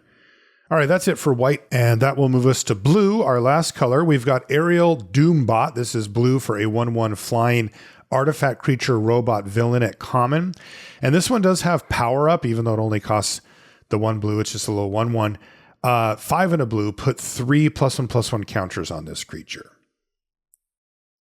I like this card a lot. I mean, it's a 1 mana 1/1 flying. It's an artifact. It's a villain. And then it also just becomes a 4/4 when you have the mana left over to do it. You don't even have to stress too much about doing it all in the same turn, because this is one of the ones where you're not getting that much value out of it, because you're only missing out on the 1 mana that you played him. Right, but still, sometimes you're going to play it as just a 6 mana 4/4 flyer. Like, it just does a lot of stuff at once. That flexibility, I think it was going to be one of the good commons. Okay. Yeah. I mean, you like C for the Doombot? Yeah, I like C. I would honestly maybe even say C+. Like, it just feels like, I just think that your opponent's going to play a turn 1 Doombot, and you're going to be like, ugh, that's annoying. Yeah, it is. Because you actually do want to use removal on it at some point if the game goes forever. Yeah. C+ for Aerial Doombot. Next is Kid Loki. This is blue for a 1/1 legendary god hero villain. You got a little of both here. It's an uncommon, and it says each creature you control that you've put 1 or more +1/+1 counters on this turn has hexproof. And whenever you draw your second card each turn, put a +1/+1 counter on Kid Loki. This card's kind of interesting because it's like, because it's blue. the idea is like, oh, when you draw your second card, you get a +1/+1 counter, and then this gets hexproof. But like, how often are you going to be doing that? Like, instant speed, draw 2 cards on their turn, or an additional card on yours. Yeah, that's difficult. It just seems challenging to kind of get that done. But it's a strong card if you can enable it. Like 1 mana 1/1 that grows like somewhat rapidly if you've got extra card draw seems pretty reasonable to me. Yeah, and then I guess if you do have the ability to throw around +1/+1 counters otherwise, if you pair it with a color that's better at that, then you can tack on hexproof. I'm skeptical. I just don't really see like where this world is where you play this thing and then you're just drawing all these extra cards and not really being punished for it. It's just a 1-drop. So if you trigger this once, you kind of got your, like, the time you spent drawing cards is counteracted by the fact that you have a 2/2/3/3 in play, like, for cheap. I think this card's going to be good. It's got its downsides for sure. Rummagers that can just make it draw your second card on your turn each turn, and who cares about hexproof? I mean, I'm sure there are. Yeah. Okay. Yeah, then you're right. And because if you ever set up that combo, then this thing just gets completely out of hand. I mean, I think we've all we've been talking about Magic for a really long time now. Like at this point, we just I think got to realize that cards that cost 1 mana, the bar is so different than cards that cost 4 or 5 mana. True. Like it's funny. It must be kind of a weird kind of thing to happen where you're listening to the set review and there's like a 5 mana 6/6 trample, and we're talking about how this is like not that high of a pick. It's pretty replaceable. And there's a 1 mana 1/1 flyer. We're like, yeah, this is great. Let's get in there. It is. C plus. But the reality is 1 mana cards are better than 4 mana cards, like at a baseline. So 100%.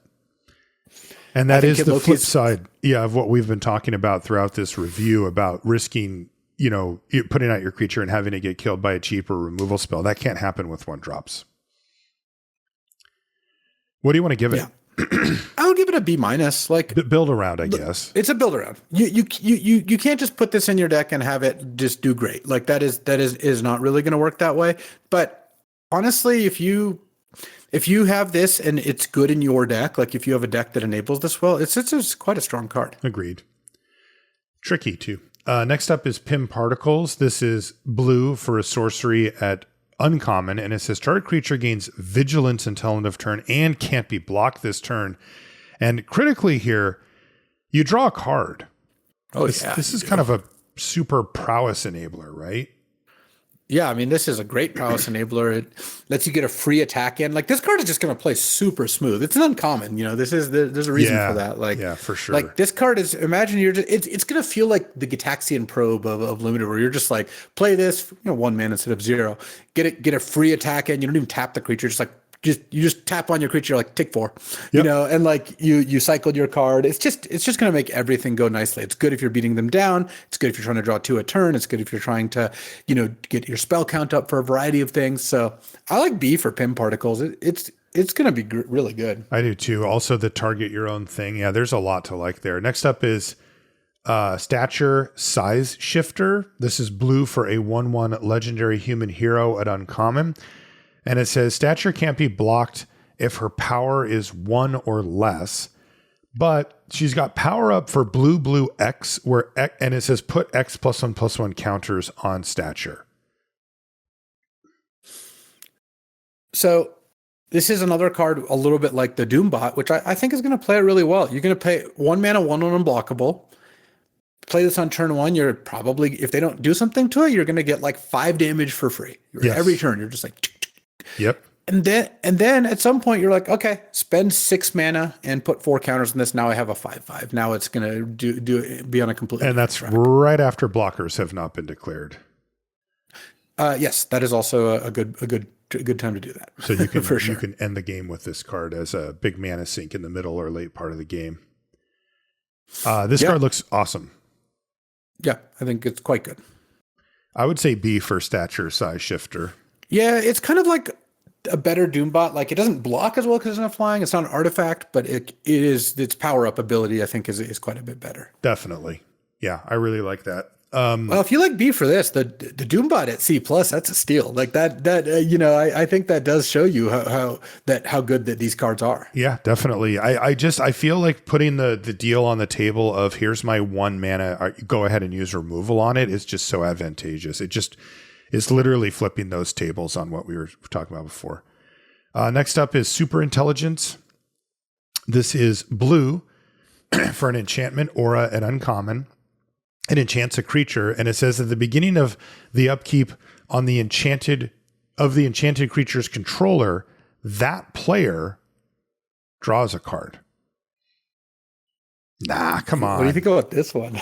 It's a card every turn. It's a free card every turn. Yeah, no way. I mean, it's funny to put this up against like a card like Pim Particles, right? Where you can just see the immediate impact of it. You get the card back, etc. This one is like, put this thing on your creature and then pray. Oh yeah. But if it works, oh baby, you get a card. That's free real estate right there. I am not into Super Intelligence. It just rewards removal too much. Yeah, what do you think about this as like a sideboard card? Do you play against like a white-green deck that doesn't have a lot of removal spells? Could you buy that? Yeah, I could. Because that seems kind of legit to me. It does. Yeah. Maybe a sideboard card for super intelligence. I just, the sub theme of this set review has been don't make your opponent's removal good. Good. And this is like kind of the ultimate. I mean, you put this on a creature that gigantic brain is just the biggest target in the world. They're like, all right, I'm going to shoot that thing with a lightning bolt. Absolutely. I would just start off with F for super intelligence. Yeah, I think that does. I think maybe a little more accurately reflect kind of how that's gonna play out. The forehead is just the lightning bolt target. Next up is Bold Biochemist. This is 1 and a blue for a 1/3 human scientist at common, and it has power up 5 and a blue. Put a +1/+1 counter on this creature and draw 2 cards. I mean, I like what's going on here, and it's kind of nice that later in the game, this is just 6 mana to do it all in one turn. You know, like that's pretty neat. But man, I don't know that. I like this a lot less than the 1-drops that get a bunch of damage in and then you power them up. This is like maybe it blocks. I think one of the biggest changes that's happened over the last couple of years for me is that I don't value the like 1/3s, 1/4s, for blocking and limited anymore. I just don't think that they tend to be that good at doing that. Yeah, and a few years before that, we devalued the 2-drops that can do something later in the game. Not that they're worthless. They still have value, but those used to be like really nice, solid 2-drops that you would often want. And now they're like, sure, shrug. And this to me is that. This looks like a shrug. Yeah. I agree. I would say C- for Bold Biochemist. Yeah, it's a playable card. It's just not something I'm thrilled about by any stretch. Next up is Falcon's Wing Harness. This is 1 and a blue for an artifact equipment at uncommon. And when this equipment enters, you attach it to target creature you control. That already has me interested, especially because the equip cost is high. It's not only 3 mana, but it's 2 and a blue. So it's a lot. What do you get? Equipped creature gets +1/+1 and has flying and ward 1. Yeah. Yeah, I would do this. I mean, this is one of those things where I would hope for some other form of synergy rather than just this thing on its own. But this is real close anyway. Like, this is not that far off from just being worth it. Especially when the first equip's free. +1/+1 flying and ward 1 you put a 2/2 this on a 2/2. Now you have a 3/3 flying ward 1 that you kind of have to deal with. Yes. And then you're going to pay the 2 and a blue to re-equip because you're going to do it again, and it actually is worth it. This is one of those rare equipments where I'm just kind of like, yeah, this just checks the box. Again, I really hope that I get paid off for whatever, having an artifact or, equipped to something. But even then, I think I would just play Falcon's Wing Harness. In any like pseudo aggressive deck. Exactly. Right? Any deck that wants to get its beat down on.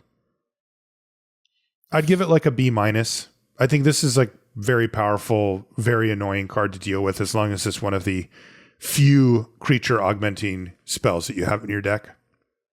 Yeah, I like B- for Falcon's Wing Harness. I remember having this experience against the Dragon's Lance in Final Fantasy, right? You just play a game and then this card's in play and you just know I have a real big problem coming up. I'm not going to be able to beat this card. I don't know what I'm going to do about it. And this card feels like that, but it's even faster because it's kind of like hasty.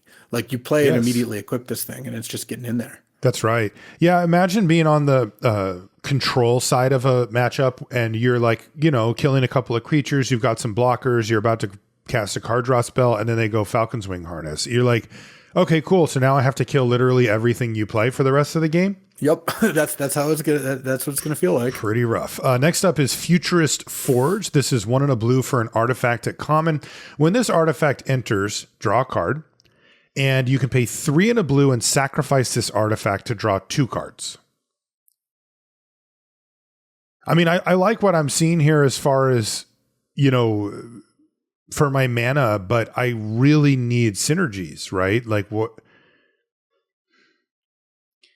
You're gonna end up being fairly down on mana if you don't do something to get this back. You can't just play this card and be Hmm. like, okay, I'm gonna cast Futurist 4, draw a card, and then I'm gonna sack it and draw 2 cards. Like that's just not That's not really gonna enough. work out that well. So what is the So pair that is supposed to be artifacts? Blue red or blue something? red. Hmm. Where's the payoffs?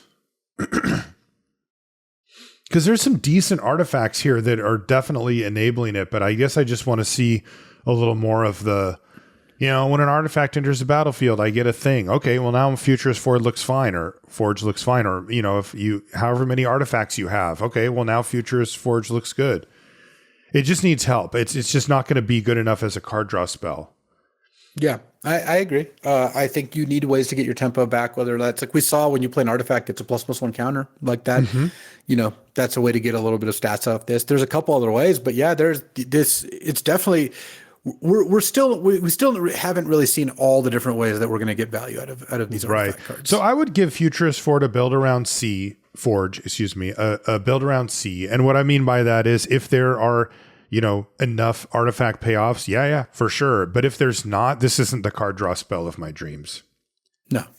Next up, I think that the better your deck is, the better it will be at using cards like this. And like I think that there are going to be decks where like this card is excellent. I mean, just think about it like a Cube Tolarian Academy deck. There's a lot of cards like Chromatic Star that aren't like amazing cards, but in those decks, yeah, they're fantastic. And that's just kind of what you got to look for here. Exactly.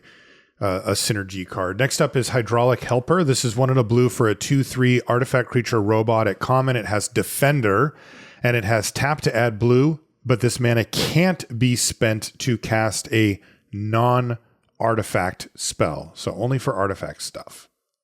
Yeah, this is the one of the payoffs. I mean, it's not the biggest payoff in the world, but it's a cheap artifact that lets you cast your other artifacts, and I think that Hydraulic Helper is going to be a part of most good artifacts decks as well. Yeah, so I would have the similar thoughts as Futurist Forge, which is a build around C, basically, totally solid in the artifacts deck, and the other decks probably don't want it at all. Yeah. Next is Shuri, Wakandan Inventor. This is 1 in a blue for a 2/1 legendary human artificer hero at uncommon. Artifact spells you cast cost 1 less to cast, and you can pay 1 and tap Shuri to have target artifact you control become a copy of a second target artifact you control until end of turn, except for it isn't legendary, and you can only activate that at sorcery speed. So these both have to already be on the battlefield. Yes. And then one becomes the other.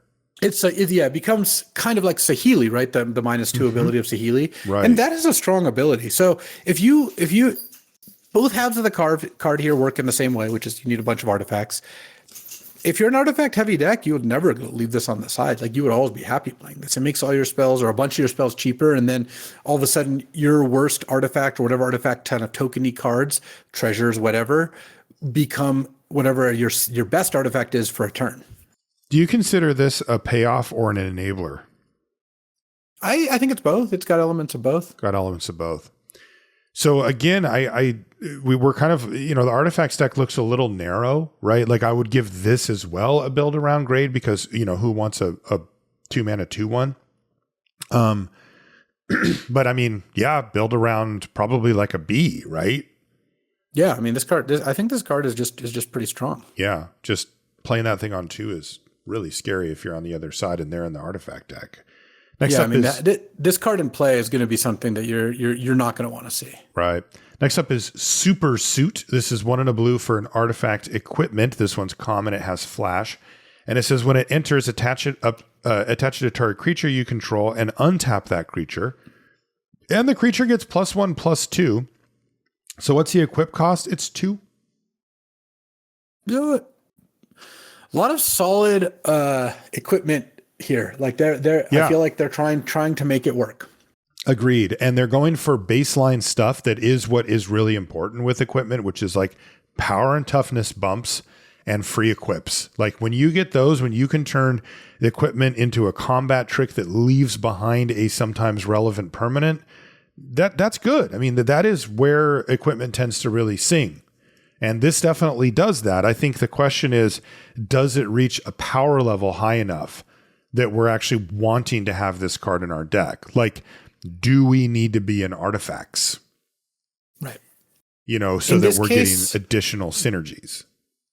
Yeah, and in this case, I don't know that we necessarily need to be in artifacts, but it does not hurt. So it's right on that edge. I think my assumption would be, if we are in artifacts, then this becomes more or less a no-brainer playable. And if we're not, I think it's right on that edge. Like, it looks like a D+ to me, you know, outside of the artifacts deck. Or what I should say is, if you're not getting other benefits for it being an artifact, but if you are, like, it probably jumps right into the solid C range. Yeah, I agree. It's like a D level card, but then once you start getting artifact payoffs, then you're talking about a completely different setup. Next is We Say Thee Nay. This is one in a blue for an instant. It's got to be a quote from some kind of comic or something. Yeah, right? I think it's from Thor. Instant Arcane. It's common, and it has Teamwork 2, and it says counter target spell unless its controller pays 2. Counter that spell unless its controller pays 4 instead if the spell was cast using Teamwork. And again, it's Teamwork 2. I mean, the Quench always plays great. Yeah. And this is Quench that by the time Quench stops working, you can then Teamwork and then make it work again. Yes. Scales with the game Quench, I'm in. Yeah. I think that this looks like maybe a C+. It just, I think it'll play out quite well. Yeah, really nice. Next up is Atlantean Cavalry. This is 2 in a blue for a 3/2 Merfolk soldier at common. It does have vigilance. These low toughness vigilance creatures. Whenever you draw your second card each turn, put a +1/+1 counter on this creature. Sure. Yeah, I mean, that's a fine payoff for this. It's very replaceable. This is just a D level card. Definitely a D. Next up is D Power. This is 2 in a blue for an instant at common. This spell costs 2 less to cast if it targets an attacking creature. Target creature gets -4/-0 until end of turn, but then they do sweeten the deal. You draw a card. This card looks incredible. I think this is going to be one of the stronger commons. I mean, just look at this thing. Like, 1 mana to stop an attacking creature. Yeah. Like, you're just going to get free cards off this. You cycle this, you can just cycle it for some, sometimes 1, but also even just 3 mana. Yep. You're going to get a 2/1 a lot of the time. Like, I feel like D Power is going to be super obnoxious. You're gonna really want to hesitate before attacking blue decks when this card's in the mix. Definitely. The fact that it can only cost 1 mana is really incredible. And even if you give it like a low use case scenario, it's still a shrug and sure, put it in my deck, because when the times of when it's good, like, let's just say you attack me with your 3/3 and I just say, okay, depower it. I don't take any damage. I don't have any blocks. I don't get to do any blowout, but I get my card back. So I gain 3 life and draw a card for 1 mana. It's like, that's a reasonable floor for this. And like you said, you can fire it off on your turn if you want to do the draw your second card each turn thing, right? Just as a cantrip, just, whatever, make your creature smaller, attack you with everything, that kind of stuff. A lot of flexibility for D Power. I like C+ for D Power. I think it's going to be a strong common. I do too. Next up is Echo Perceptive Prodigy. This is 2 in a blue for a 1/4 legendary human hero at uncommon. It's got vigilance, and it has the activated ability 1 tap. Copy target activated or triggered ability you control from a creature source. You may choose new targets for the copy, and mana abilities can't be targeted. Yeah, I'm not super in on this one. Nah. Like, I just don't think you're going to end up being able to use this very effectively. I don't either. This is so narrow. I would say D for Echo Perceptive Prodigy. Yeah, I like D. There's probably some really cool combos. Yeah, I think that there are, but I don't think it's going to be easy to kind of get this going. Next up is Frozen in Ice. This is 2 in a blue for an enchantment aura at common. Enchant creature. When this aura enters, tap enchanted creature, and enchanted creature loses all abilities and can't become untapped. Well, that about covers everything. Sure does. That basically takes it completely out of commission. This is as close as you get to full on removal for blue. This is a Oblivion Ring adjacent. It only hits creatures, It's not as good. But I mean, these are, this is definitely a C at least level removal spell, and it's probably a C plus. Yeah, it loses all abilities. Like right. That's nice. Can't do anything. I would say C plus. Yeah, I like C plus for Frozen Ice. It honestly might lean towards being even better. Like I could see it being like a B minus, depending on how it sticks around in the format. Next up is I Am Iron Man. This is 2 and a blue. I can't hear that without thinking of the song.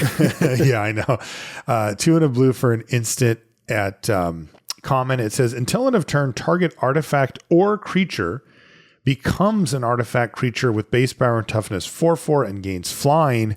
And again, they tacked on draw a card. This one I like a lot less than deep power. Like it's got its own merits for sure, but costing 1 is just so sick. That's just such a big advantage. That is a big difference. Yeah. I think this card's okay, but I don't think it's amazing. Like I think you would want to be aggressive before you just got really exciting, because then it's like sometimes you're going to use this to land the finishing blow, and it's good with equipment too, right? Because you like have an equipped thing, and now it's like a 6 power or whatever. Right. So and you can wake up random treasure tokens or whatever and attack with them. It's just most games don't play out in that way.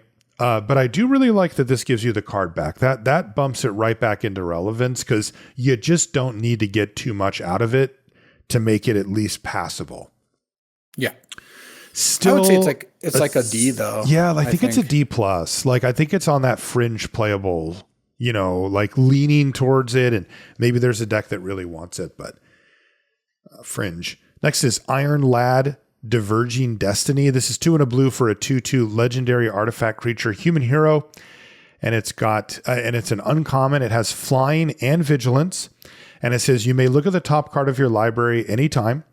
And then it has tap, reveal the top card of your library. If it's an artifact card, draw a card. Oh, so draw it, basically.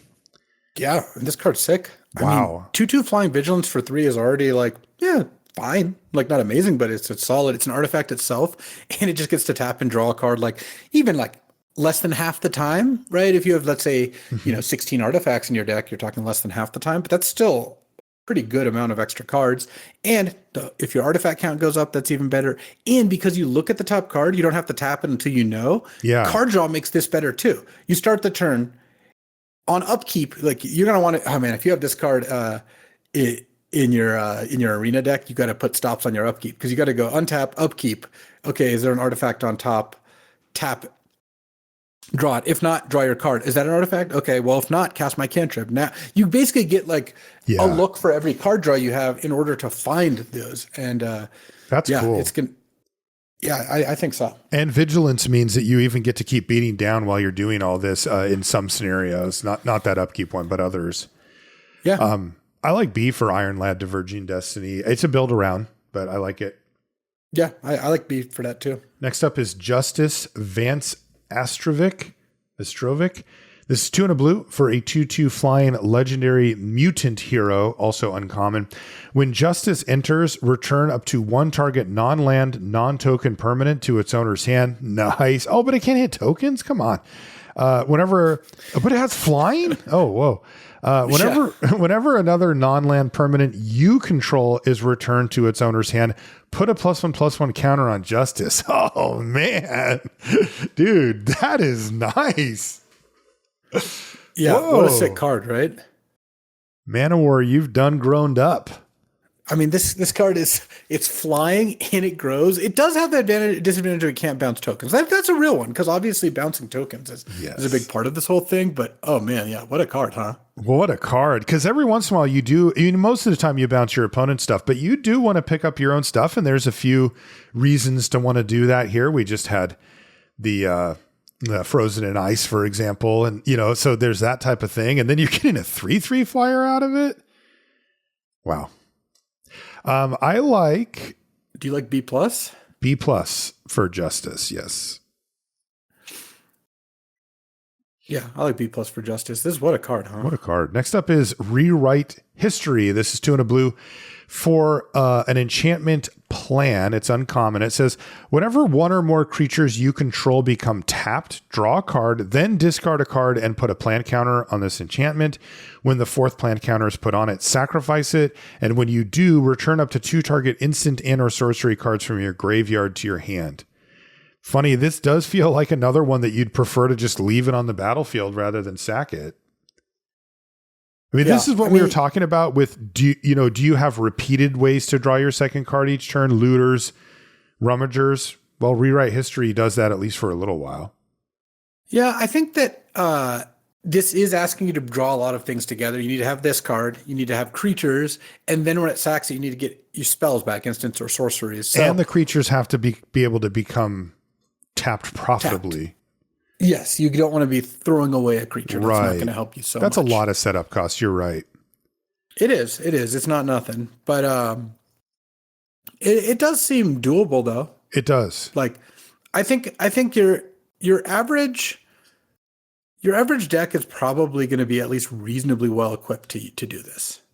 Like, it doesn't take tons of creatures or tons of spells. You just do need to have some of both. Right. And, what about a use case where you get back just one instant or sorcery?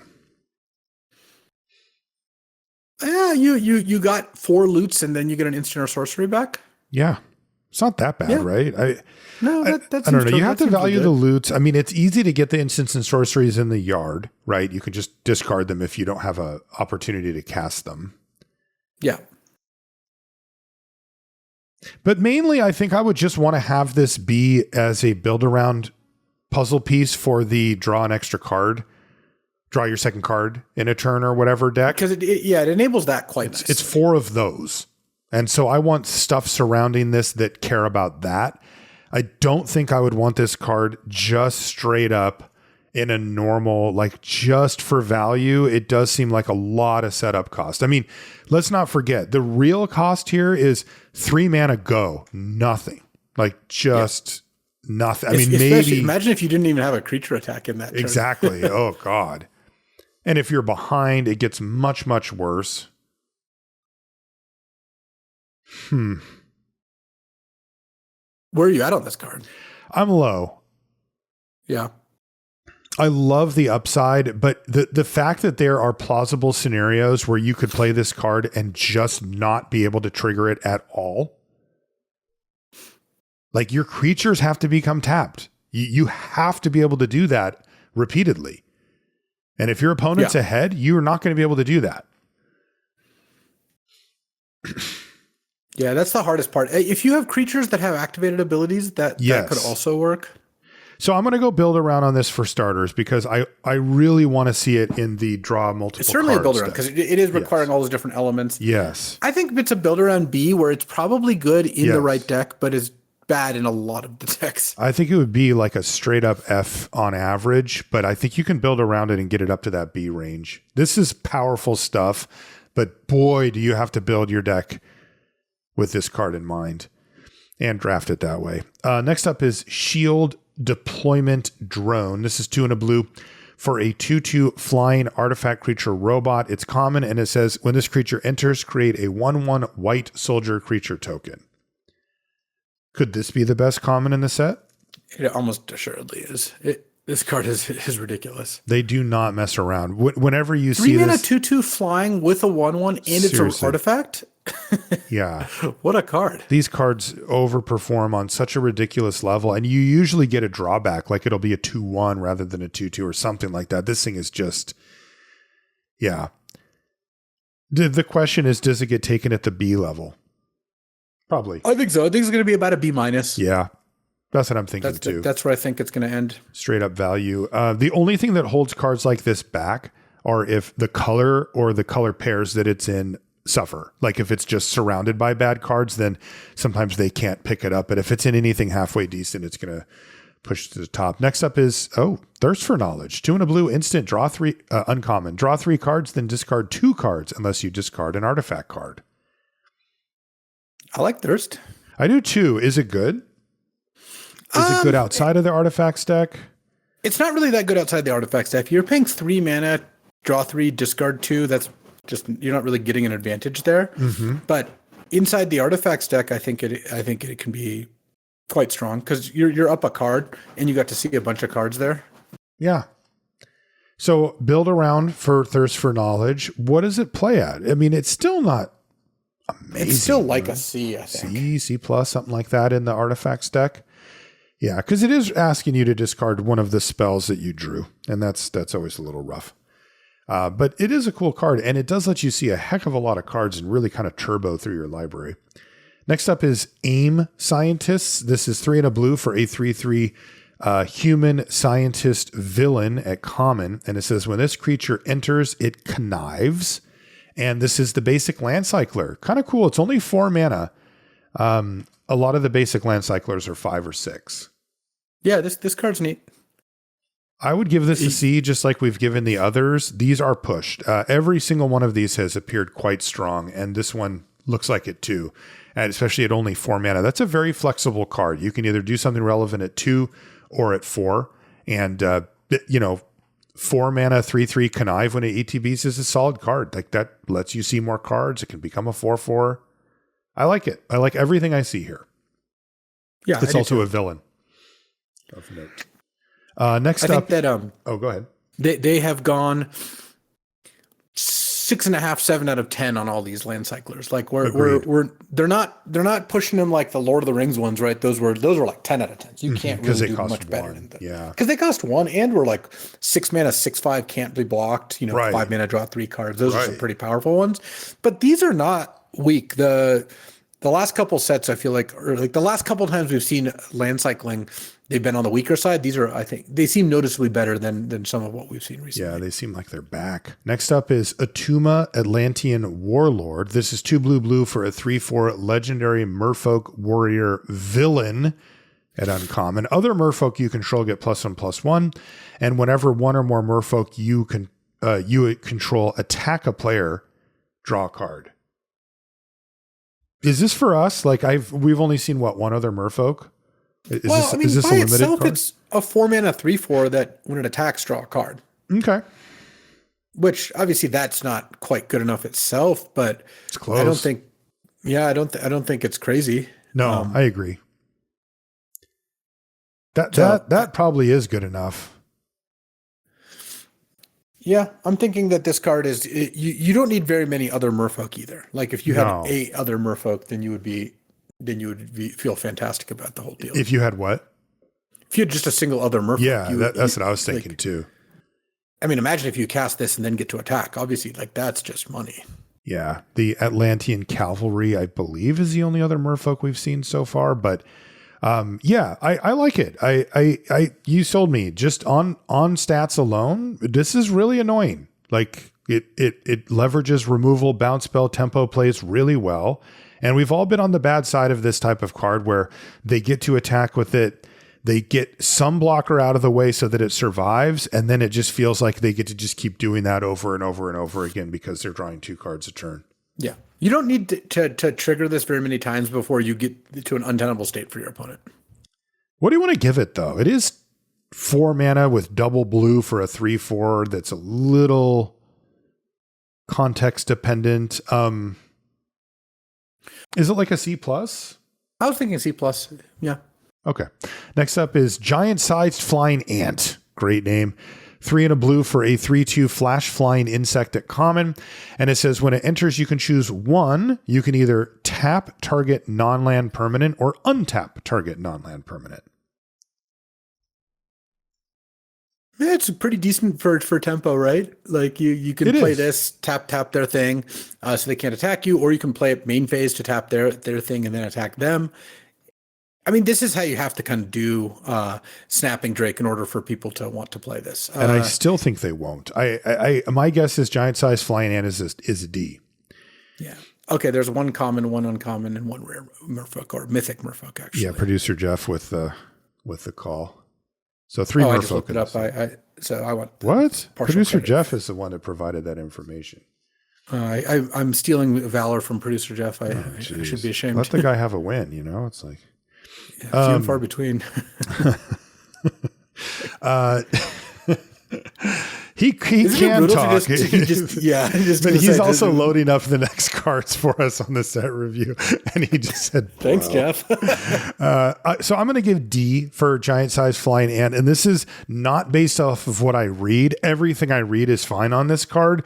It's the fact that these type of cards that look powerful but don't seem to have a place otherwise tend to fall off pretty hard.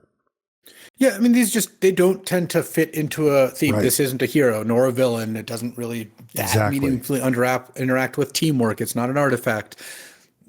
Is this card rate good? Yeah, I mean, this would be the best common in a lot of sets in Magic, but those sets were a long time ago. They aren't now. And That's right. Exactly. I would say that giant size flying ant's going to get played at D level. But this is also why we are pretty consistent about messaging.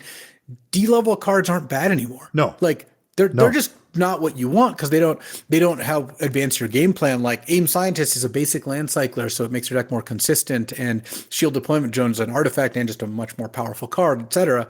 But giant size flying ant, yeah, that's not really going to help advance your game for a lot of the things that you're trying to do. Yeah, and of course the 2 toughness on a 4-drop thing applies here too. Next up is Mr. Fanatic, Reed Richards. This is 3 and a blue for a 2/4. Mr. Fantastic, excuse me. Oh my God, I'm sorry, Mr. Fantastic. Embarrassing. Probably should have known that anyway. Mr. Fantastic, Reed Richards. Sorry, Reed. 3 and a blue for a 2/4 legendary human scientist hero at uncommon. Reed has reach, and whenever one or more tokens you control enter, you may draw a card. And it's not even creature tokens, so it works off treasures as well. Okay. Hard to grade. I mean, this is a build around. Not playing a giant spider in blue. I don't think. You're not playing a 2/4 reach for no reason. So basically, if I have 2 or more ways to make tokens, especially if I can make them repeatedly, then yes, I will put Mr. Fantastic in my deck. And if not, then sorry, but he's on the bench. Yeah, that seems legit. So I'd give him a build around B. I mean, this is dope if you're making tokens. You're just trying a whole bunch of extra really good cards. if you're making tokens, actually. Yeah. So yeah, it's just, can you make tokens? Yep, that's the question. Next up is Trickster's Stratagem. This is 3 and a blue for a sorcery at common. The owner of target creature an opponent controls puts it into their library, second from the top or on the bottom. Then up to 1 target creature you control connives. Woo! This is the type of card that we've had at that CC plus level kind of forever, and this looks like a good version of it. Yeah, sorcery is the biggest drawback. It's a sorcery. Okay. Yeah. That makes more sense because, dude, the I connive you were was getting like, a little too excited based on that. I was like, holy smokes! Like, because that's really pushed. If they had done that. Still, is this a good version of it, even at sorcery speed? Yeah, it definitely is. Okay. Conniving is huge. Yeah. Conniving is a loot plus sometimes a +1/+1 counter. That's a lot. It is. Is that worth downgrading to sorcery speed? Well, I mean, it's what we got, so we're gonna play this card. It's gonna be fine. That's my my opinion. So C plus? Yeah, I like C plus actually on this. Next up is Falcon, Winged Wonder. This is 4 and a blue for a legendary human hero at uncommon. Falcon is a 3/4 with flying and avian telepathy. When Falcon enters, create Red Wing, a legendary 1/1 blue bird scout creature token with flying, and whenever Red Wing attacks, surveil 1. Oh my God. Yep. You get 2 flyers off of this thing? Oh, yeah. And it surveils 1 on the little one? Yeah, it's really good. Wow, we've got some really powerful uncommons. This is impressive stuff. I guess I would go. I would probably B plus. Just give this a. I was going to say B, but you could do B plus. B plus, somewhere in that range for Falcon Winged Wonder. That's just raw stats, and it's distributed really nicely. Yeah, Next up is... Yeah, a lot of the time, though, it's going to happen with this is like they're going to kill Falcon and you're just going to be left with Red Wing and you're attacking and surveilling and it's just going to be fantastic. And it's totally really fine. Yeah. Wow. Next up is Wiccan Rising Magician. This is 4 and a blue for a 4/4 legendary mutant warlock hero at uncommon with flying. So 5 mana 4/4 flyer. And whenever you cast a non-creature spell, exile another target non-land, non-token permanent, return that card to the battlefield under its owner's control at the beginning of the next end step. Yeah, I'm not super thrilled about this one. These are interesting, cool cards, and I'm glad that it exists in the set, but they tend to be very inconsistent with how they play out. Sometimes you can set up board states where it does dumb stuff and you get to screenshot it. And other times, you're playing like a kind of a mediocre common level card where you're like, it's got okay stats and I'll put it in my deck, but nothing exciting. I'd probably give Wiccan like a C. Like, this is still a 5 mana 4/4 flyer and it has some upside. Next up is Atlantis Attacks. I can't believe this card's a common. This is 5 blue for a sorcery at common. It has teamwork 4, and it says choose one. And if you did teamwork, you can choose both instead. Target player creates a 6/5 blue Leviathan creature token with hexproof, and or return 1 or 2 target non-land permanents to their owner's hands. Holy crap. Dude, so, if you get to teamwork that thing, that is gnarly. Teamworking this doesn't even sound that hard, to be honest. No, it doesn't. I mean, 7 mana to get a 6/5 with hexproof. Hexproof is huge because it means that they can't bounce your token. Like, totally. They can't kill it very easily. And then you also get to bounce 2 things. So you get your tempo back from tapping your creatures for teamwork. Look, so the downside is this is a straight up 7 drop, right? Yeah, that's the downside. It's 7 mana. But this just feels uncommon to me. So it's pretty interesting. It does feel that way. So is this like a ramp, like a green blue payoff? Well, yeah. I mean, it could also be fine in like the white blue teamwork deck. Really, I just think any deck that can get to 7 mana is going to be very happy with this card. What an assuming amazing you have some amount of stabilizer. Creatures. Yeah. You do need creatures. If you don't have creatures, this card does lose a lot of luster for me. No, you're right. But the power level of a 6/5 hexproof plus bounce 2 creatures, like, wow, that again really just doesn't seem common to me. So anytime that happens, I'm always on the lookout. Like, okay, what are we doing with this thing? Totally.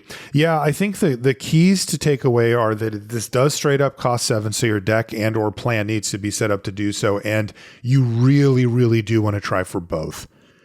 That's where this becomes, kind of bomby feeling when you get to that point. If you only do one or the other, that's a lot worse. Yeah, it's not spectacular if you're only doing one. I mean, I guess I would say C+ for Atlantis Attacks. It's hard to give a much bigger grade to a 7 mana card, I guess. I mean, it plays at a B to B minus level, I think, when you can get to that point. But like, how many 7 drops do you want in your deck, I guess, is the question. You're asking me? Yeah. I think you could fade 2 of these. I think the third is probably too much, but they do get better in multiples in the sense that if your deck is built to play this card and then you're able to cast one, it almost always buys you the time and the teamwork to get a second one going. So what do you want to give it? I would give it a C+. I just want to point out that this is a really strong card and sometimes you're going to be very happy picking this one up. Okay. That's it for blue. We've got a few artifacts and a few lands and then we are done. Our first artifact is Vibranium Energy Daggers, which is 1 mana for an artifact equipment at common. It has indestructible, and the equipped creature gets +2/+2, and the equip cost is pretty hefty. It's 3. Indestructible on the equipment is just not that interesting to me. Like, how often is this thing, they're blowing this up mid-combat? Like, it's not nothing. It's obviously an advantage, but I would say this just looks like a card I'm not going to put in my deck. I agree. 3 to equip is a real dagger, as it were. Would we give it a D? I would just give it a D for dagger. Yes, indeed. Aim Synthoids is next. This is 2 mana for a 1/3 artifact creature robot villain. It's common. And when it enters, you surveil 2.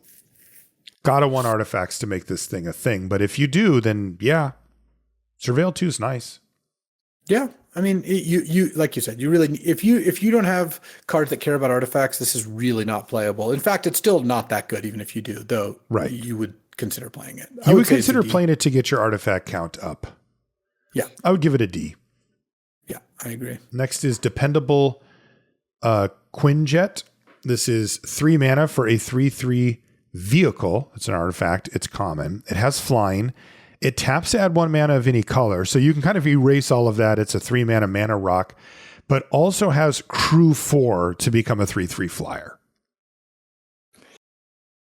I'm really not very interested in this card. Like Crew 4 is brutal. Crew 4 is brutal. You're just not really getting much of an advantage, and it's just a mana rock that I don't think this card is very good. Agreed. And also, we haven't seen any indications that mana rocks are going to be in high demand in this set. So I would say D for Dependable Quinjet. It might even be close to an F, honestly. Like I don't think you should put this card in your deck. Yeah, I mean, you don't really want either half of it. Next up is Ultron Drone. This is 3 mana for a 2/3 artifact creature robot villain at common. And it has power up 6, put 2+1/+1 counters on it, and create a 2/2 colorless robot villain artifact creature token. That is a mouthful.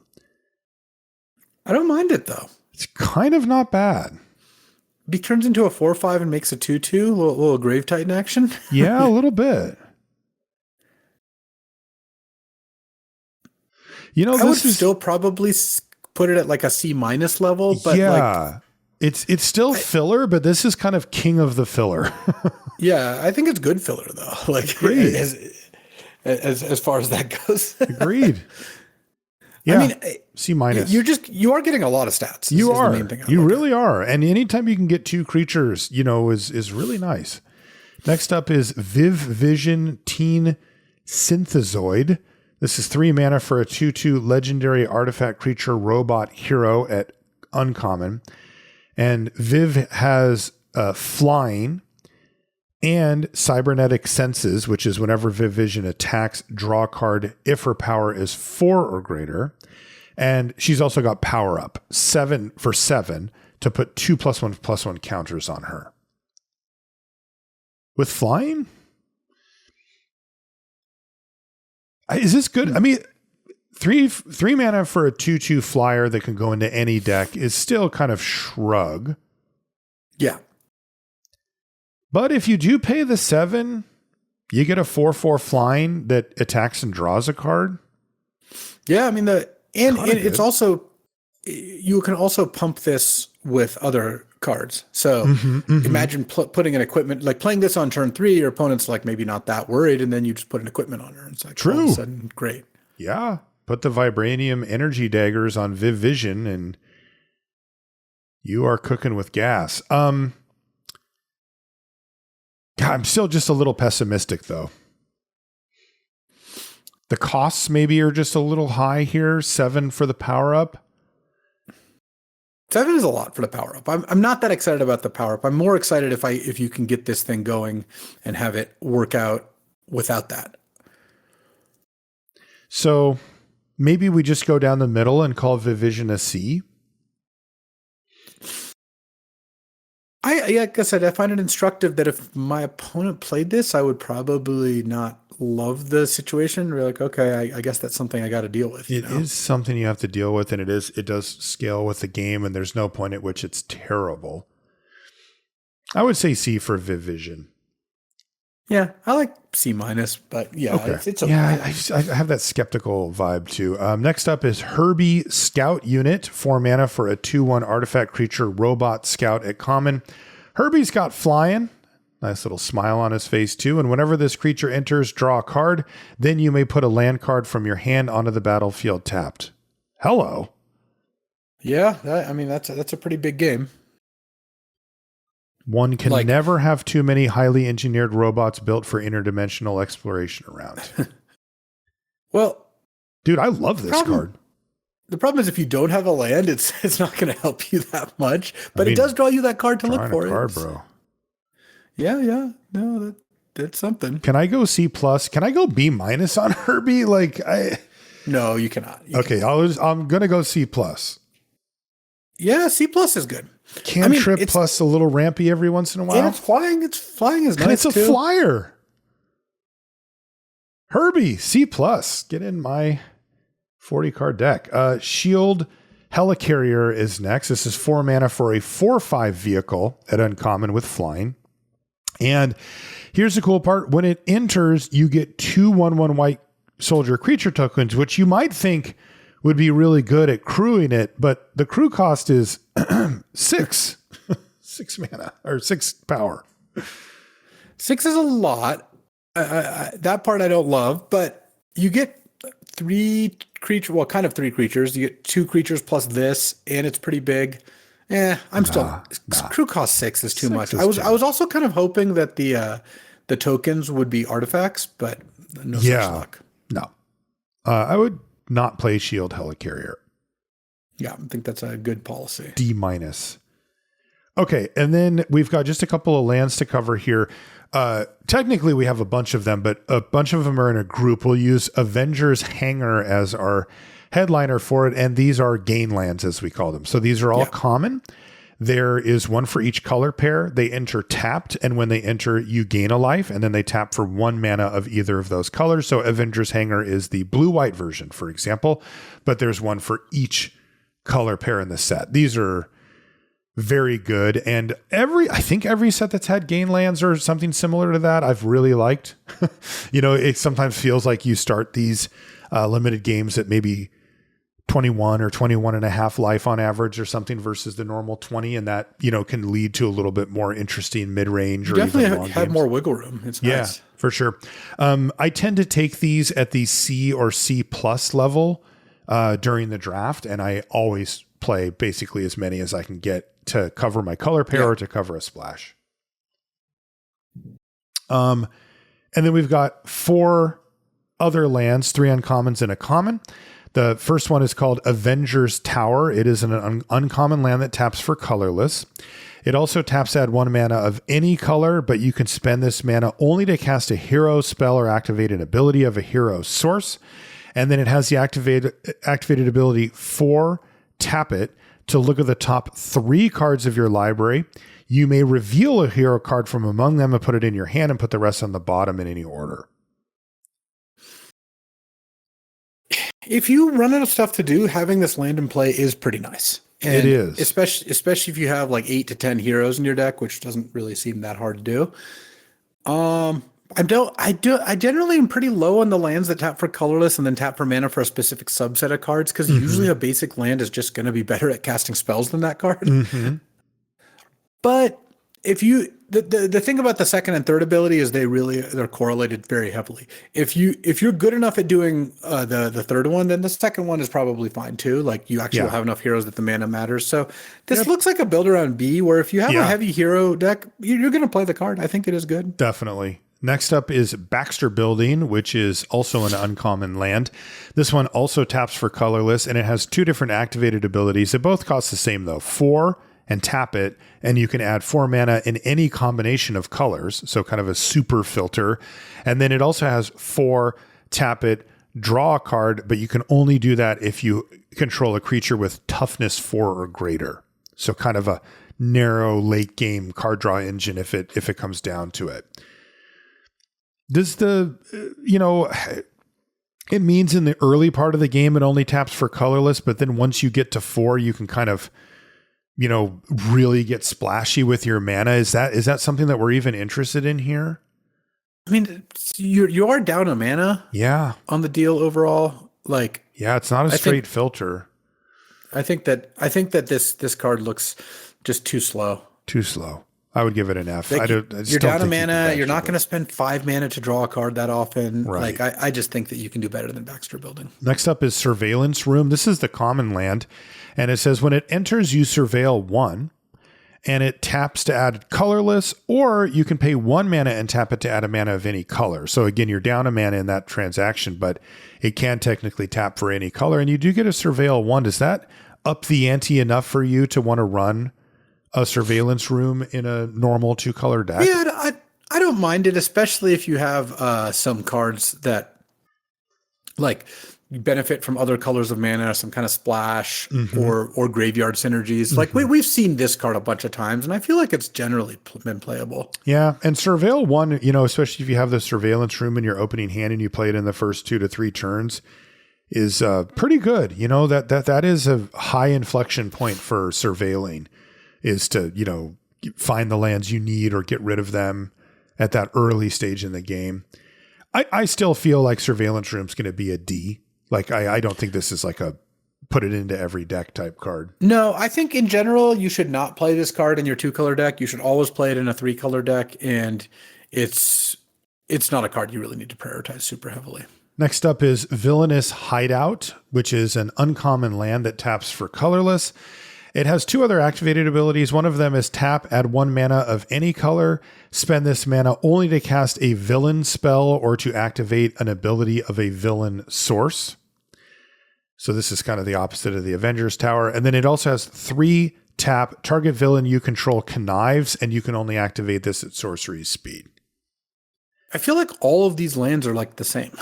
They really do feel the same. It's like, okay, well, this taps for mana of at a bad rate, but it fixes your colors, and then here's the way you can spend a bunch of mana and draw a card off this land. Well, exactly. Okay. That said, they're not all exactly the same. This one, would you put it in a villain deck? Similar to the Avengers Tower. Yeah, and the I guess deck? I probably would. Probably would. I think so. And it is 3 tap instead of 4 tap. So, it's a little more viable to actually start conniving at some point. But the games almost never play out these days where you're doing an expensive activated ability of a land to get ahead. It just does not feel that way. No.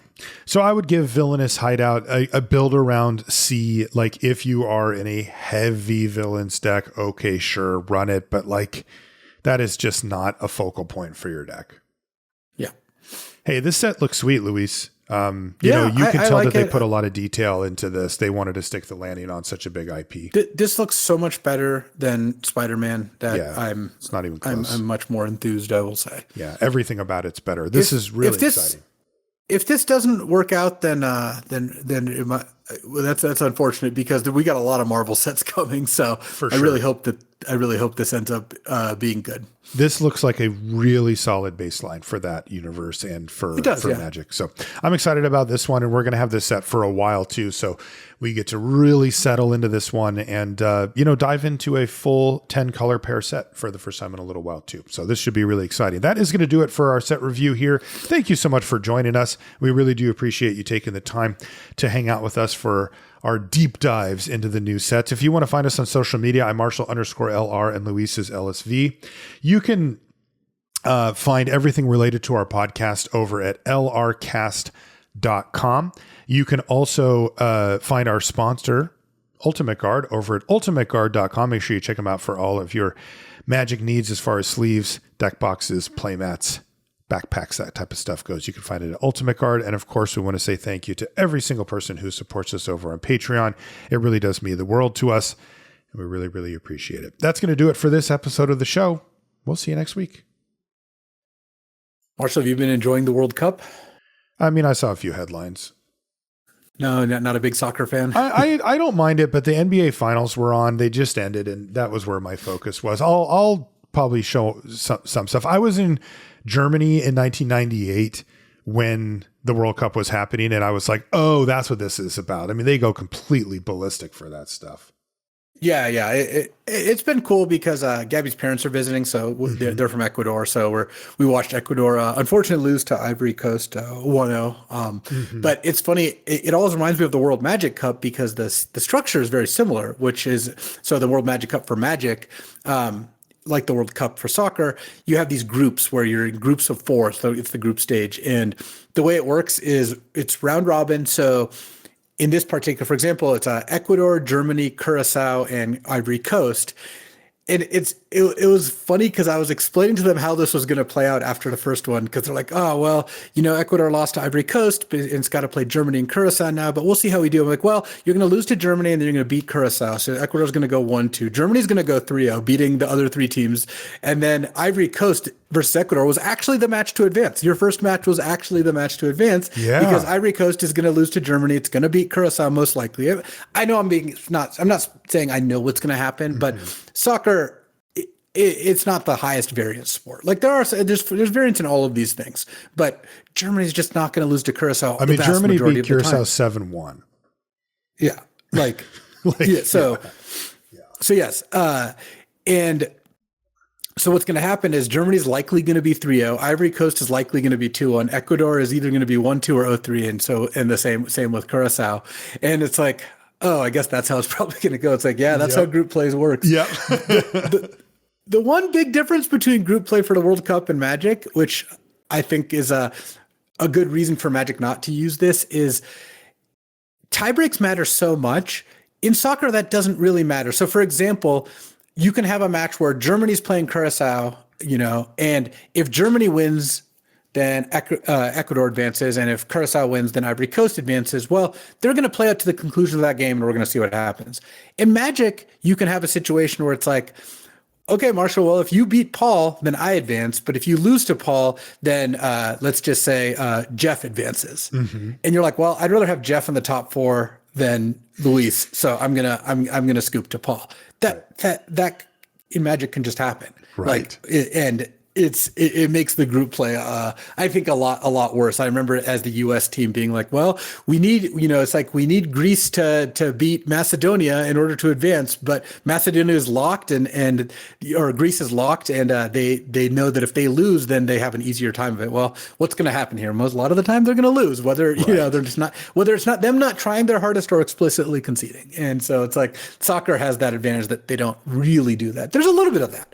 In every sport, incentives do matter.